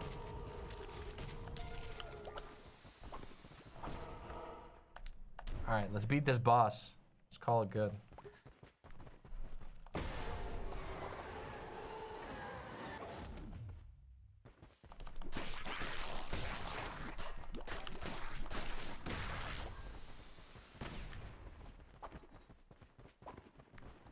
Oh my god, really?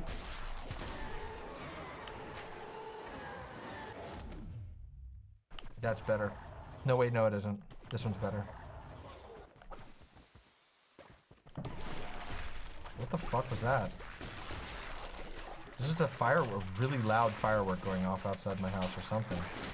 Something firework-like. Very loud boom. There's no holidays right now, is there? What holiday is it? There's no holiday. Who's blowing up fireworks and why?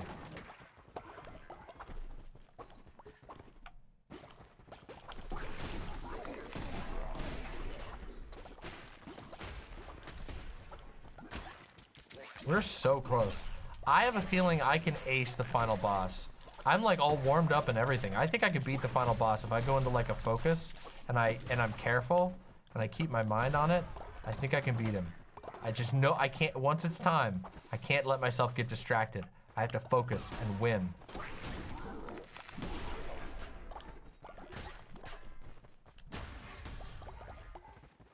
We're so close. Oh, damn it, I hate these guys. I hate the spiders that don't spawn right away. They're so silly. I don't know why they decided that like on that.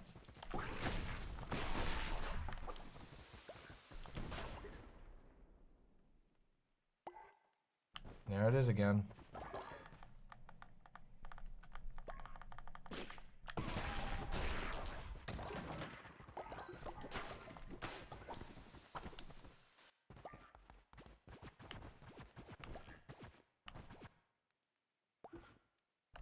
Oh, that's actually better. All right, here we go. We're gonna beat the second boss, and then we'll go take the final eye to Plimbo. Vefar.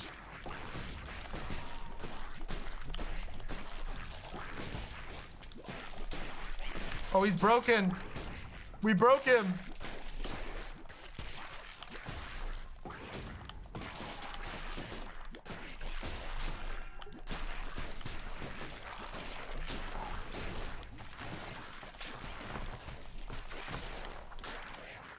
He's broken. He's not supposed to crawl around like that.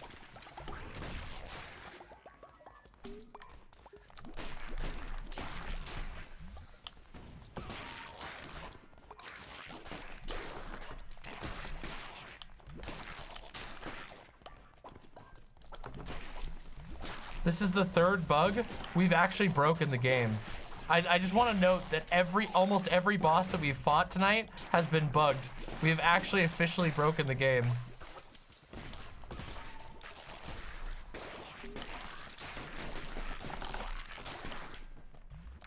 I really hope that doesn't mean the final boss is gonna bug or something. That's gonna be so disappointing if that happens.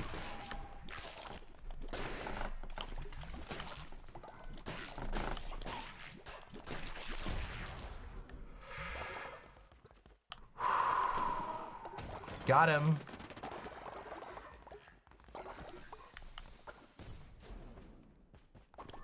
All right, time to go home. We did it. All right, we're almost there. We are truly almost there. Oh, my back. Oh, it hurts so bad. Oh, I gotta stretch. Oh, okay.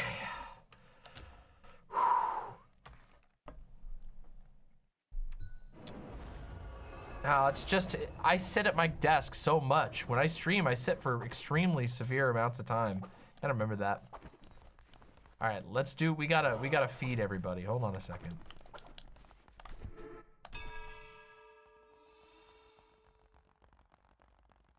Come on, everybody.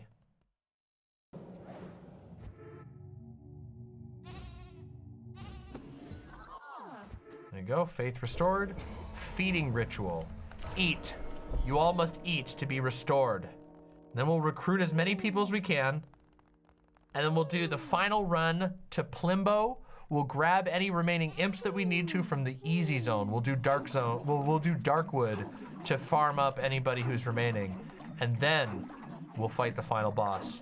And then we'll read the Book of the Imps. We got this.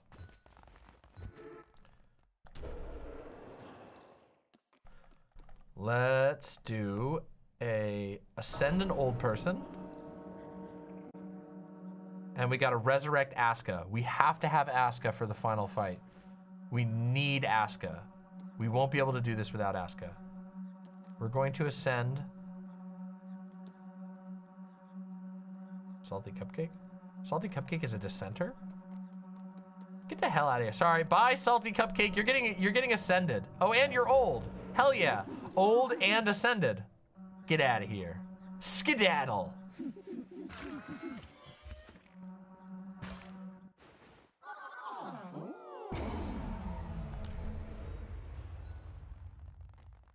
Resurrect. Aska time.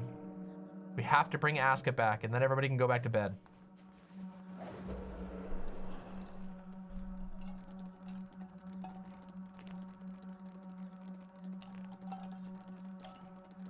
Look at that insane list. Also, we should definitely bring Nuts back too. Nuts gives us a full heal, which is like unbelievably valuable. So we want to have Nuts available.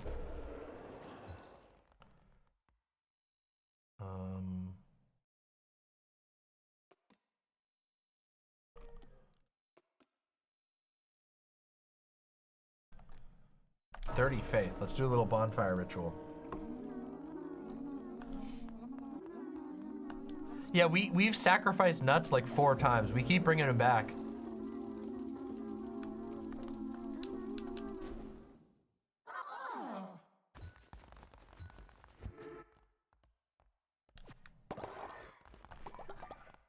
Oh, everybody's tired now. We're going back to bed now, though.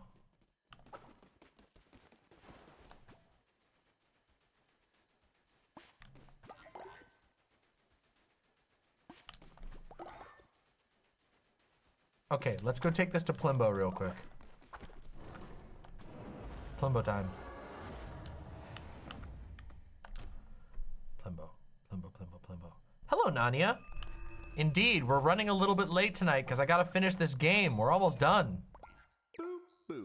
I'll take that. Here, this is for you. An eye for an eye indeed. Oh.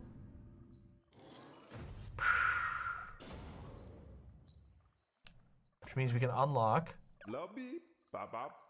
You've really done it, you damn lamb. You've slain all 4 of the witnesses. Plimbo's a creature of me word and savvy with the business. I'll follow you. Plimbo asks in return you keep me waterways safe and me trade secure.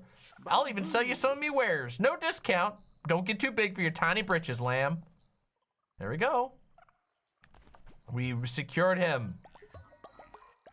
No achievement for that? That's surprising. That's surprising. No achievo. Well, all right. Hey. Come on. Okay. So, did we do everything down here? I'm pretty sure we did everything for everybody. We got Fishin' Guy, right?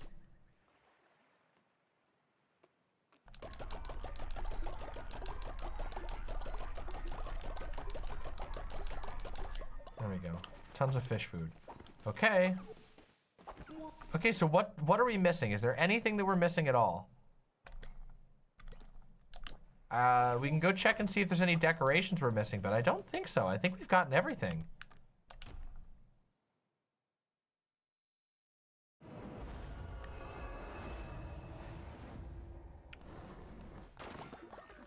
Let's see. There might be some decorations. Let's see. Oh, right. No, okay, we have that one. Nope, we have all the decorations. We have everything. We have unlocked everything so far, except for the final boss stuff. All right, so now we just gotta make sure we can recruit all the imps. Oh no, why are people sick? Oh God, that's why. I forgot to bury the dead while they were asleep. Oh no, I forgot about the dead. This is what I get.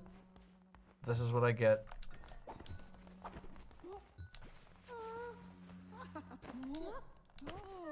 Well, at least their faith is strong. All right, they're cleaning things up.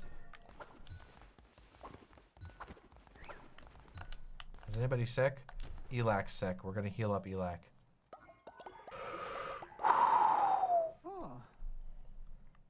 There we go. Everybody's doing better.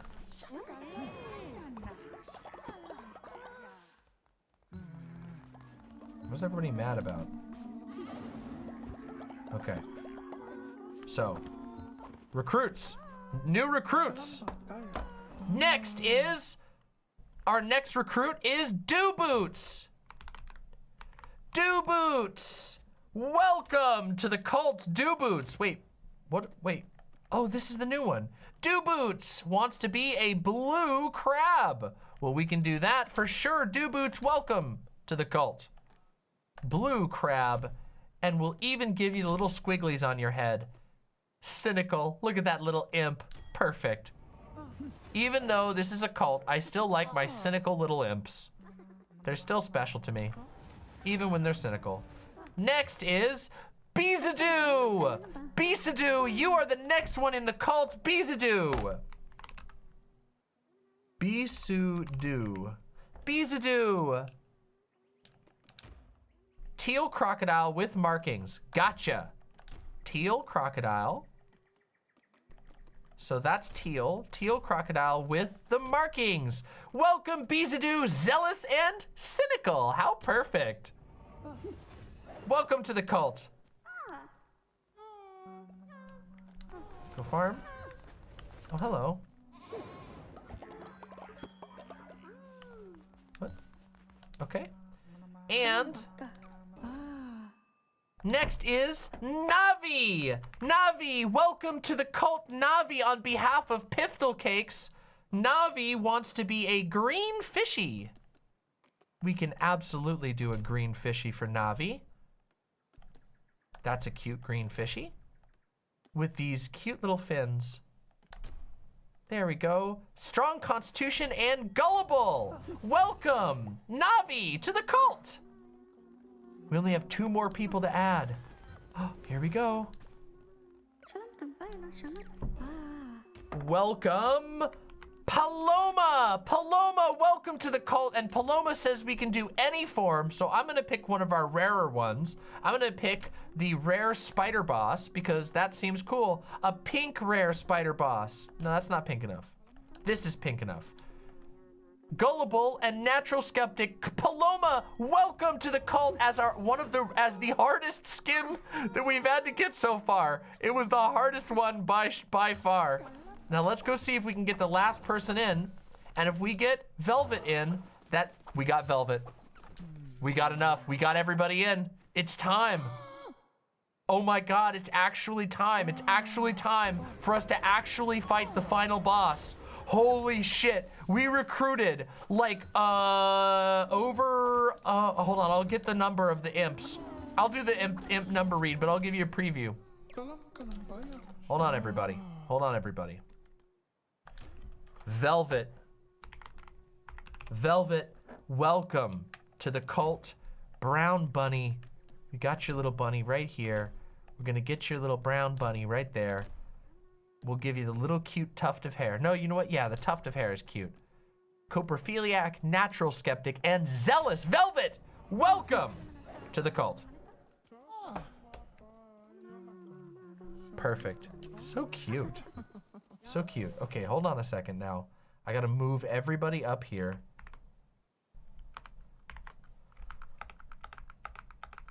Okay. Okay.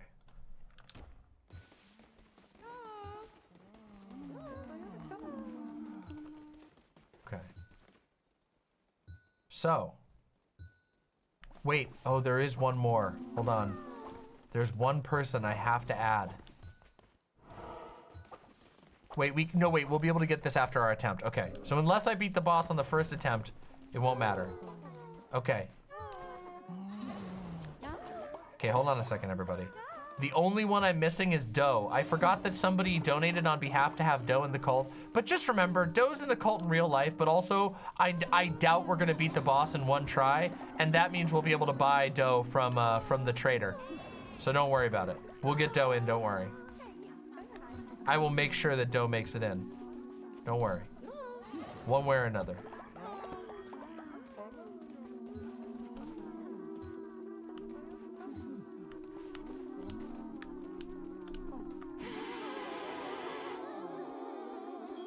Oh my God. Okay, everybody.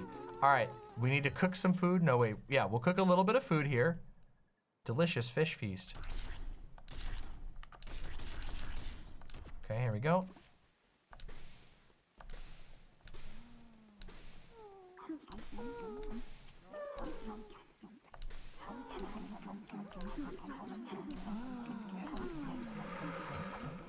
Okay.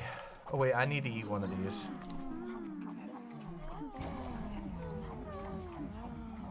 Wow. Oh, that gives me a whole buff. Okay, so we need to make sure we do that. Okay, demons. It's time. Kimberwolf. Absolutely. Kimberwolf is coming along for this fight. We're gonna do Kimberwolf. We're gonna do yeah, nasty. No, we need a healer.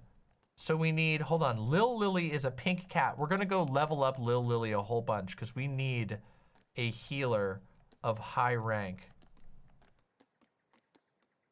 And we also want to make sure that we bring Aska, right? Yeah, Aska right here. No, wait, actually Nasty is higher ranking than Aska now. So we want to bring Nasty, and then our last person we're gonna bring is Lil Lily. Lil Lily needs to be leveled up, but I have to find Lil Lily first. There she is. Or they are.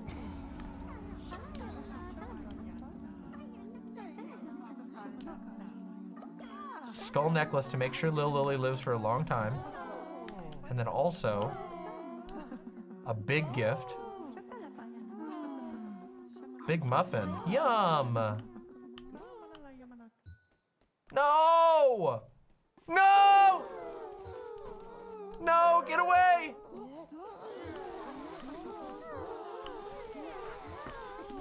Oh, you idiots. You idiots.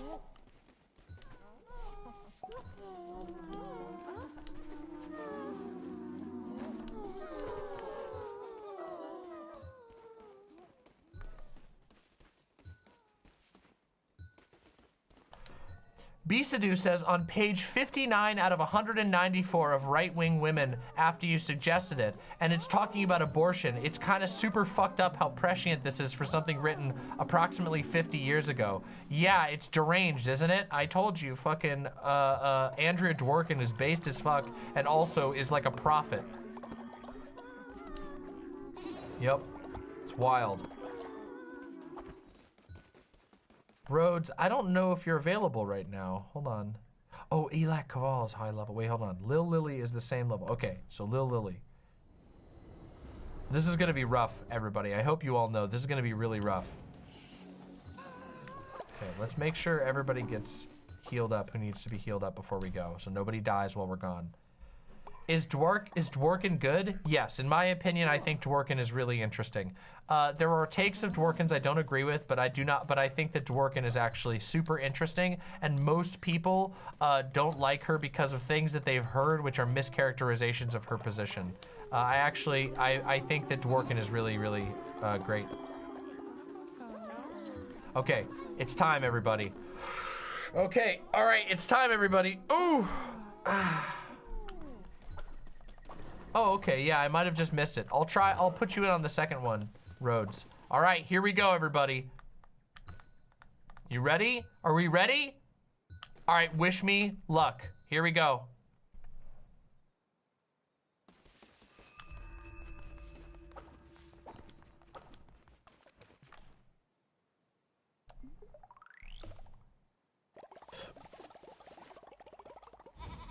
Look at us all!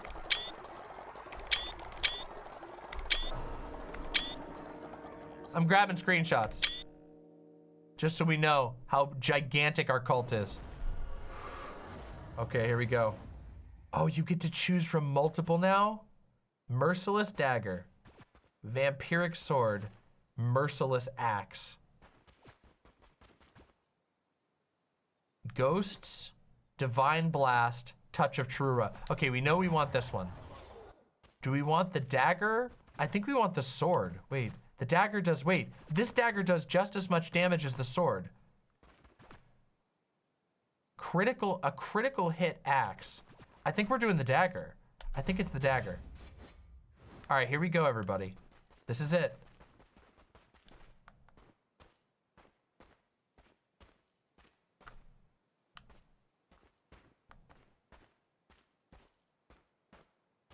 By the way, if I beat this boss on the first try, you all owe me true worship. Vessel, I relinquish you from your service to the Red Crown. Return it to me and embrace the end that awaits. With this last sacrifice, my most devoted follower, I will be freed. Finally, I will be free. Approach, Vessel, and lay your life down at my feet.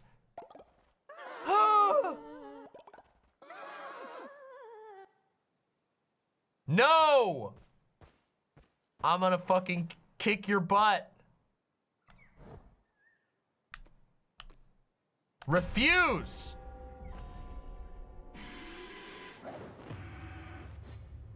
That's right. So you have betrayed me, Lamb. You have shunned my gospel and claimed yourself as a false idol. That crown is mine by divine right. You think to stand in the very face of death? Master, allow me. I will give this wretch a taste of your wrath. No, you won't, bitch. Ouch. I forgot the movements.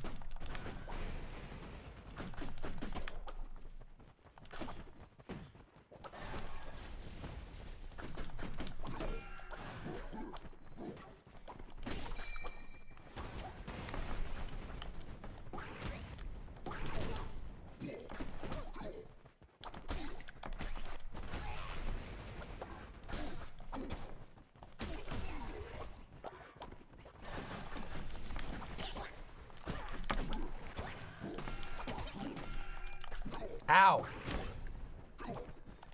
It's actually really hard to see where this enemy is supposed to be hitting. Did you see that? Did you guys see that? That was a hit, apparently?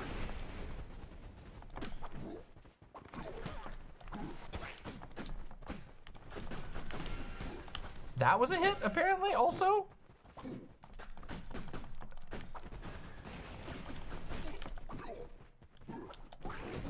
This game has some wonky hitboxes, okay? I'm just gonna be completely honest. Bale's down. We got Bale. I will take care of this beast, master. I will cut that crown from his head. Aim. Oh, ow, ow, ow.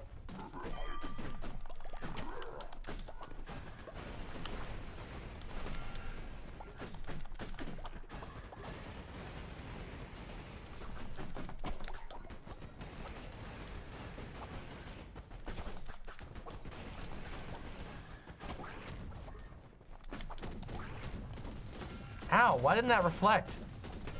Oh my god.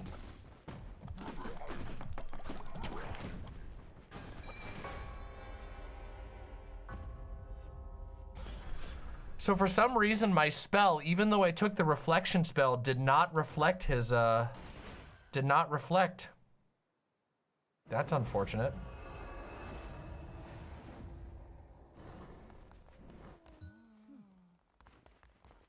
Okay, well, I didn't lose all that much, thankfully. I know that I've been, it's pretty weird. Oh well, we're gonna be fine, I think. We're just gonna have to do some, this is gonna be some work. Now that I understand how wonky the hitboxes are, I think we'll be okay, but that was pretty ridiculous. There were a couple of those that I was literally just like, how did I get hit by that at all? How did that count as a hit? Well, whatever. Such is life. All right, we need to recook a nice meal for me. Let's cook this supreme mighty meat feast. I'm gonna eat my own yummy meat.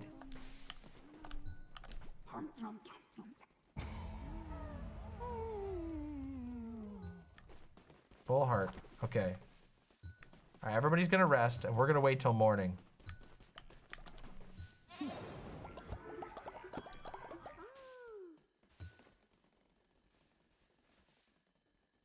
Wait till morning, wait till morning.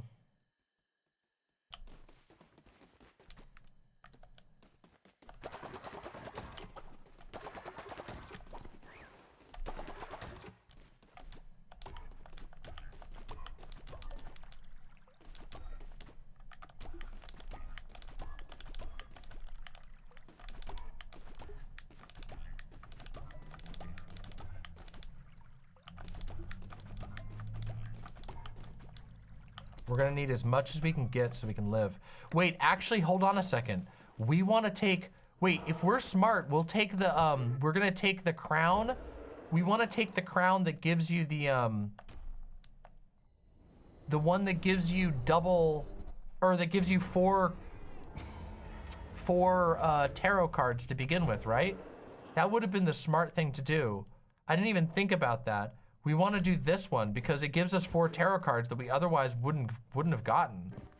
It's pretty important.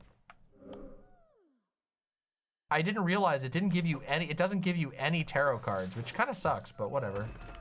All right, it's morning. So let's get our preaching on. Then we're gonna level everyone up and hopefully we'll have some like maximum level healing. Also, we don't get to do any resurrection. We have to beat the king without dying. You can't resurrect from your cult, which is pretty rough.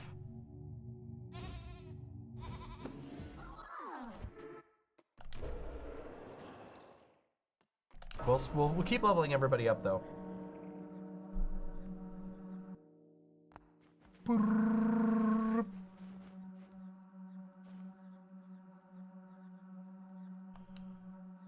Okay.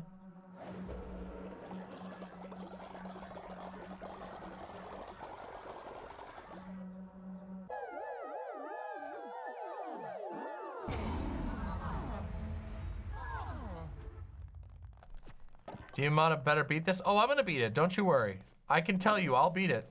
Don't worry. Oh, it's bugged again. I can't dodge roll.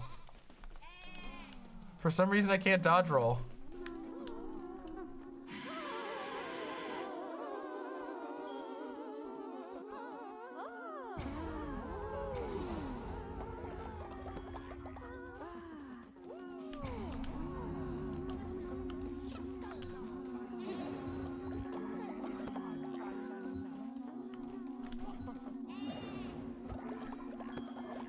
It's bugging. Okay, hold on. I better be careful. Hold on a second. Oh my god, I can't even pause. What the hell's going on here? I can't pause to save my game. Oh no! It's actually bugged. Hold on, let's see if I exit and come back, will it fix? I'm definitely gonna have to save and reset before going into the boss. Oh no. Oh no, look. I can't. What the hell? Oh my god. It's completely busted. Okay, hopefully it'll save when I do this. And then I can restart the game, like force quit. I don't know when the last time I saved. I mean, it should auto-save. This game is all auto-save based. Hold on, let me quit the game. I'm gonna force quit it.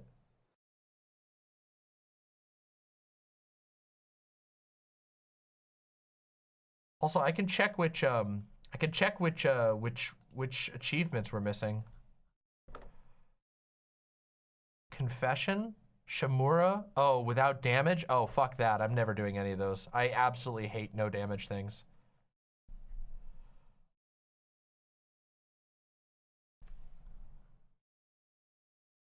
All right, let's hope this works. Oh, because I couldn't even get to the menu that would allow me to switch it.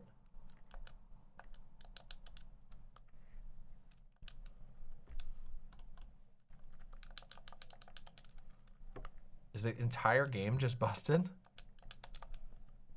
I can't even skip the intros now.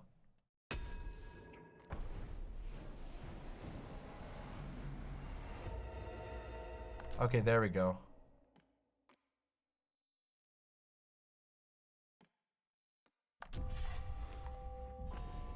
All right, let's try this out. Let's see what happens. Hopefully we didn't lose any progress. I don't think we shouldn't have lost any progress. What is Rhodes doing over here? Okay. No, it doesn't look like we lost any progress. They're hungry. Oh, everything's all planted over here. Okay, that was just weird. All right, let's see if our spider friend has a. Yes, now we can get dough in. Yeah, now we can get dough in. This will be our 158th. 158th member of the cult. Let's get dough in.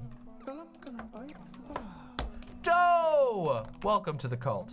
Of course, you are already a member from the moment your eyes opened up. You have been destined. Here we go. We'll do this dough and we'll do the dough. There we go. There we go. Sickly, gullible, and zealous. True! That's pretty accurate. Dough's gonna be a deer, of course. Go worship.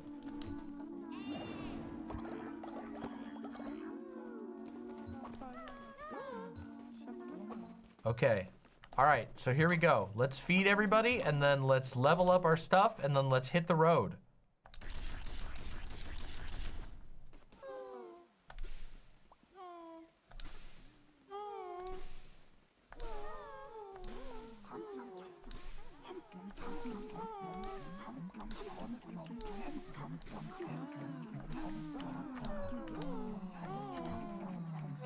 Aw, look.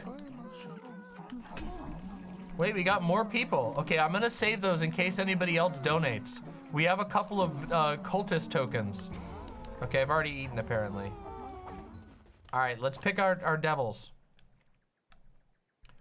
Rhodes. We definitely want Rhodes. We want Rhodes, we want Aska, and then we want, or Nasty. Nasty, Rhodes, and then we want,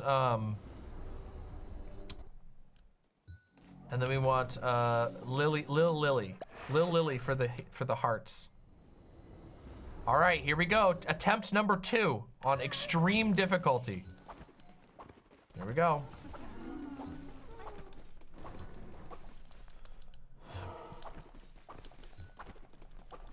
Here we go. All right, let's do it. I believe I can do it this time. All right, I believe it.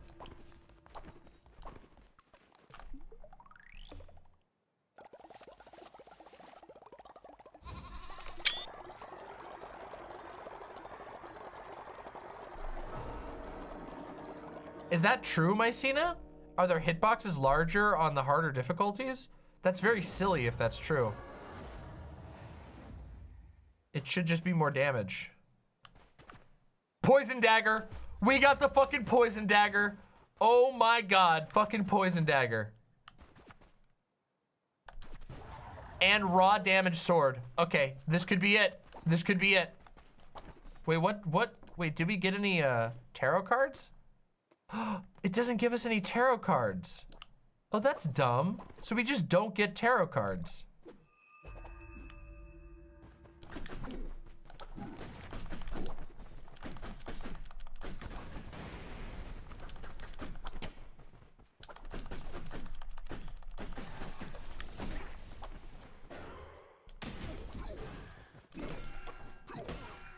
What? How did he hit me that second time? That was bullshit.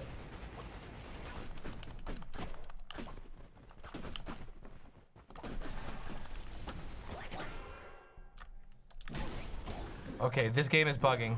This game is bugging to hell and back. Okay, okay. All right now. I see why that one hit, but the other ones are like, what the fuck? What is going on? I can't even tell. Oh, I have on the wrong crown? Oh, that's why? Is that true? Oh, because I switched it before. Oh my god, that's so silly.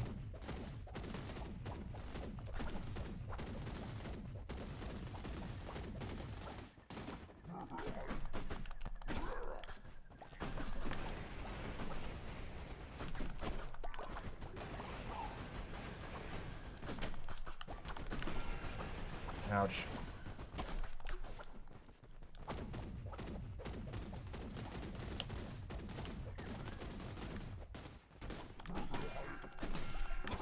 Ow! I kind of hate that these projectiles can double hit you. That kind of sucks. Ouch. Oh, okay.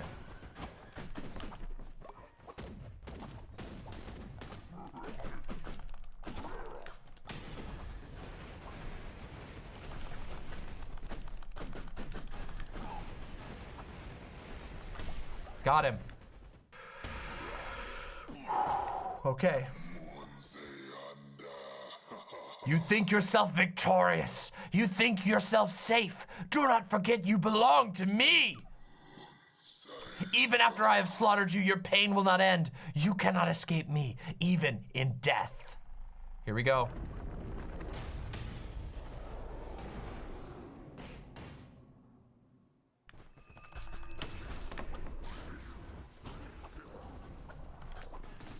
Ouch.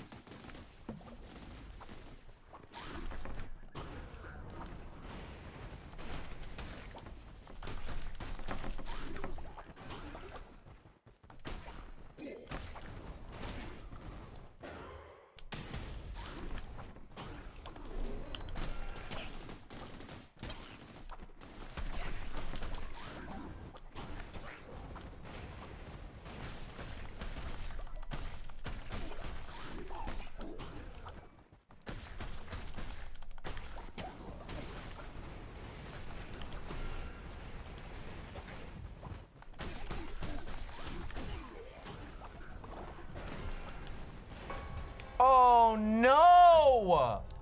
Oh my god. Damn, getting double hit by the same projectile sucks. We were so fucking close too. Apparently I have on the wrong, wait, no, I have the right one on. Oh my god. Hold on a second, let me double check on this. Let me double check. No, I have the right one on, but it doesn't actually matter, apparently. Yeah, it doesn't apparently matter. Okay, well, whatever. Okay. All right, let's set up our demons again.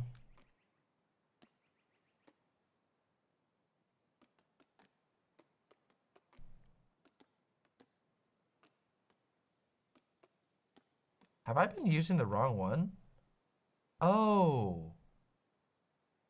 Wait, I've been using the wrong one. We want Hathor. Who's our highest Hathor? Hathor's the one I want, not Pan. Hathor. There we go. Gayfesh is who we want. We want the one that brings us healing. Okay, so next we need Nasty, and then we'll bring Rhodes again. I'm not a big fan of marshmallows, actually, believe it or not. I don't really like marshmallows that much. Okay, here we go. I was gone. How far of a setback was that? Not much. They're kind of forgiving on the final boss, to be completely honest. We do need to cook a nice meal for us, so we have full HP. Oh, I do like marshmallows and s'mores. I like marshmallows when they're incorporated into other meals, but I just don't really like marshmallows all by themselves. Mini marshmallows are a little different, it's true. All right, let's do this. Yeah, they let you kind of restart the boss without too much of a fuss.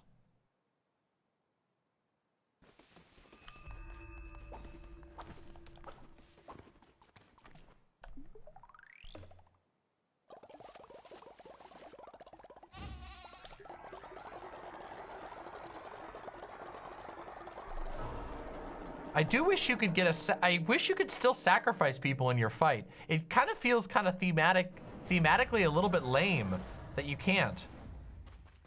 Okay, Necromantic Hammer, Merciless Hammer, Apostate's Cleaver. Well, the Apostate has no bonuses. Necromantic sucks, so it has to be Merciless Hammer. Hello, St. Helen. We leveled up your character a whole bunch. Okay, ice is good. Ice is good. We don't get a lot of HP. This is gonna be rough. Okay, we have to be very careful. All right, here we go.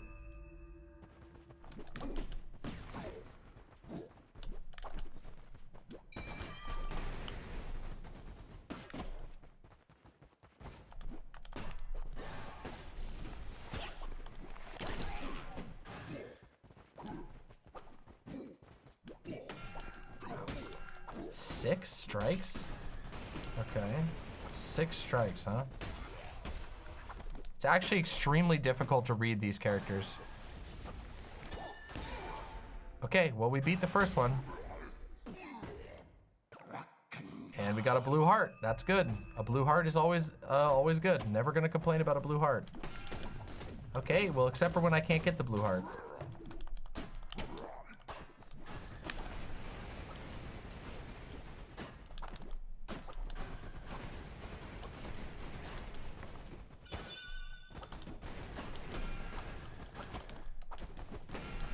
Ouch. Okay, reading that ability is incredibly difficult in my opinion. Okay, we got him.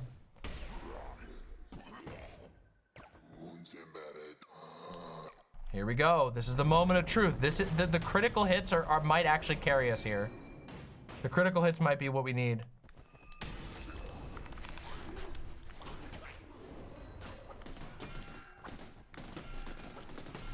Ouch. That sucked. That was a big fuck up.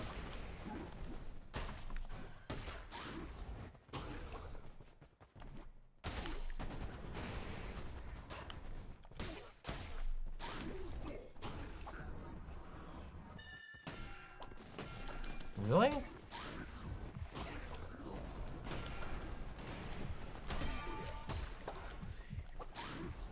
We really need an HP here.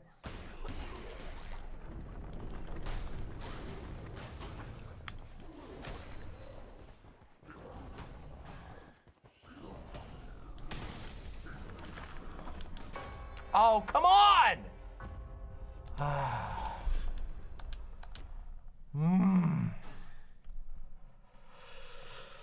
Oh, that was so fucking close. I meant to throw a spell there, and I accidentally dodged. I kind of hate that you can't use your res. Even if the bosses were harder, but you got to use your res, it would be more thematic. All right. Okay, hold on. We don't want that one. We want, hold on.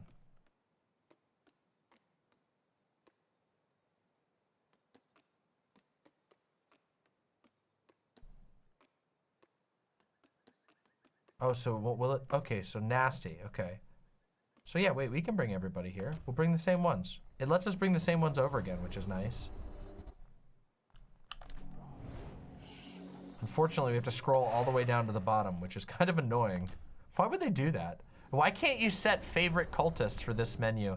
There's just a lot of strange things. I'm looking forward to getting to air my criticisms of this game. After so much time played in this game, I feel like I have a pretty good, a good grasp on parts that annoy me and ones that don't. Oh, I turned the music off because it was too loud. I turned off the music. We should turn the music back on. I'm gonna turn the music back on. It was the music before we were doing conversations, and it was too much for the stream. We couldn't hear anything. Let me turn the music back on.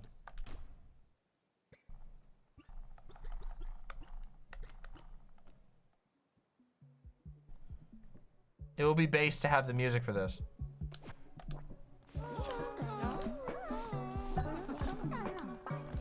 All right, here we go. Boss time.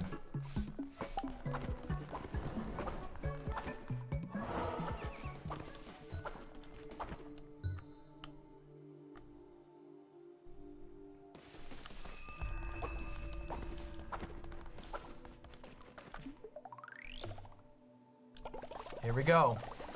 Attempt number 3, right? 4? 3. 3. No, 4. No, 3.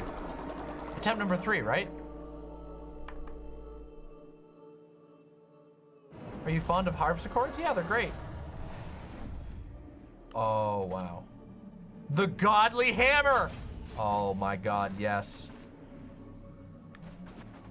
Okay, this is actually unbelievably sick. Okay, this is like an ideal combo, okay? We have an ability that lets us stay at range. We have a hammer that does an unbelievable amount of damage. Let's do this.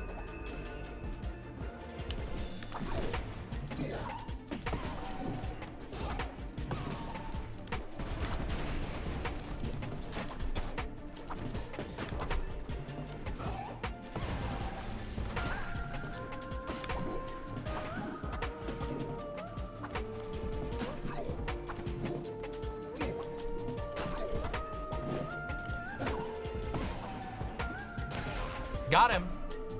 This time's the one. We have to basically avoid all damage in the first 2 phases if we want to have any hope.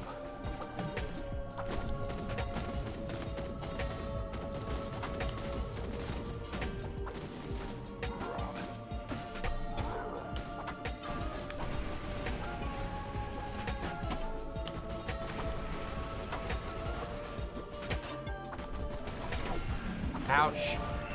Damn it.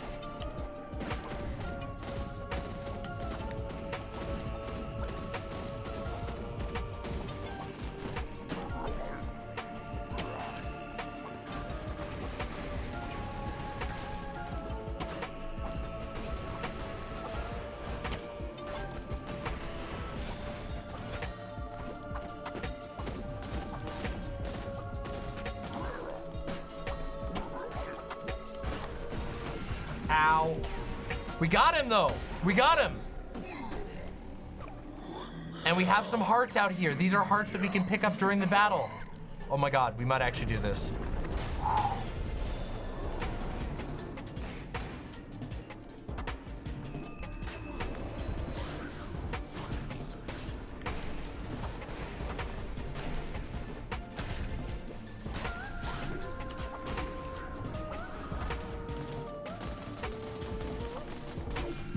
Ouch.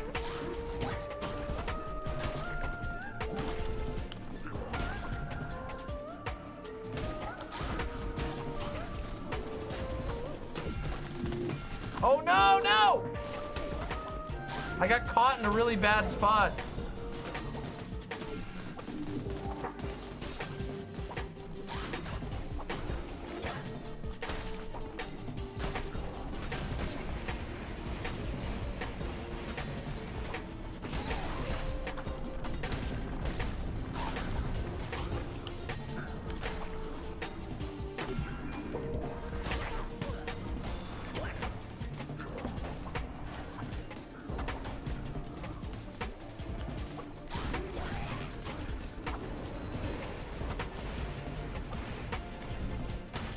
I think we got him.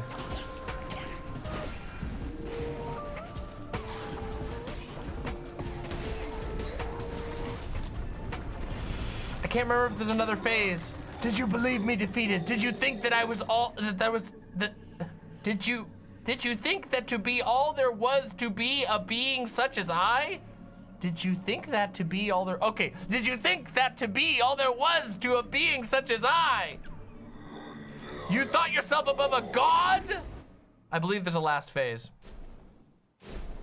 Yep. Fucking 4 phase boss. That's right, I remember this now. Okay, here we go. You are corrupt, false idol. Your corruption has no doubt spread. Oh boy, here we go.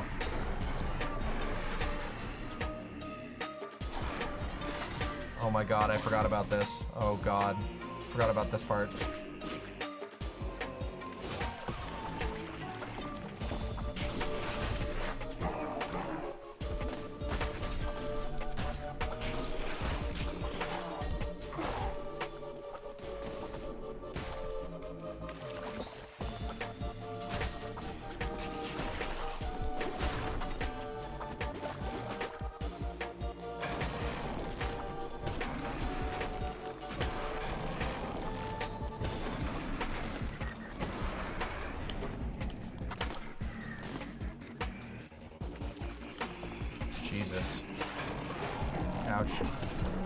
ouch, ouch.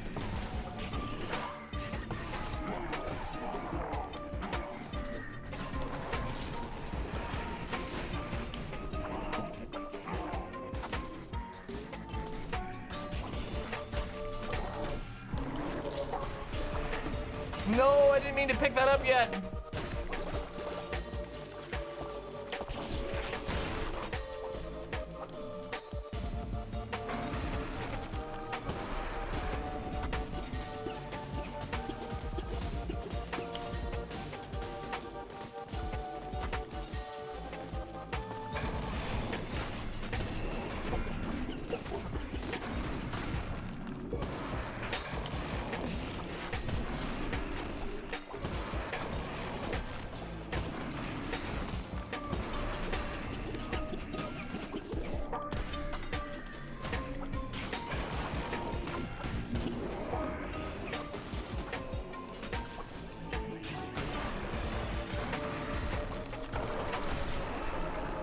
Yes! Oh my god. Oh, my eyes are burning now. Holy shit.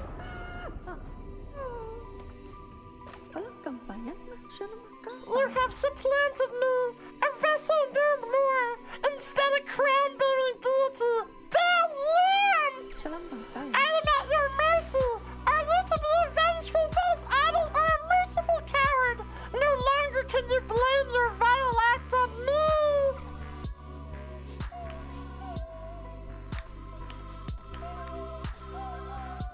Spare! You weak, sniveling, foul thing! You weak!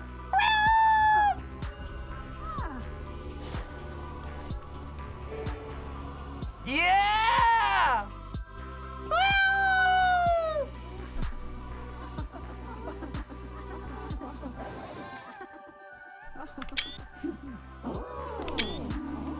Yeah, we did it! Oh. Oh my god, we did it finally! Oh.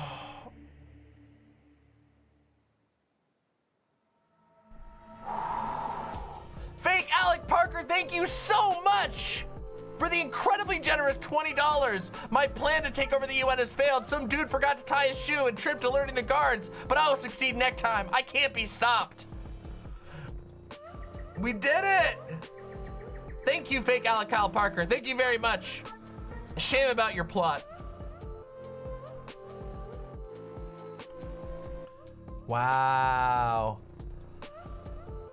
Are you all ready for the reading of the Book of the Imps?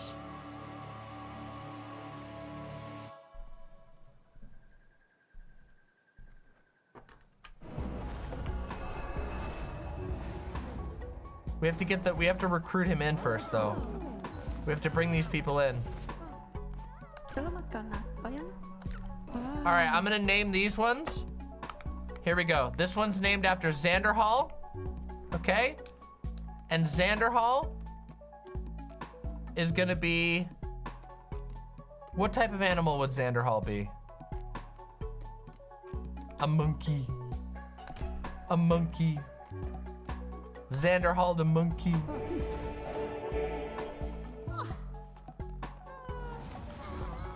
This one is gonna be named...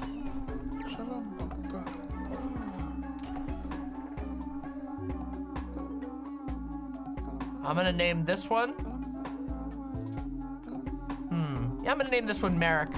This one's getting named after Merrick. And Merrick. Merrick would be...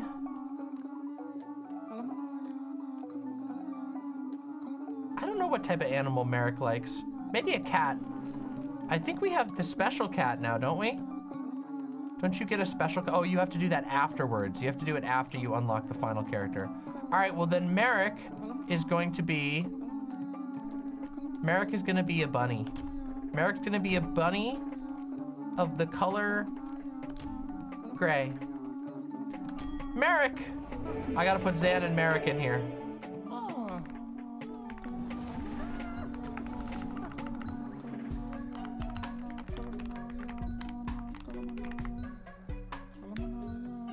And then our final one in is, of course, the one who waits. Please spare me. And we'll keep him named the one who waits. You can change his color though. We'll make him white. Immortal, will never reach old age, gullible and naturally obedient.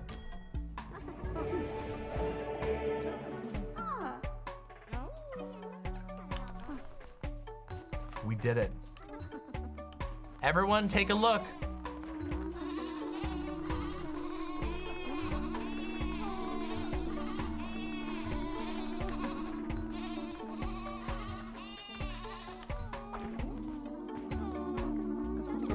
Hold on, everybody. Okay, I'm gonna save. Let's take one more look at the beautiful, look at the army of graves. Look at our beautiful fields of vegetables, our little shrine over here, our cute sleeping area, our beautiful church. Look at how beautiful that church looks. It looks sick as hell. And our wonderful sleeping area, our doo-doo houses, and the unfinished graves. You are a golden statue, it's true. What's this? The darkness within, what's this? You've unlocked a new, what is this? Oh wait, I already have that one. Okay, never mind. Sorry, I thought it was telling me something new, it's not. All right, here we go. We gotta save, then we gotta quit, and then we have to read off the list. That's right, we have to read off the list. Hold on, let me get everything to the right place, okay? I'm gonna try something, hold on. Louis boy, now prance, my queen, prance! That's the best prance you're gonna get. Oh my God. I have so many, oh my God, hold on a second, okay? Hold on a second, everybody. I know the song that we're gonna play, okay? I know what I wanna play, but first off, I have to test something. So give me just 1 second. I wanna see how it looks if I turn this light off, hold on.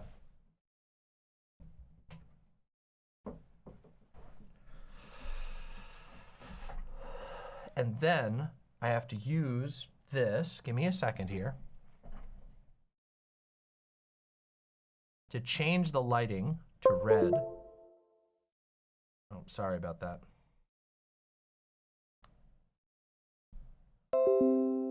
Sure. Sorry, I'm trying to open up my app here.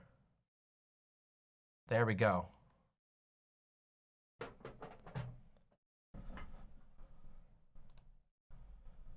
All right. Hold on a second. Okay. We have to get this set up properly. Okay.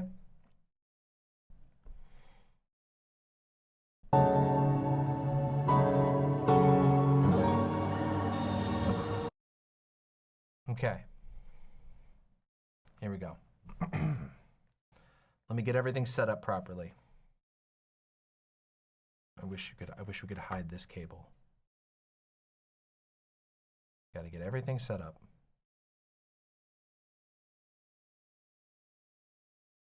Okay, we're gonna set this song to loop. All right. Now, just so that we're all clear. Okay, I gotta move this one out, hold on.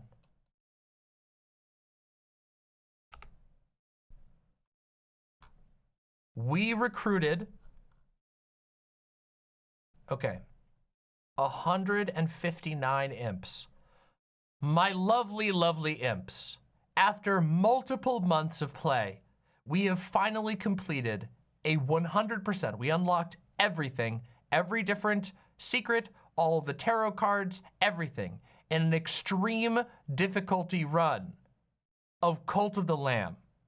It has been an incredibly rewarding process. It took us a very long time, and we recruited 159 imps into the Book of the Damned. Throughout the entire process, you could donate any amount of money to the stream to have your name immortalized in the book that we are about to read right now, and 159 imps signed away their souls or the souls of their loved ones into this wonderful future. So I'm going to read out our lovely Book of the Damned now. Everybody in chat over here is very excited because they just witnessed me defeat the final boss, which was quite a journey. But now, we are going to read off the Book of the Damned without any further ado.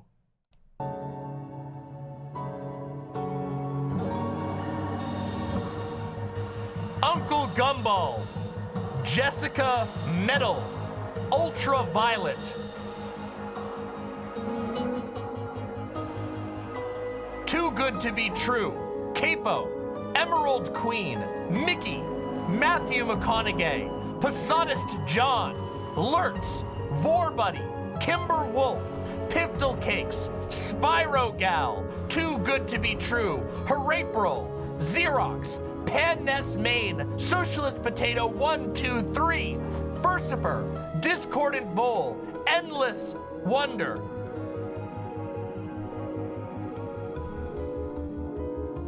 Rhodes, Manesh, Susie Clem says BLM, President Parakeet, Ziliad, Aska, Ron's KFC, Morganzon, Magos Vrin, Ava Bees, Gayfesh, Fawn, Bonks Daily, Banjo Kabubi, Copioid Crisis, 85D2D Derek, King Laishu, Mellow Anarchist, Intentions Nasty, Sigma, Raccoon Slime, Rapti, Falmer Flamingo, Fell the Formless, Punky Gal, Wingleby, Twitchy Paws, Yasmin, Varnish Eater, Stargazing Star, Goddess Trans Girl, Real Leaf Cardinal, That Guy Who Could, Trevor, Frog Whisperer, Scarlet Volcano, Brain Tattoo, Pickle and Croissant, Diamond King, Evie the Purple,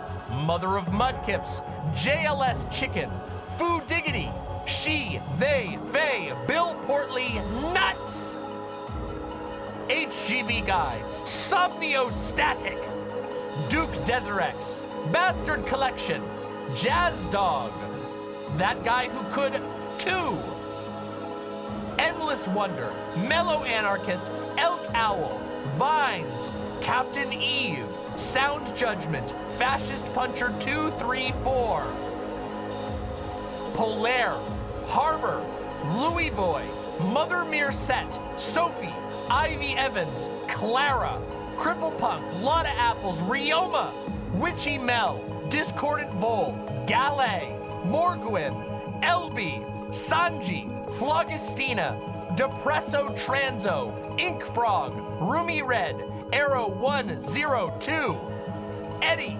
Aquafractaline, Salty Cupcake, Maki Paki, Niana, Ada Stardust, JD Girl, Desk Rabbit, Amphi76, Icolo, Reverse Flash, Fun Bun, Elak Cabal, King Laishu, Maya Major, or Maja Major, Vosh, which was a donation on behalf of Vosh, Bunny Goddess, Melm, King Laishu, Angel Brat 87, Lil Lily, Zadoki, Arcanon, Saint Helen, Raised by Field Mice, Alexandra, Little Morphine Annie, Xerox 13ster, Vex the Cat, Irascended Kitten, Gila Monster, Octavia, Font Knight, Alora Anopis, Laundry, Trans Girl Jade, Sarah Hanley, Glooby, Ugly Pie, Shrimp, Palm Dad, The Palminator, Mika Meow, Louis Vuitton, Vex the Cat,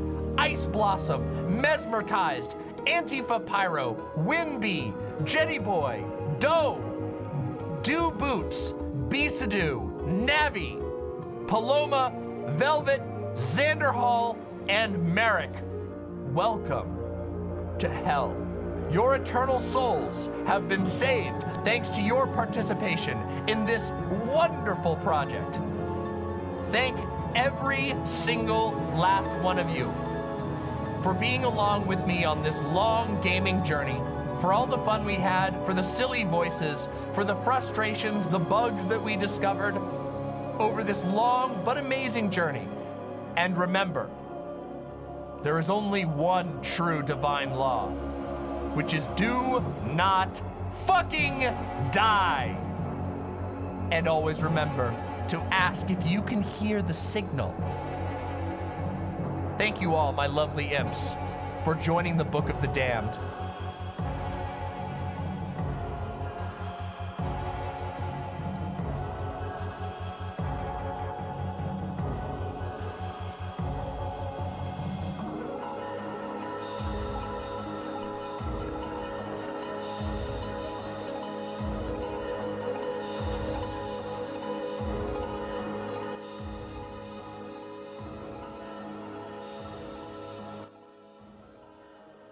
How did that sound, everybody?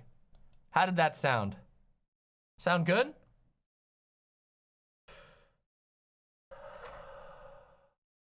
Wow. We fucking nailed it. We started this in October and we finished it now. And I can finally save the document, by the way.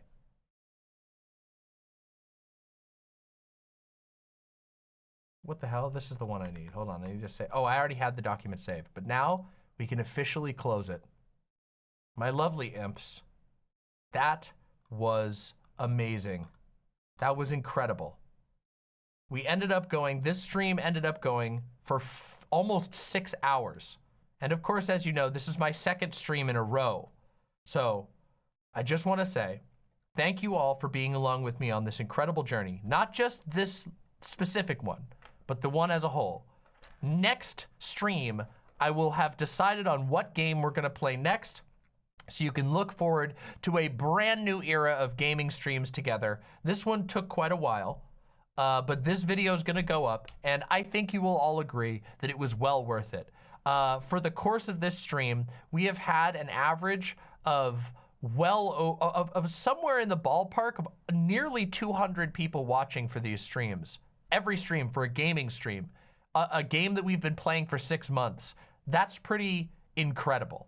And I feel very proud of accomplishing this, of finishing this game and the challenge. Extreme difficulty was not easy. Getting all of the imps into the cult took a lot of grinding, but it was very, very, very much worth it. And as you all know, we're gonna be doing more gaming in the future. Our next project, I have a couple of games I'm considering. I'm gonna think on them for the next couple of days, and then we'll be back into business.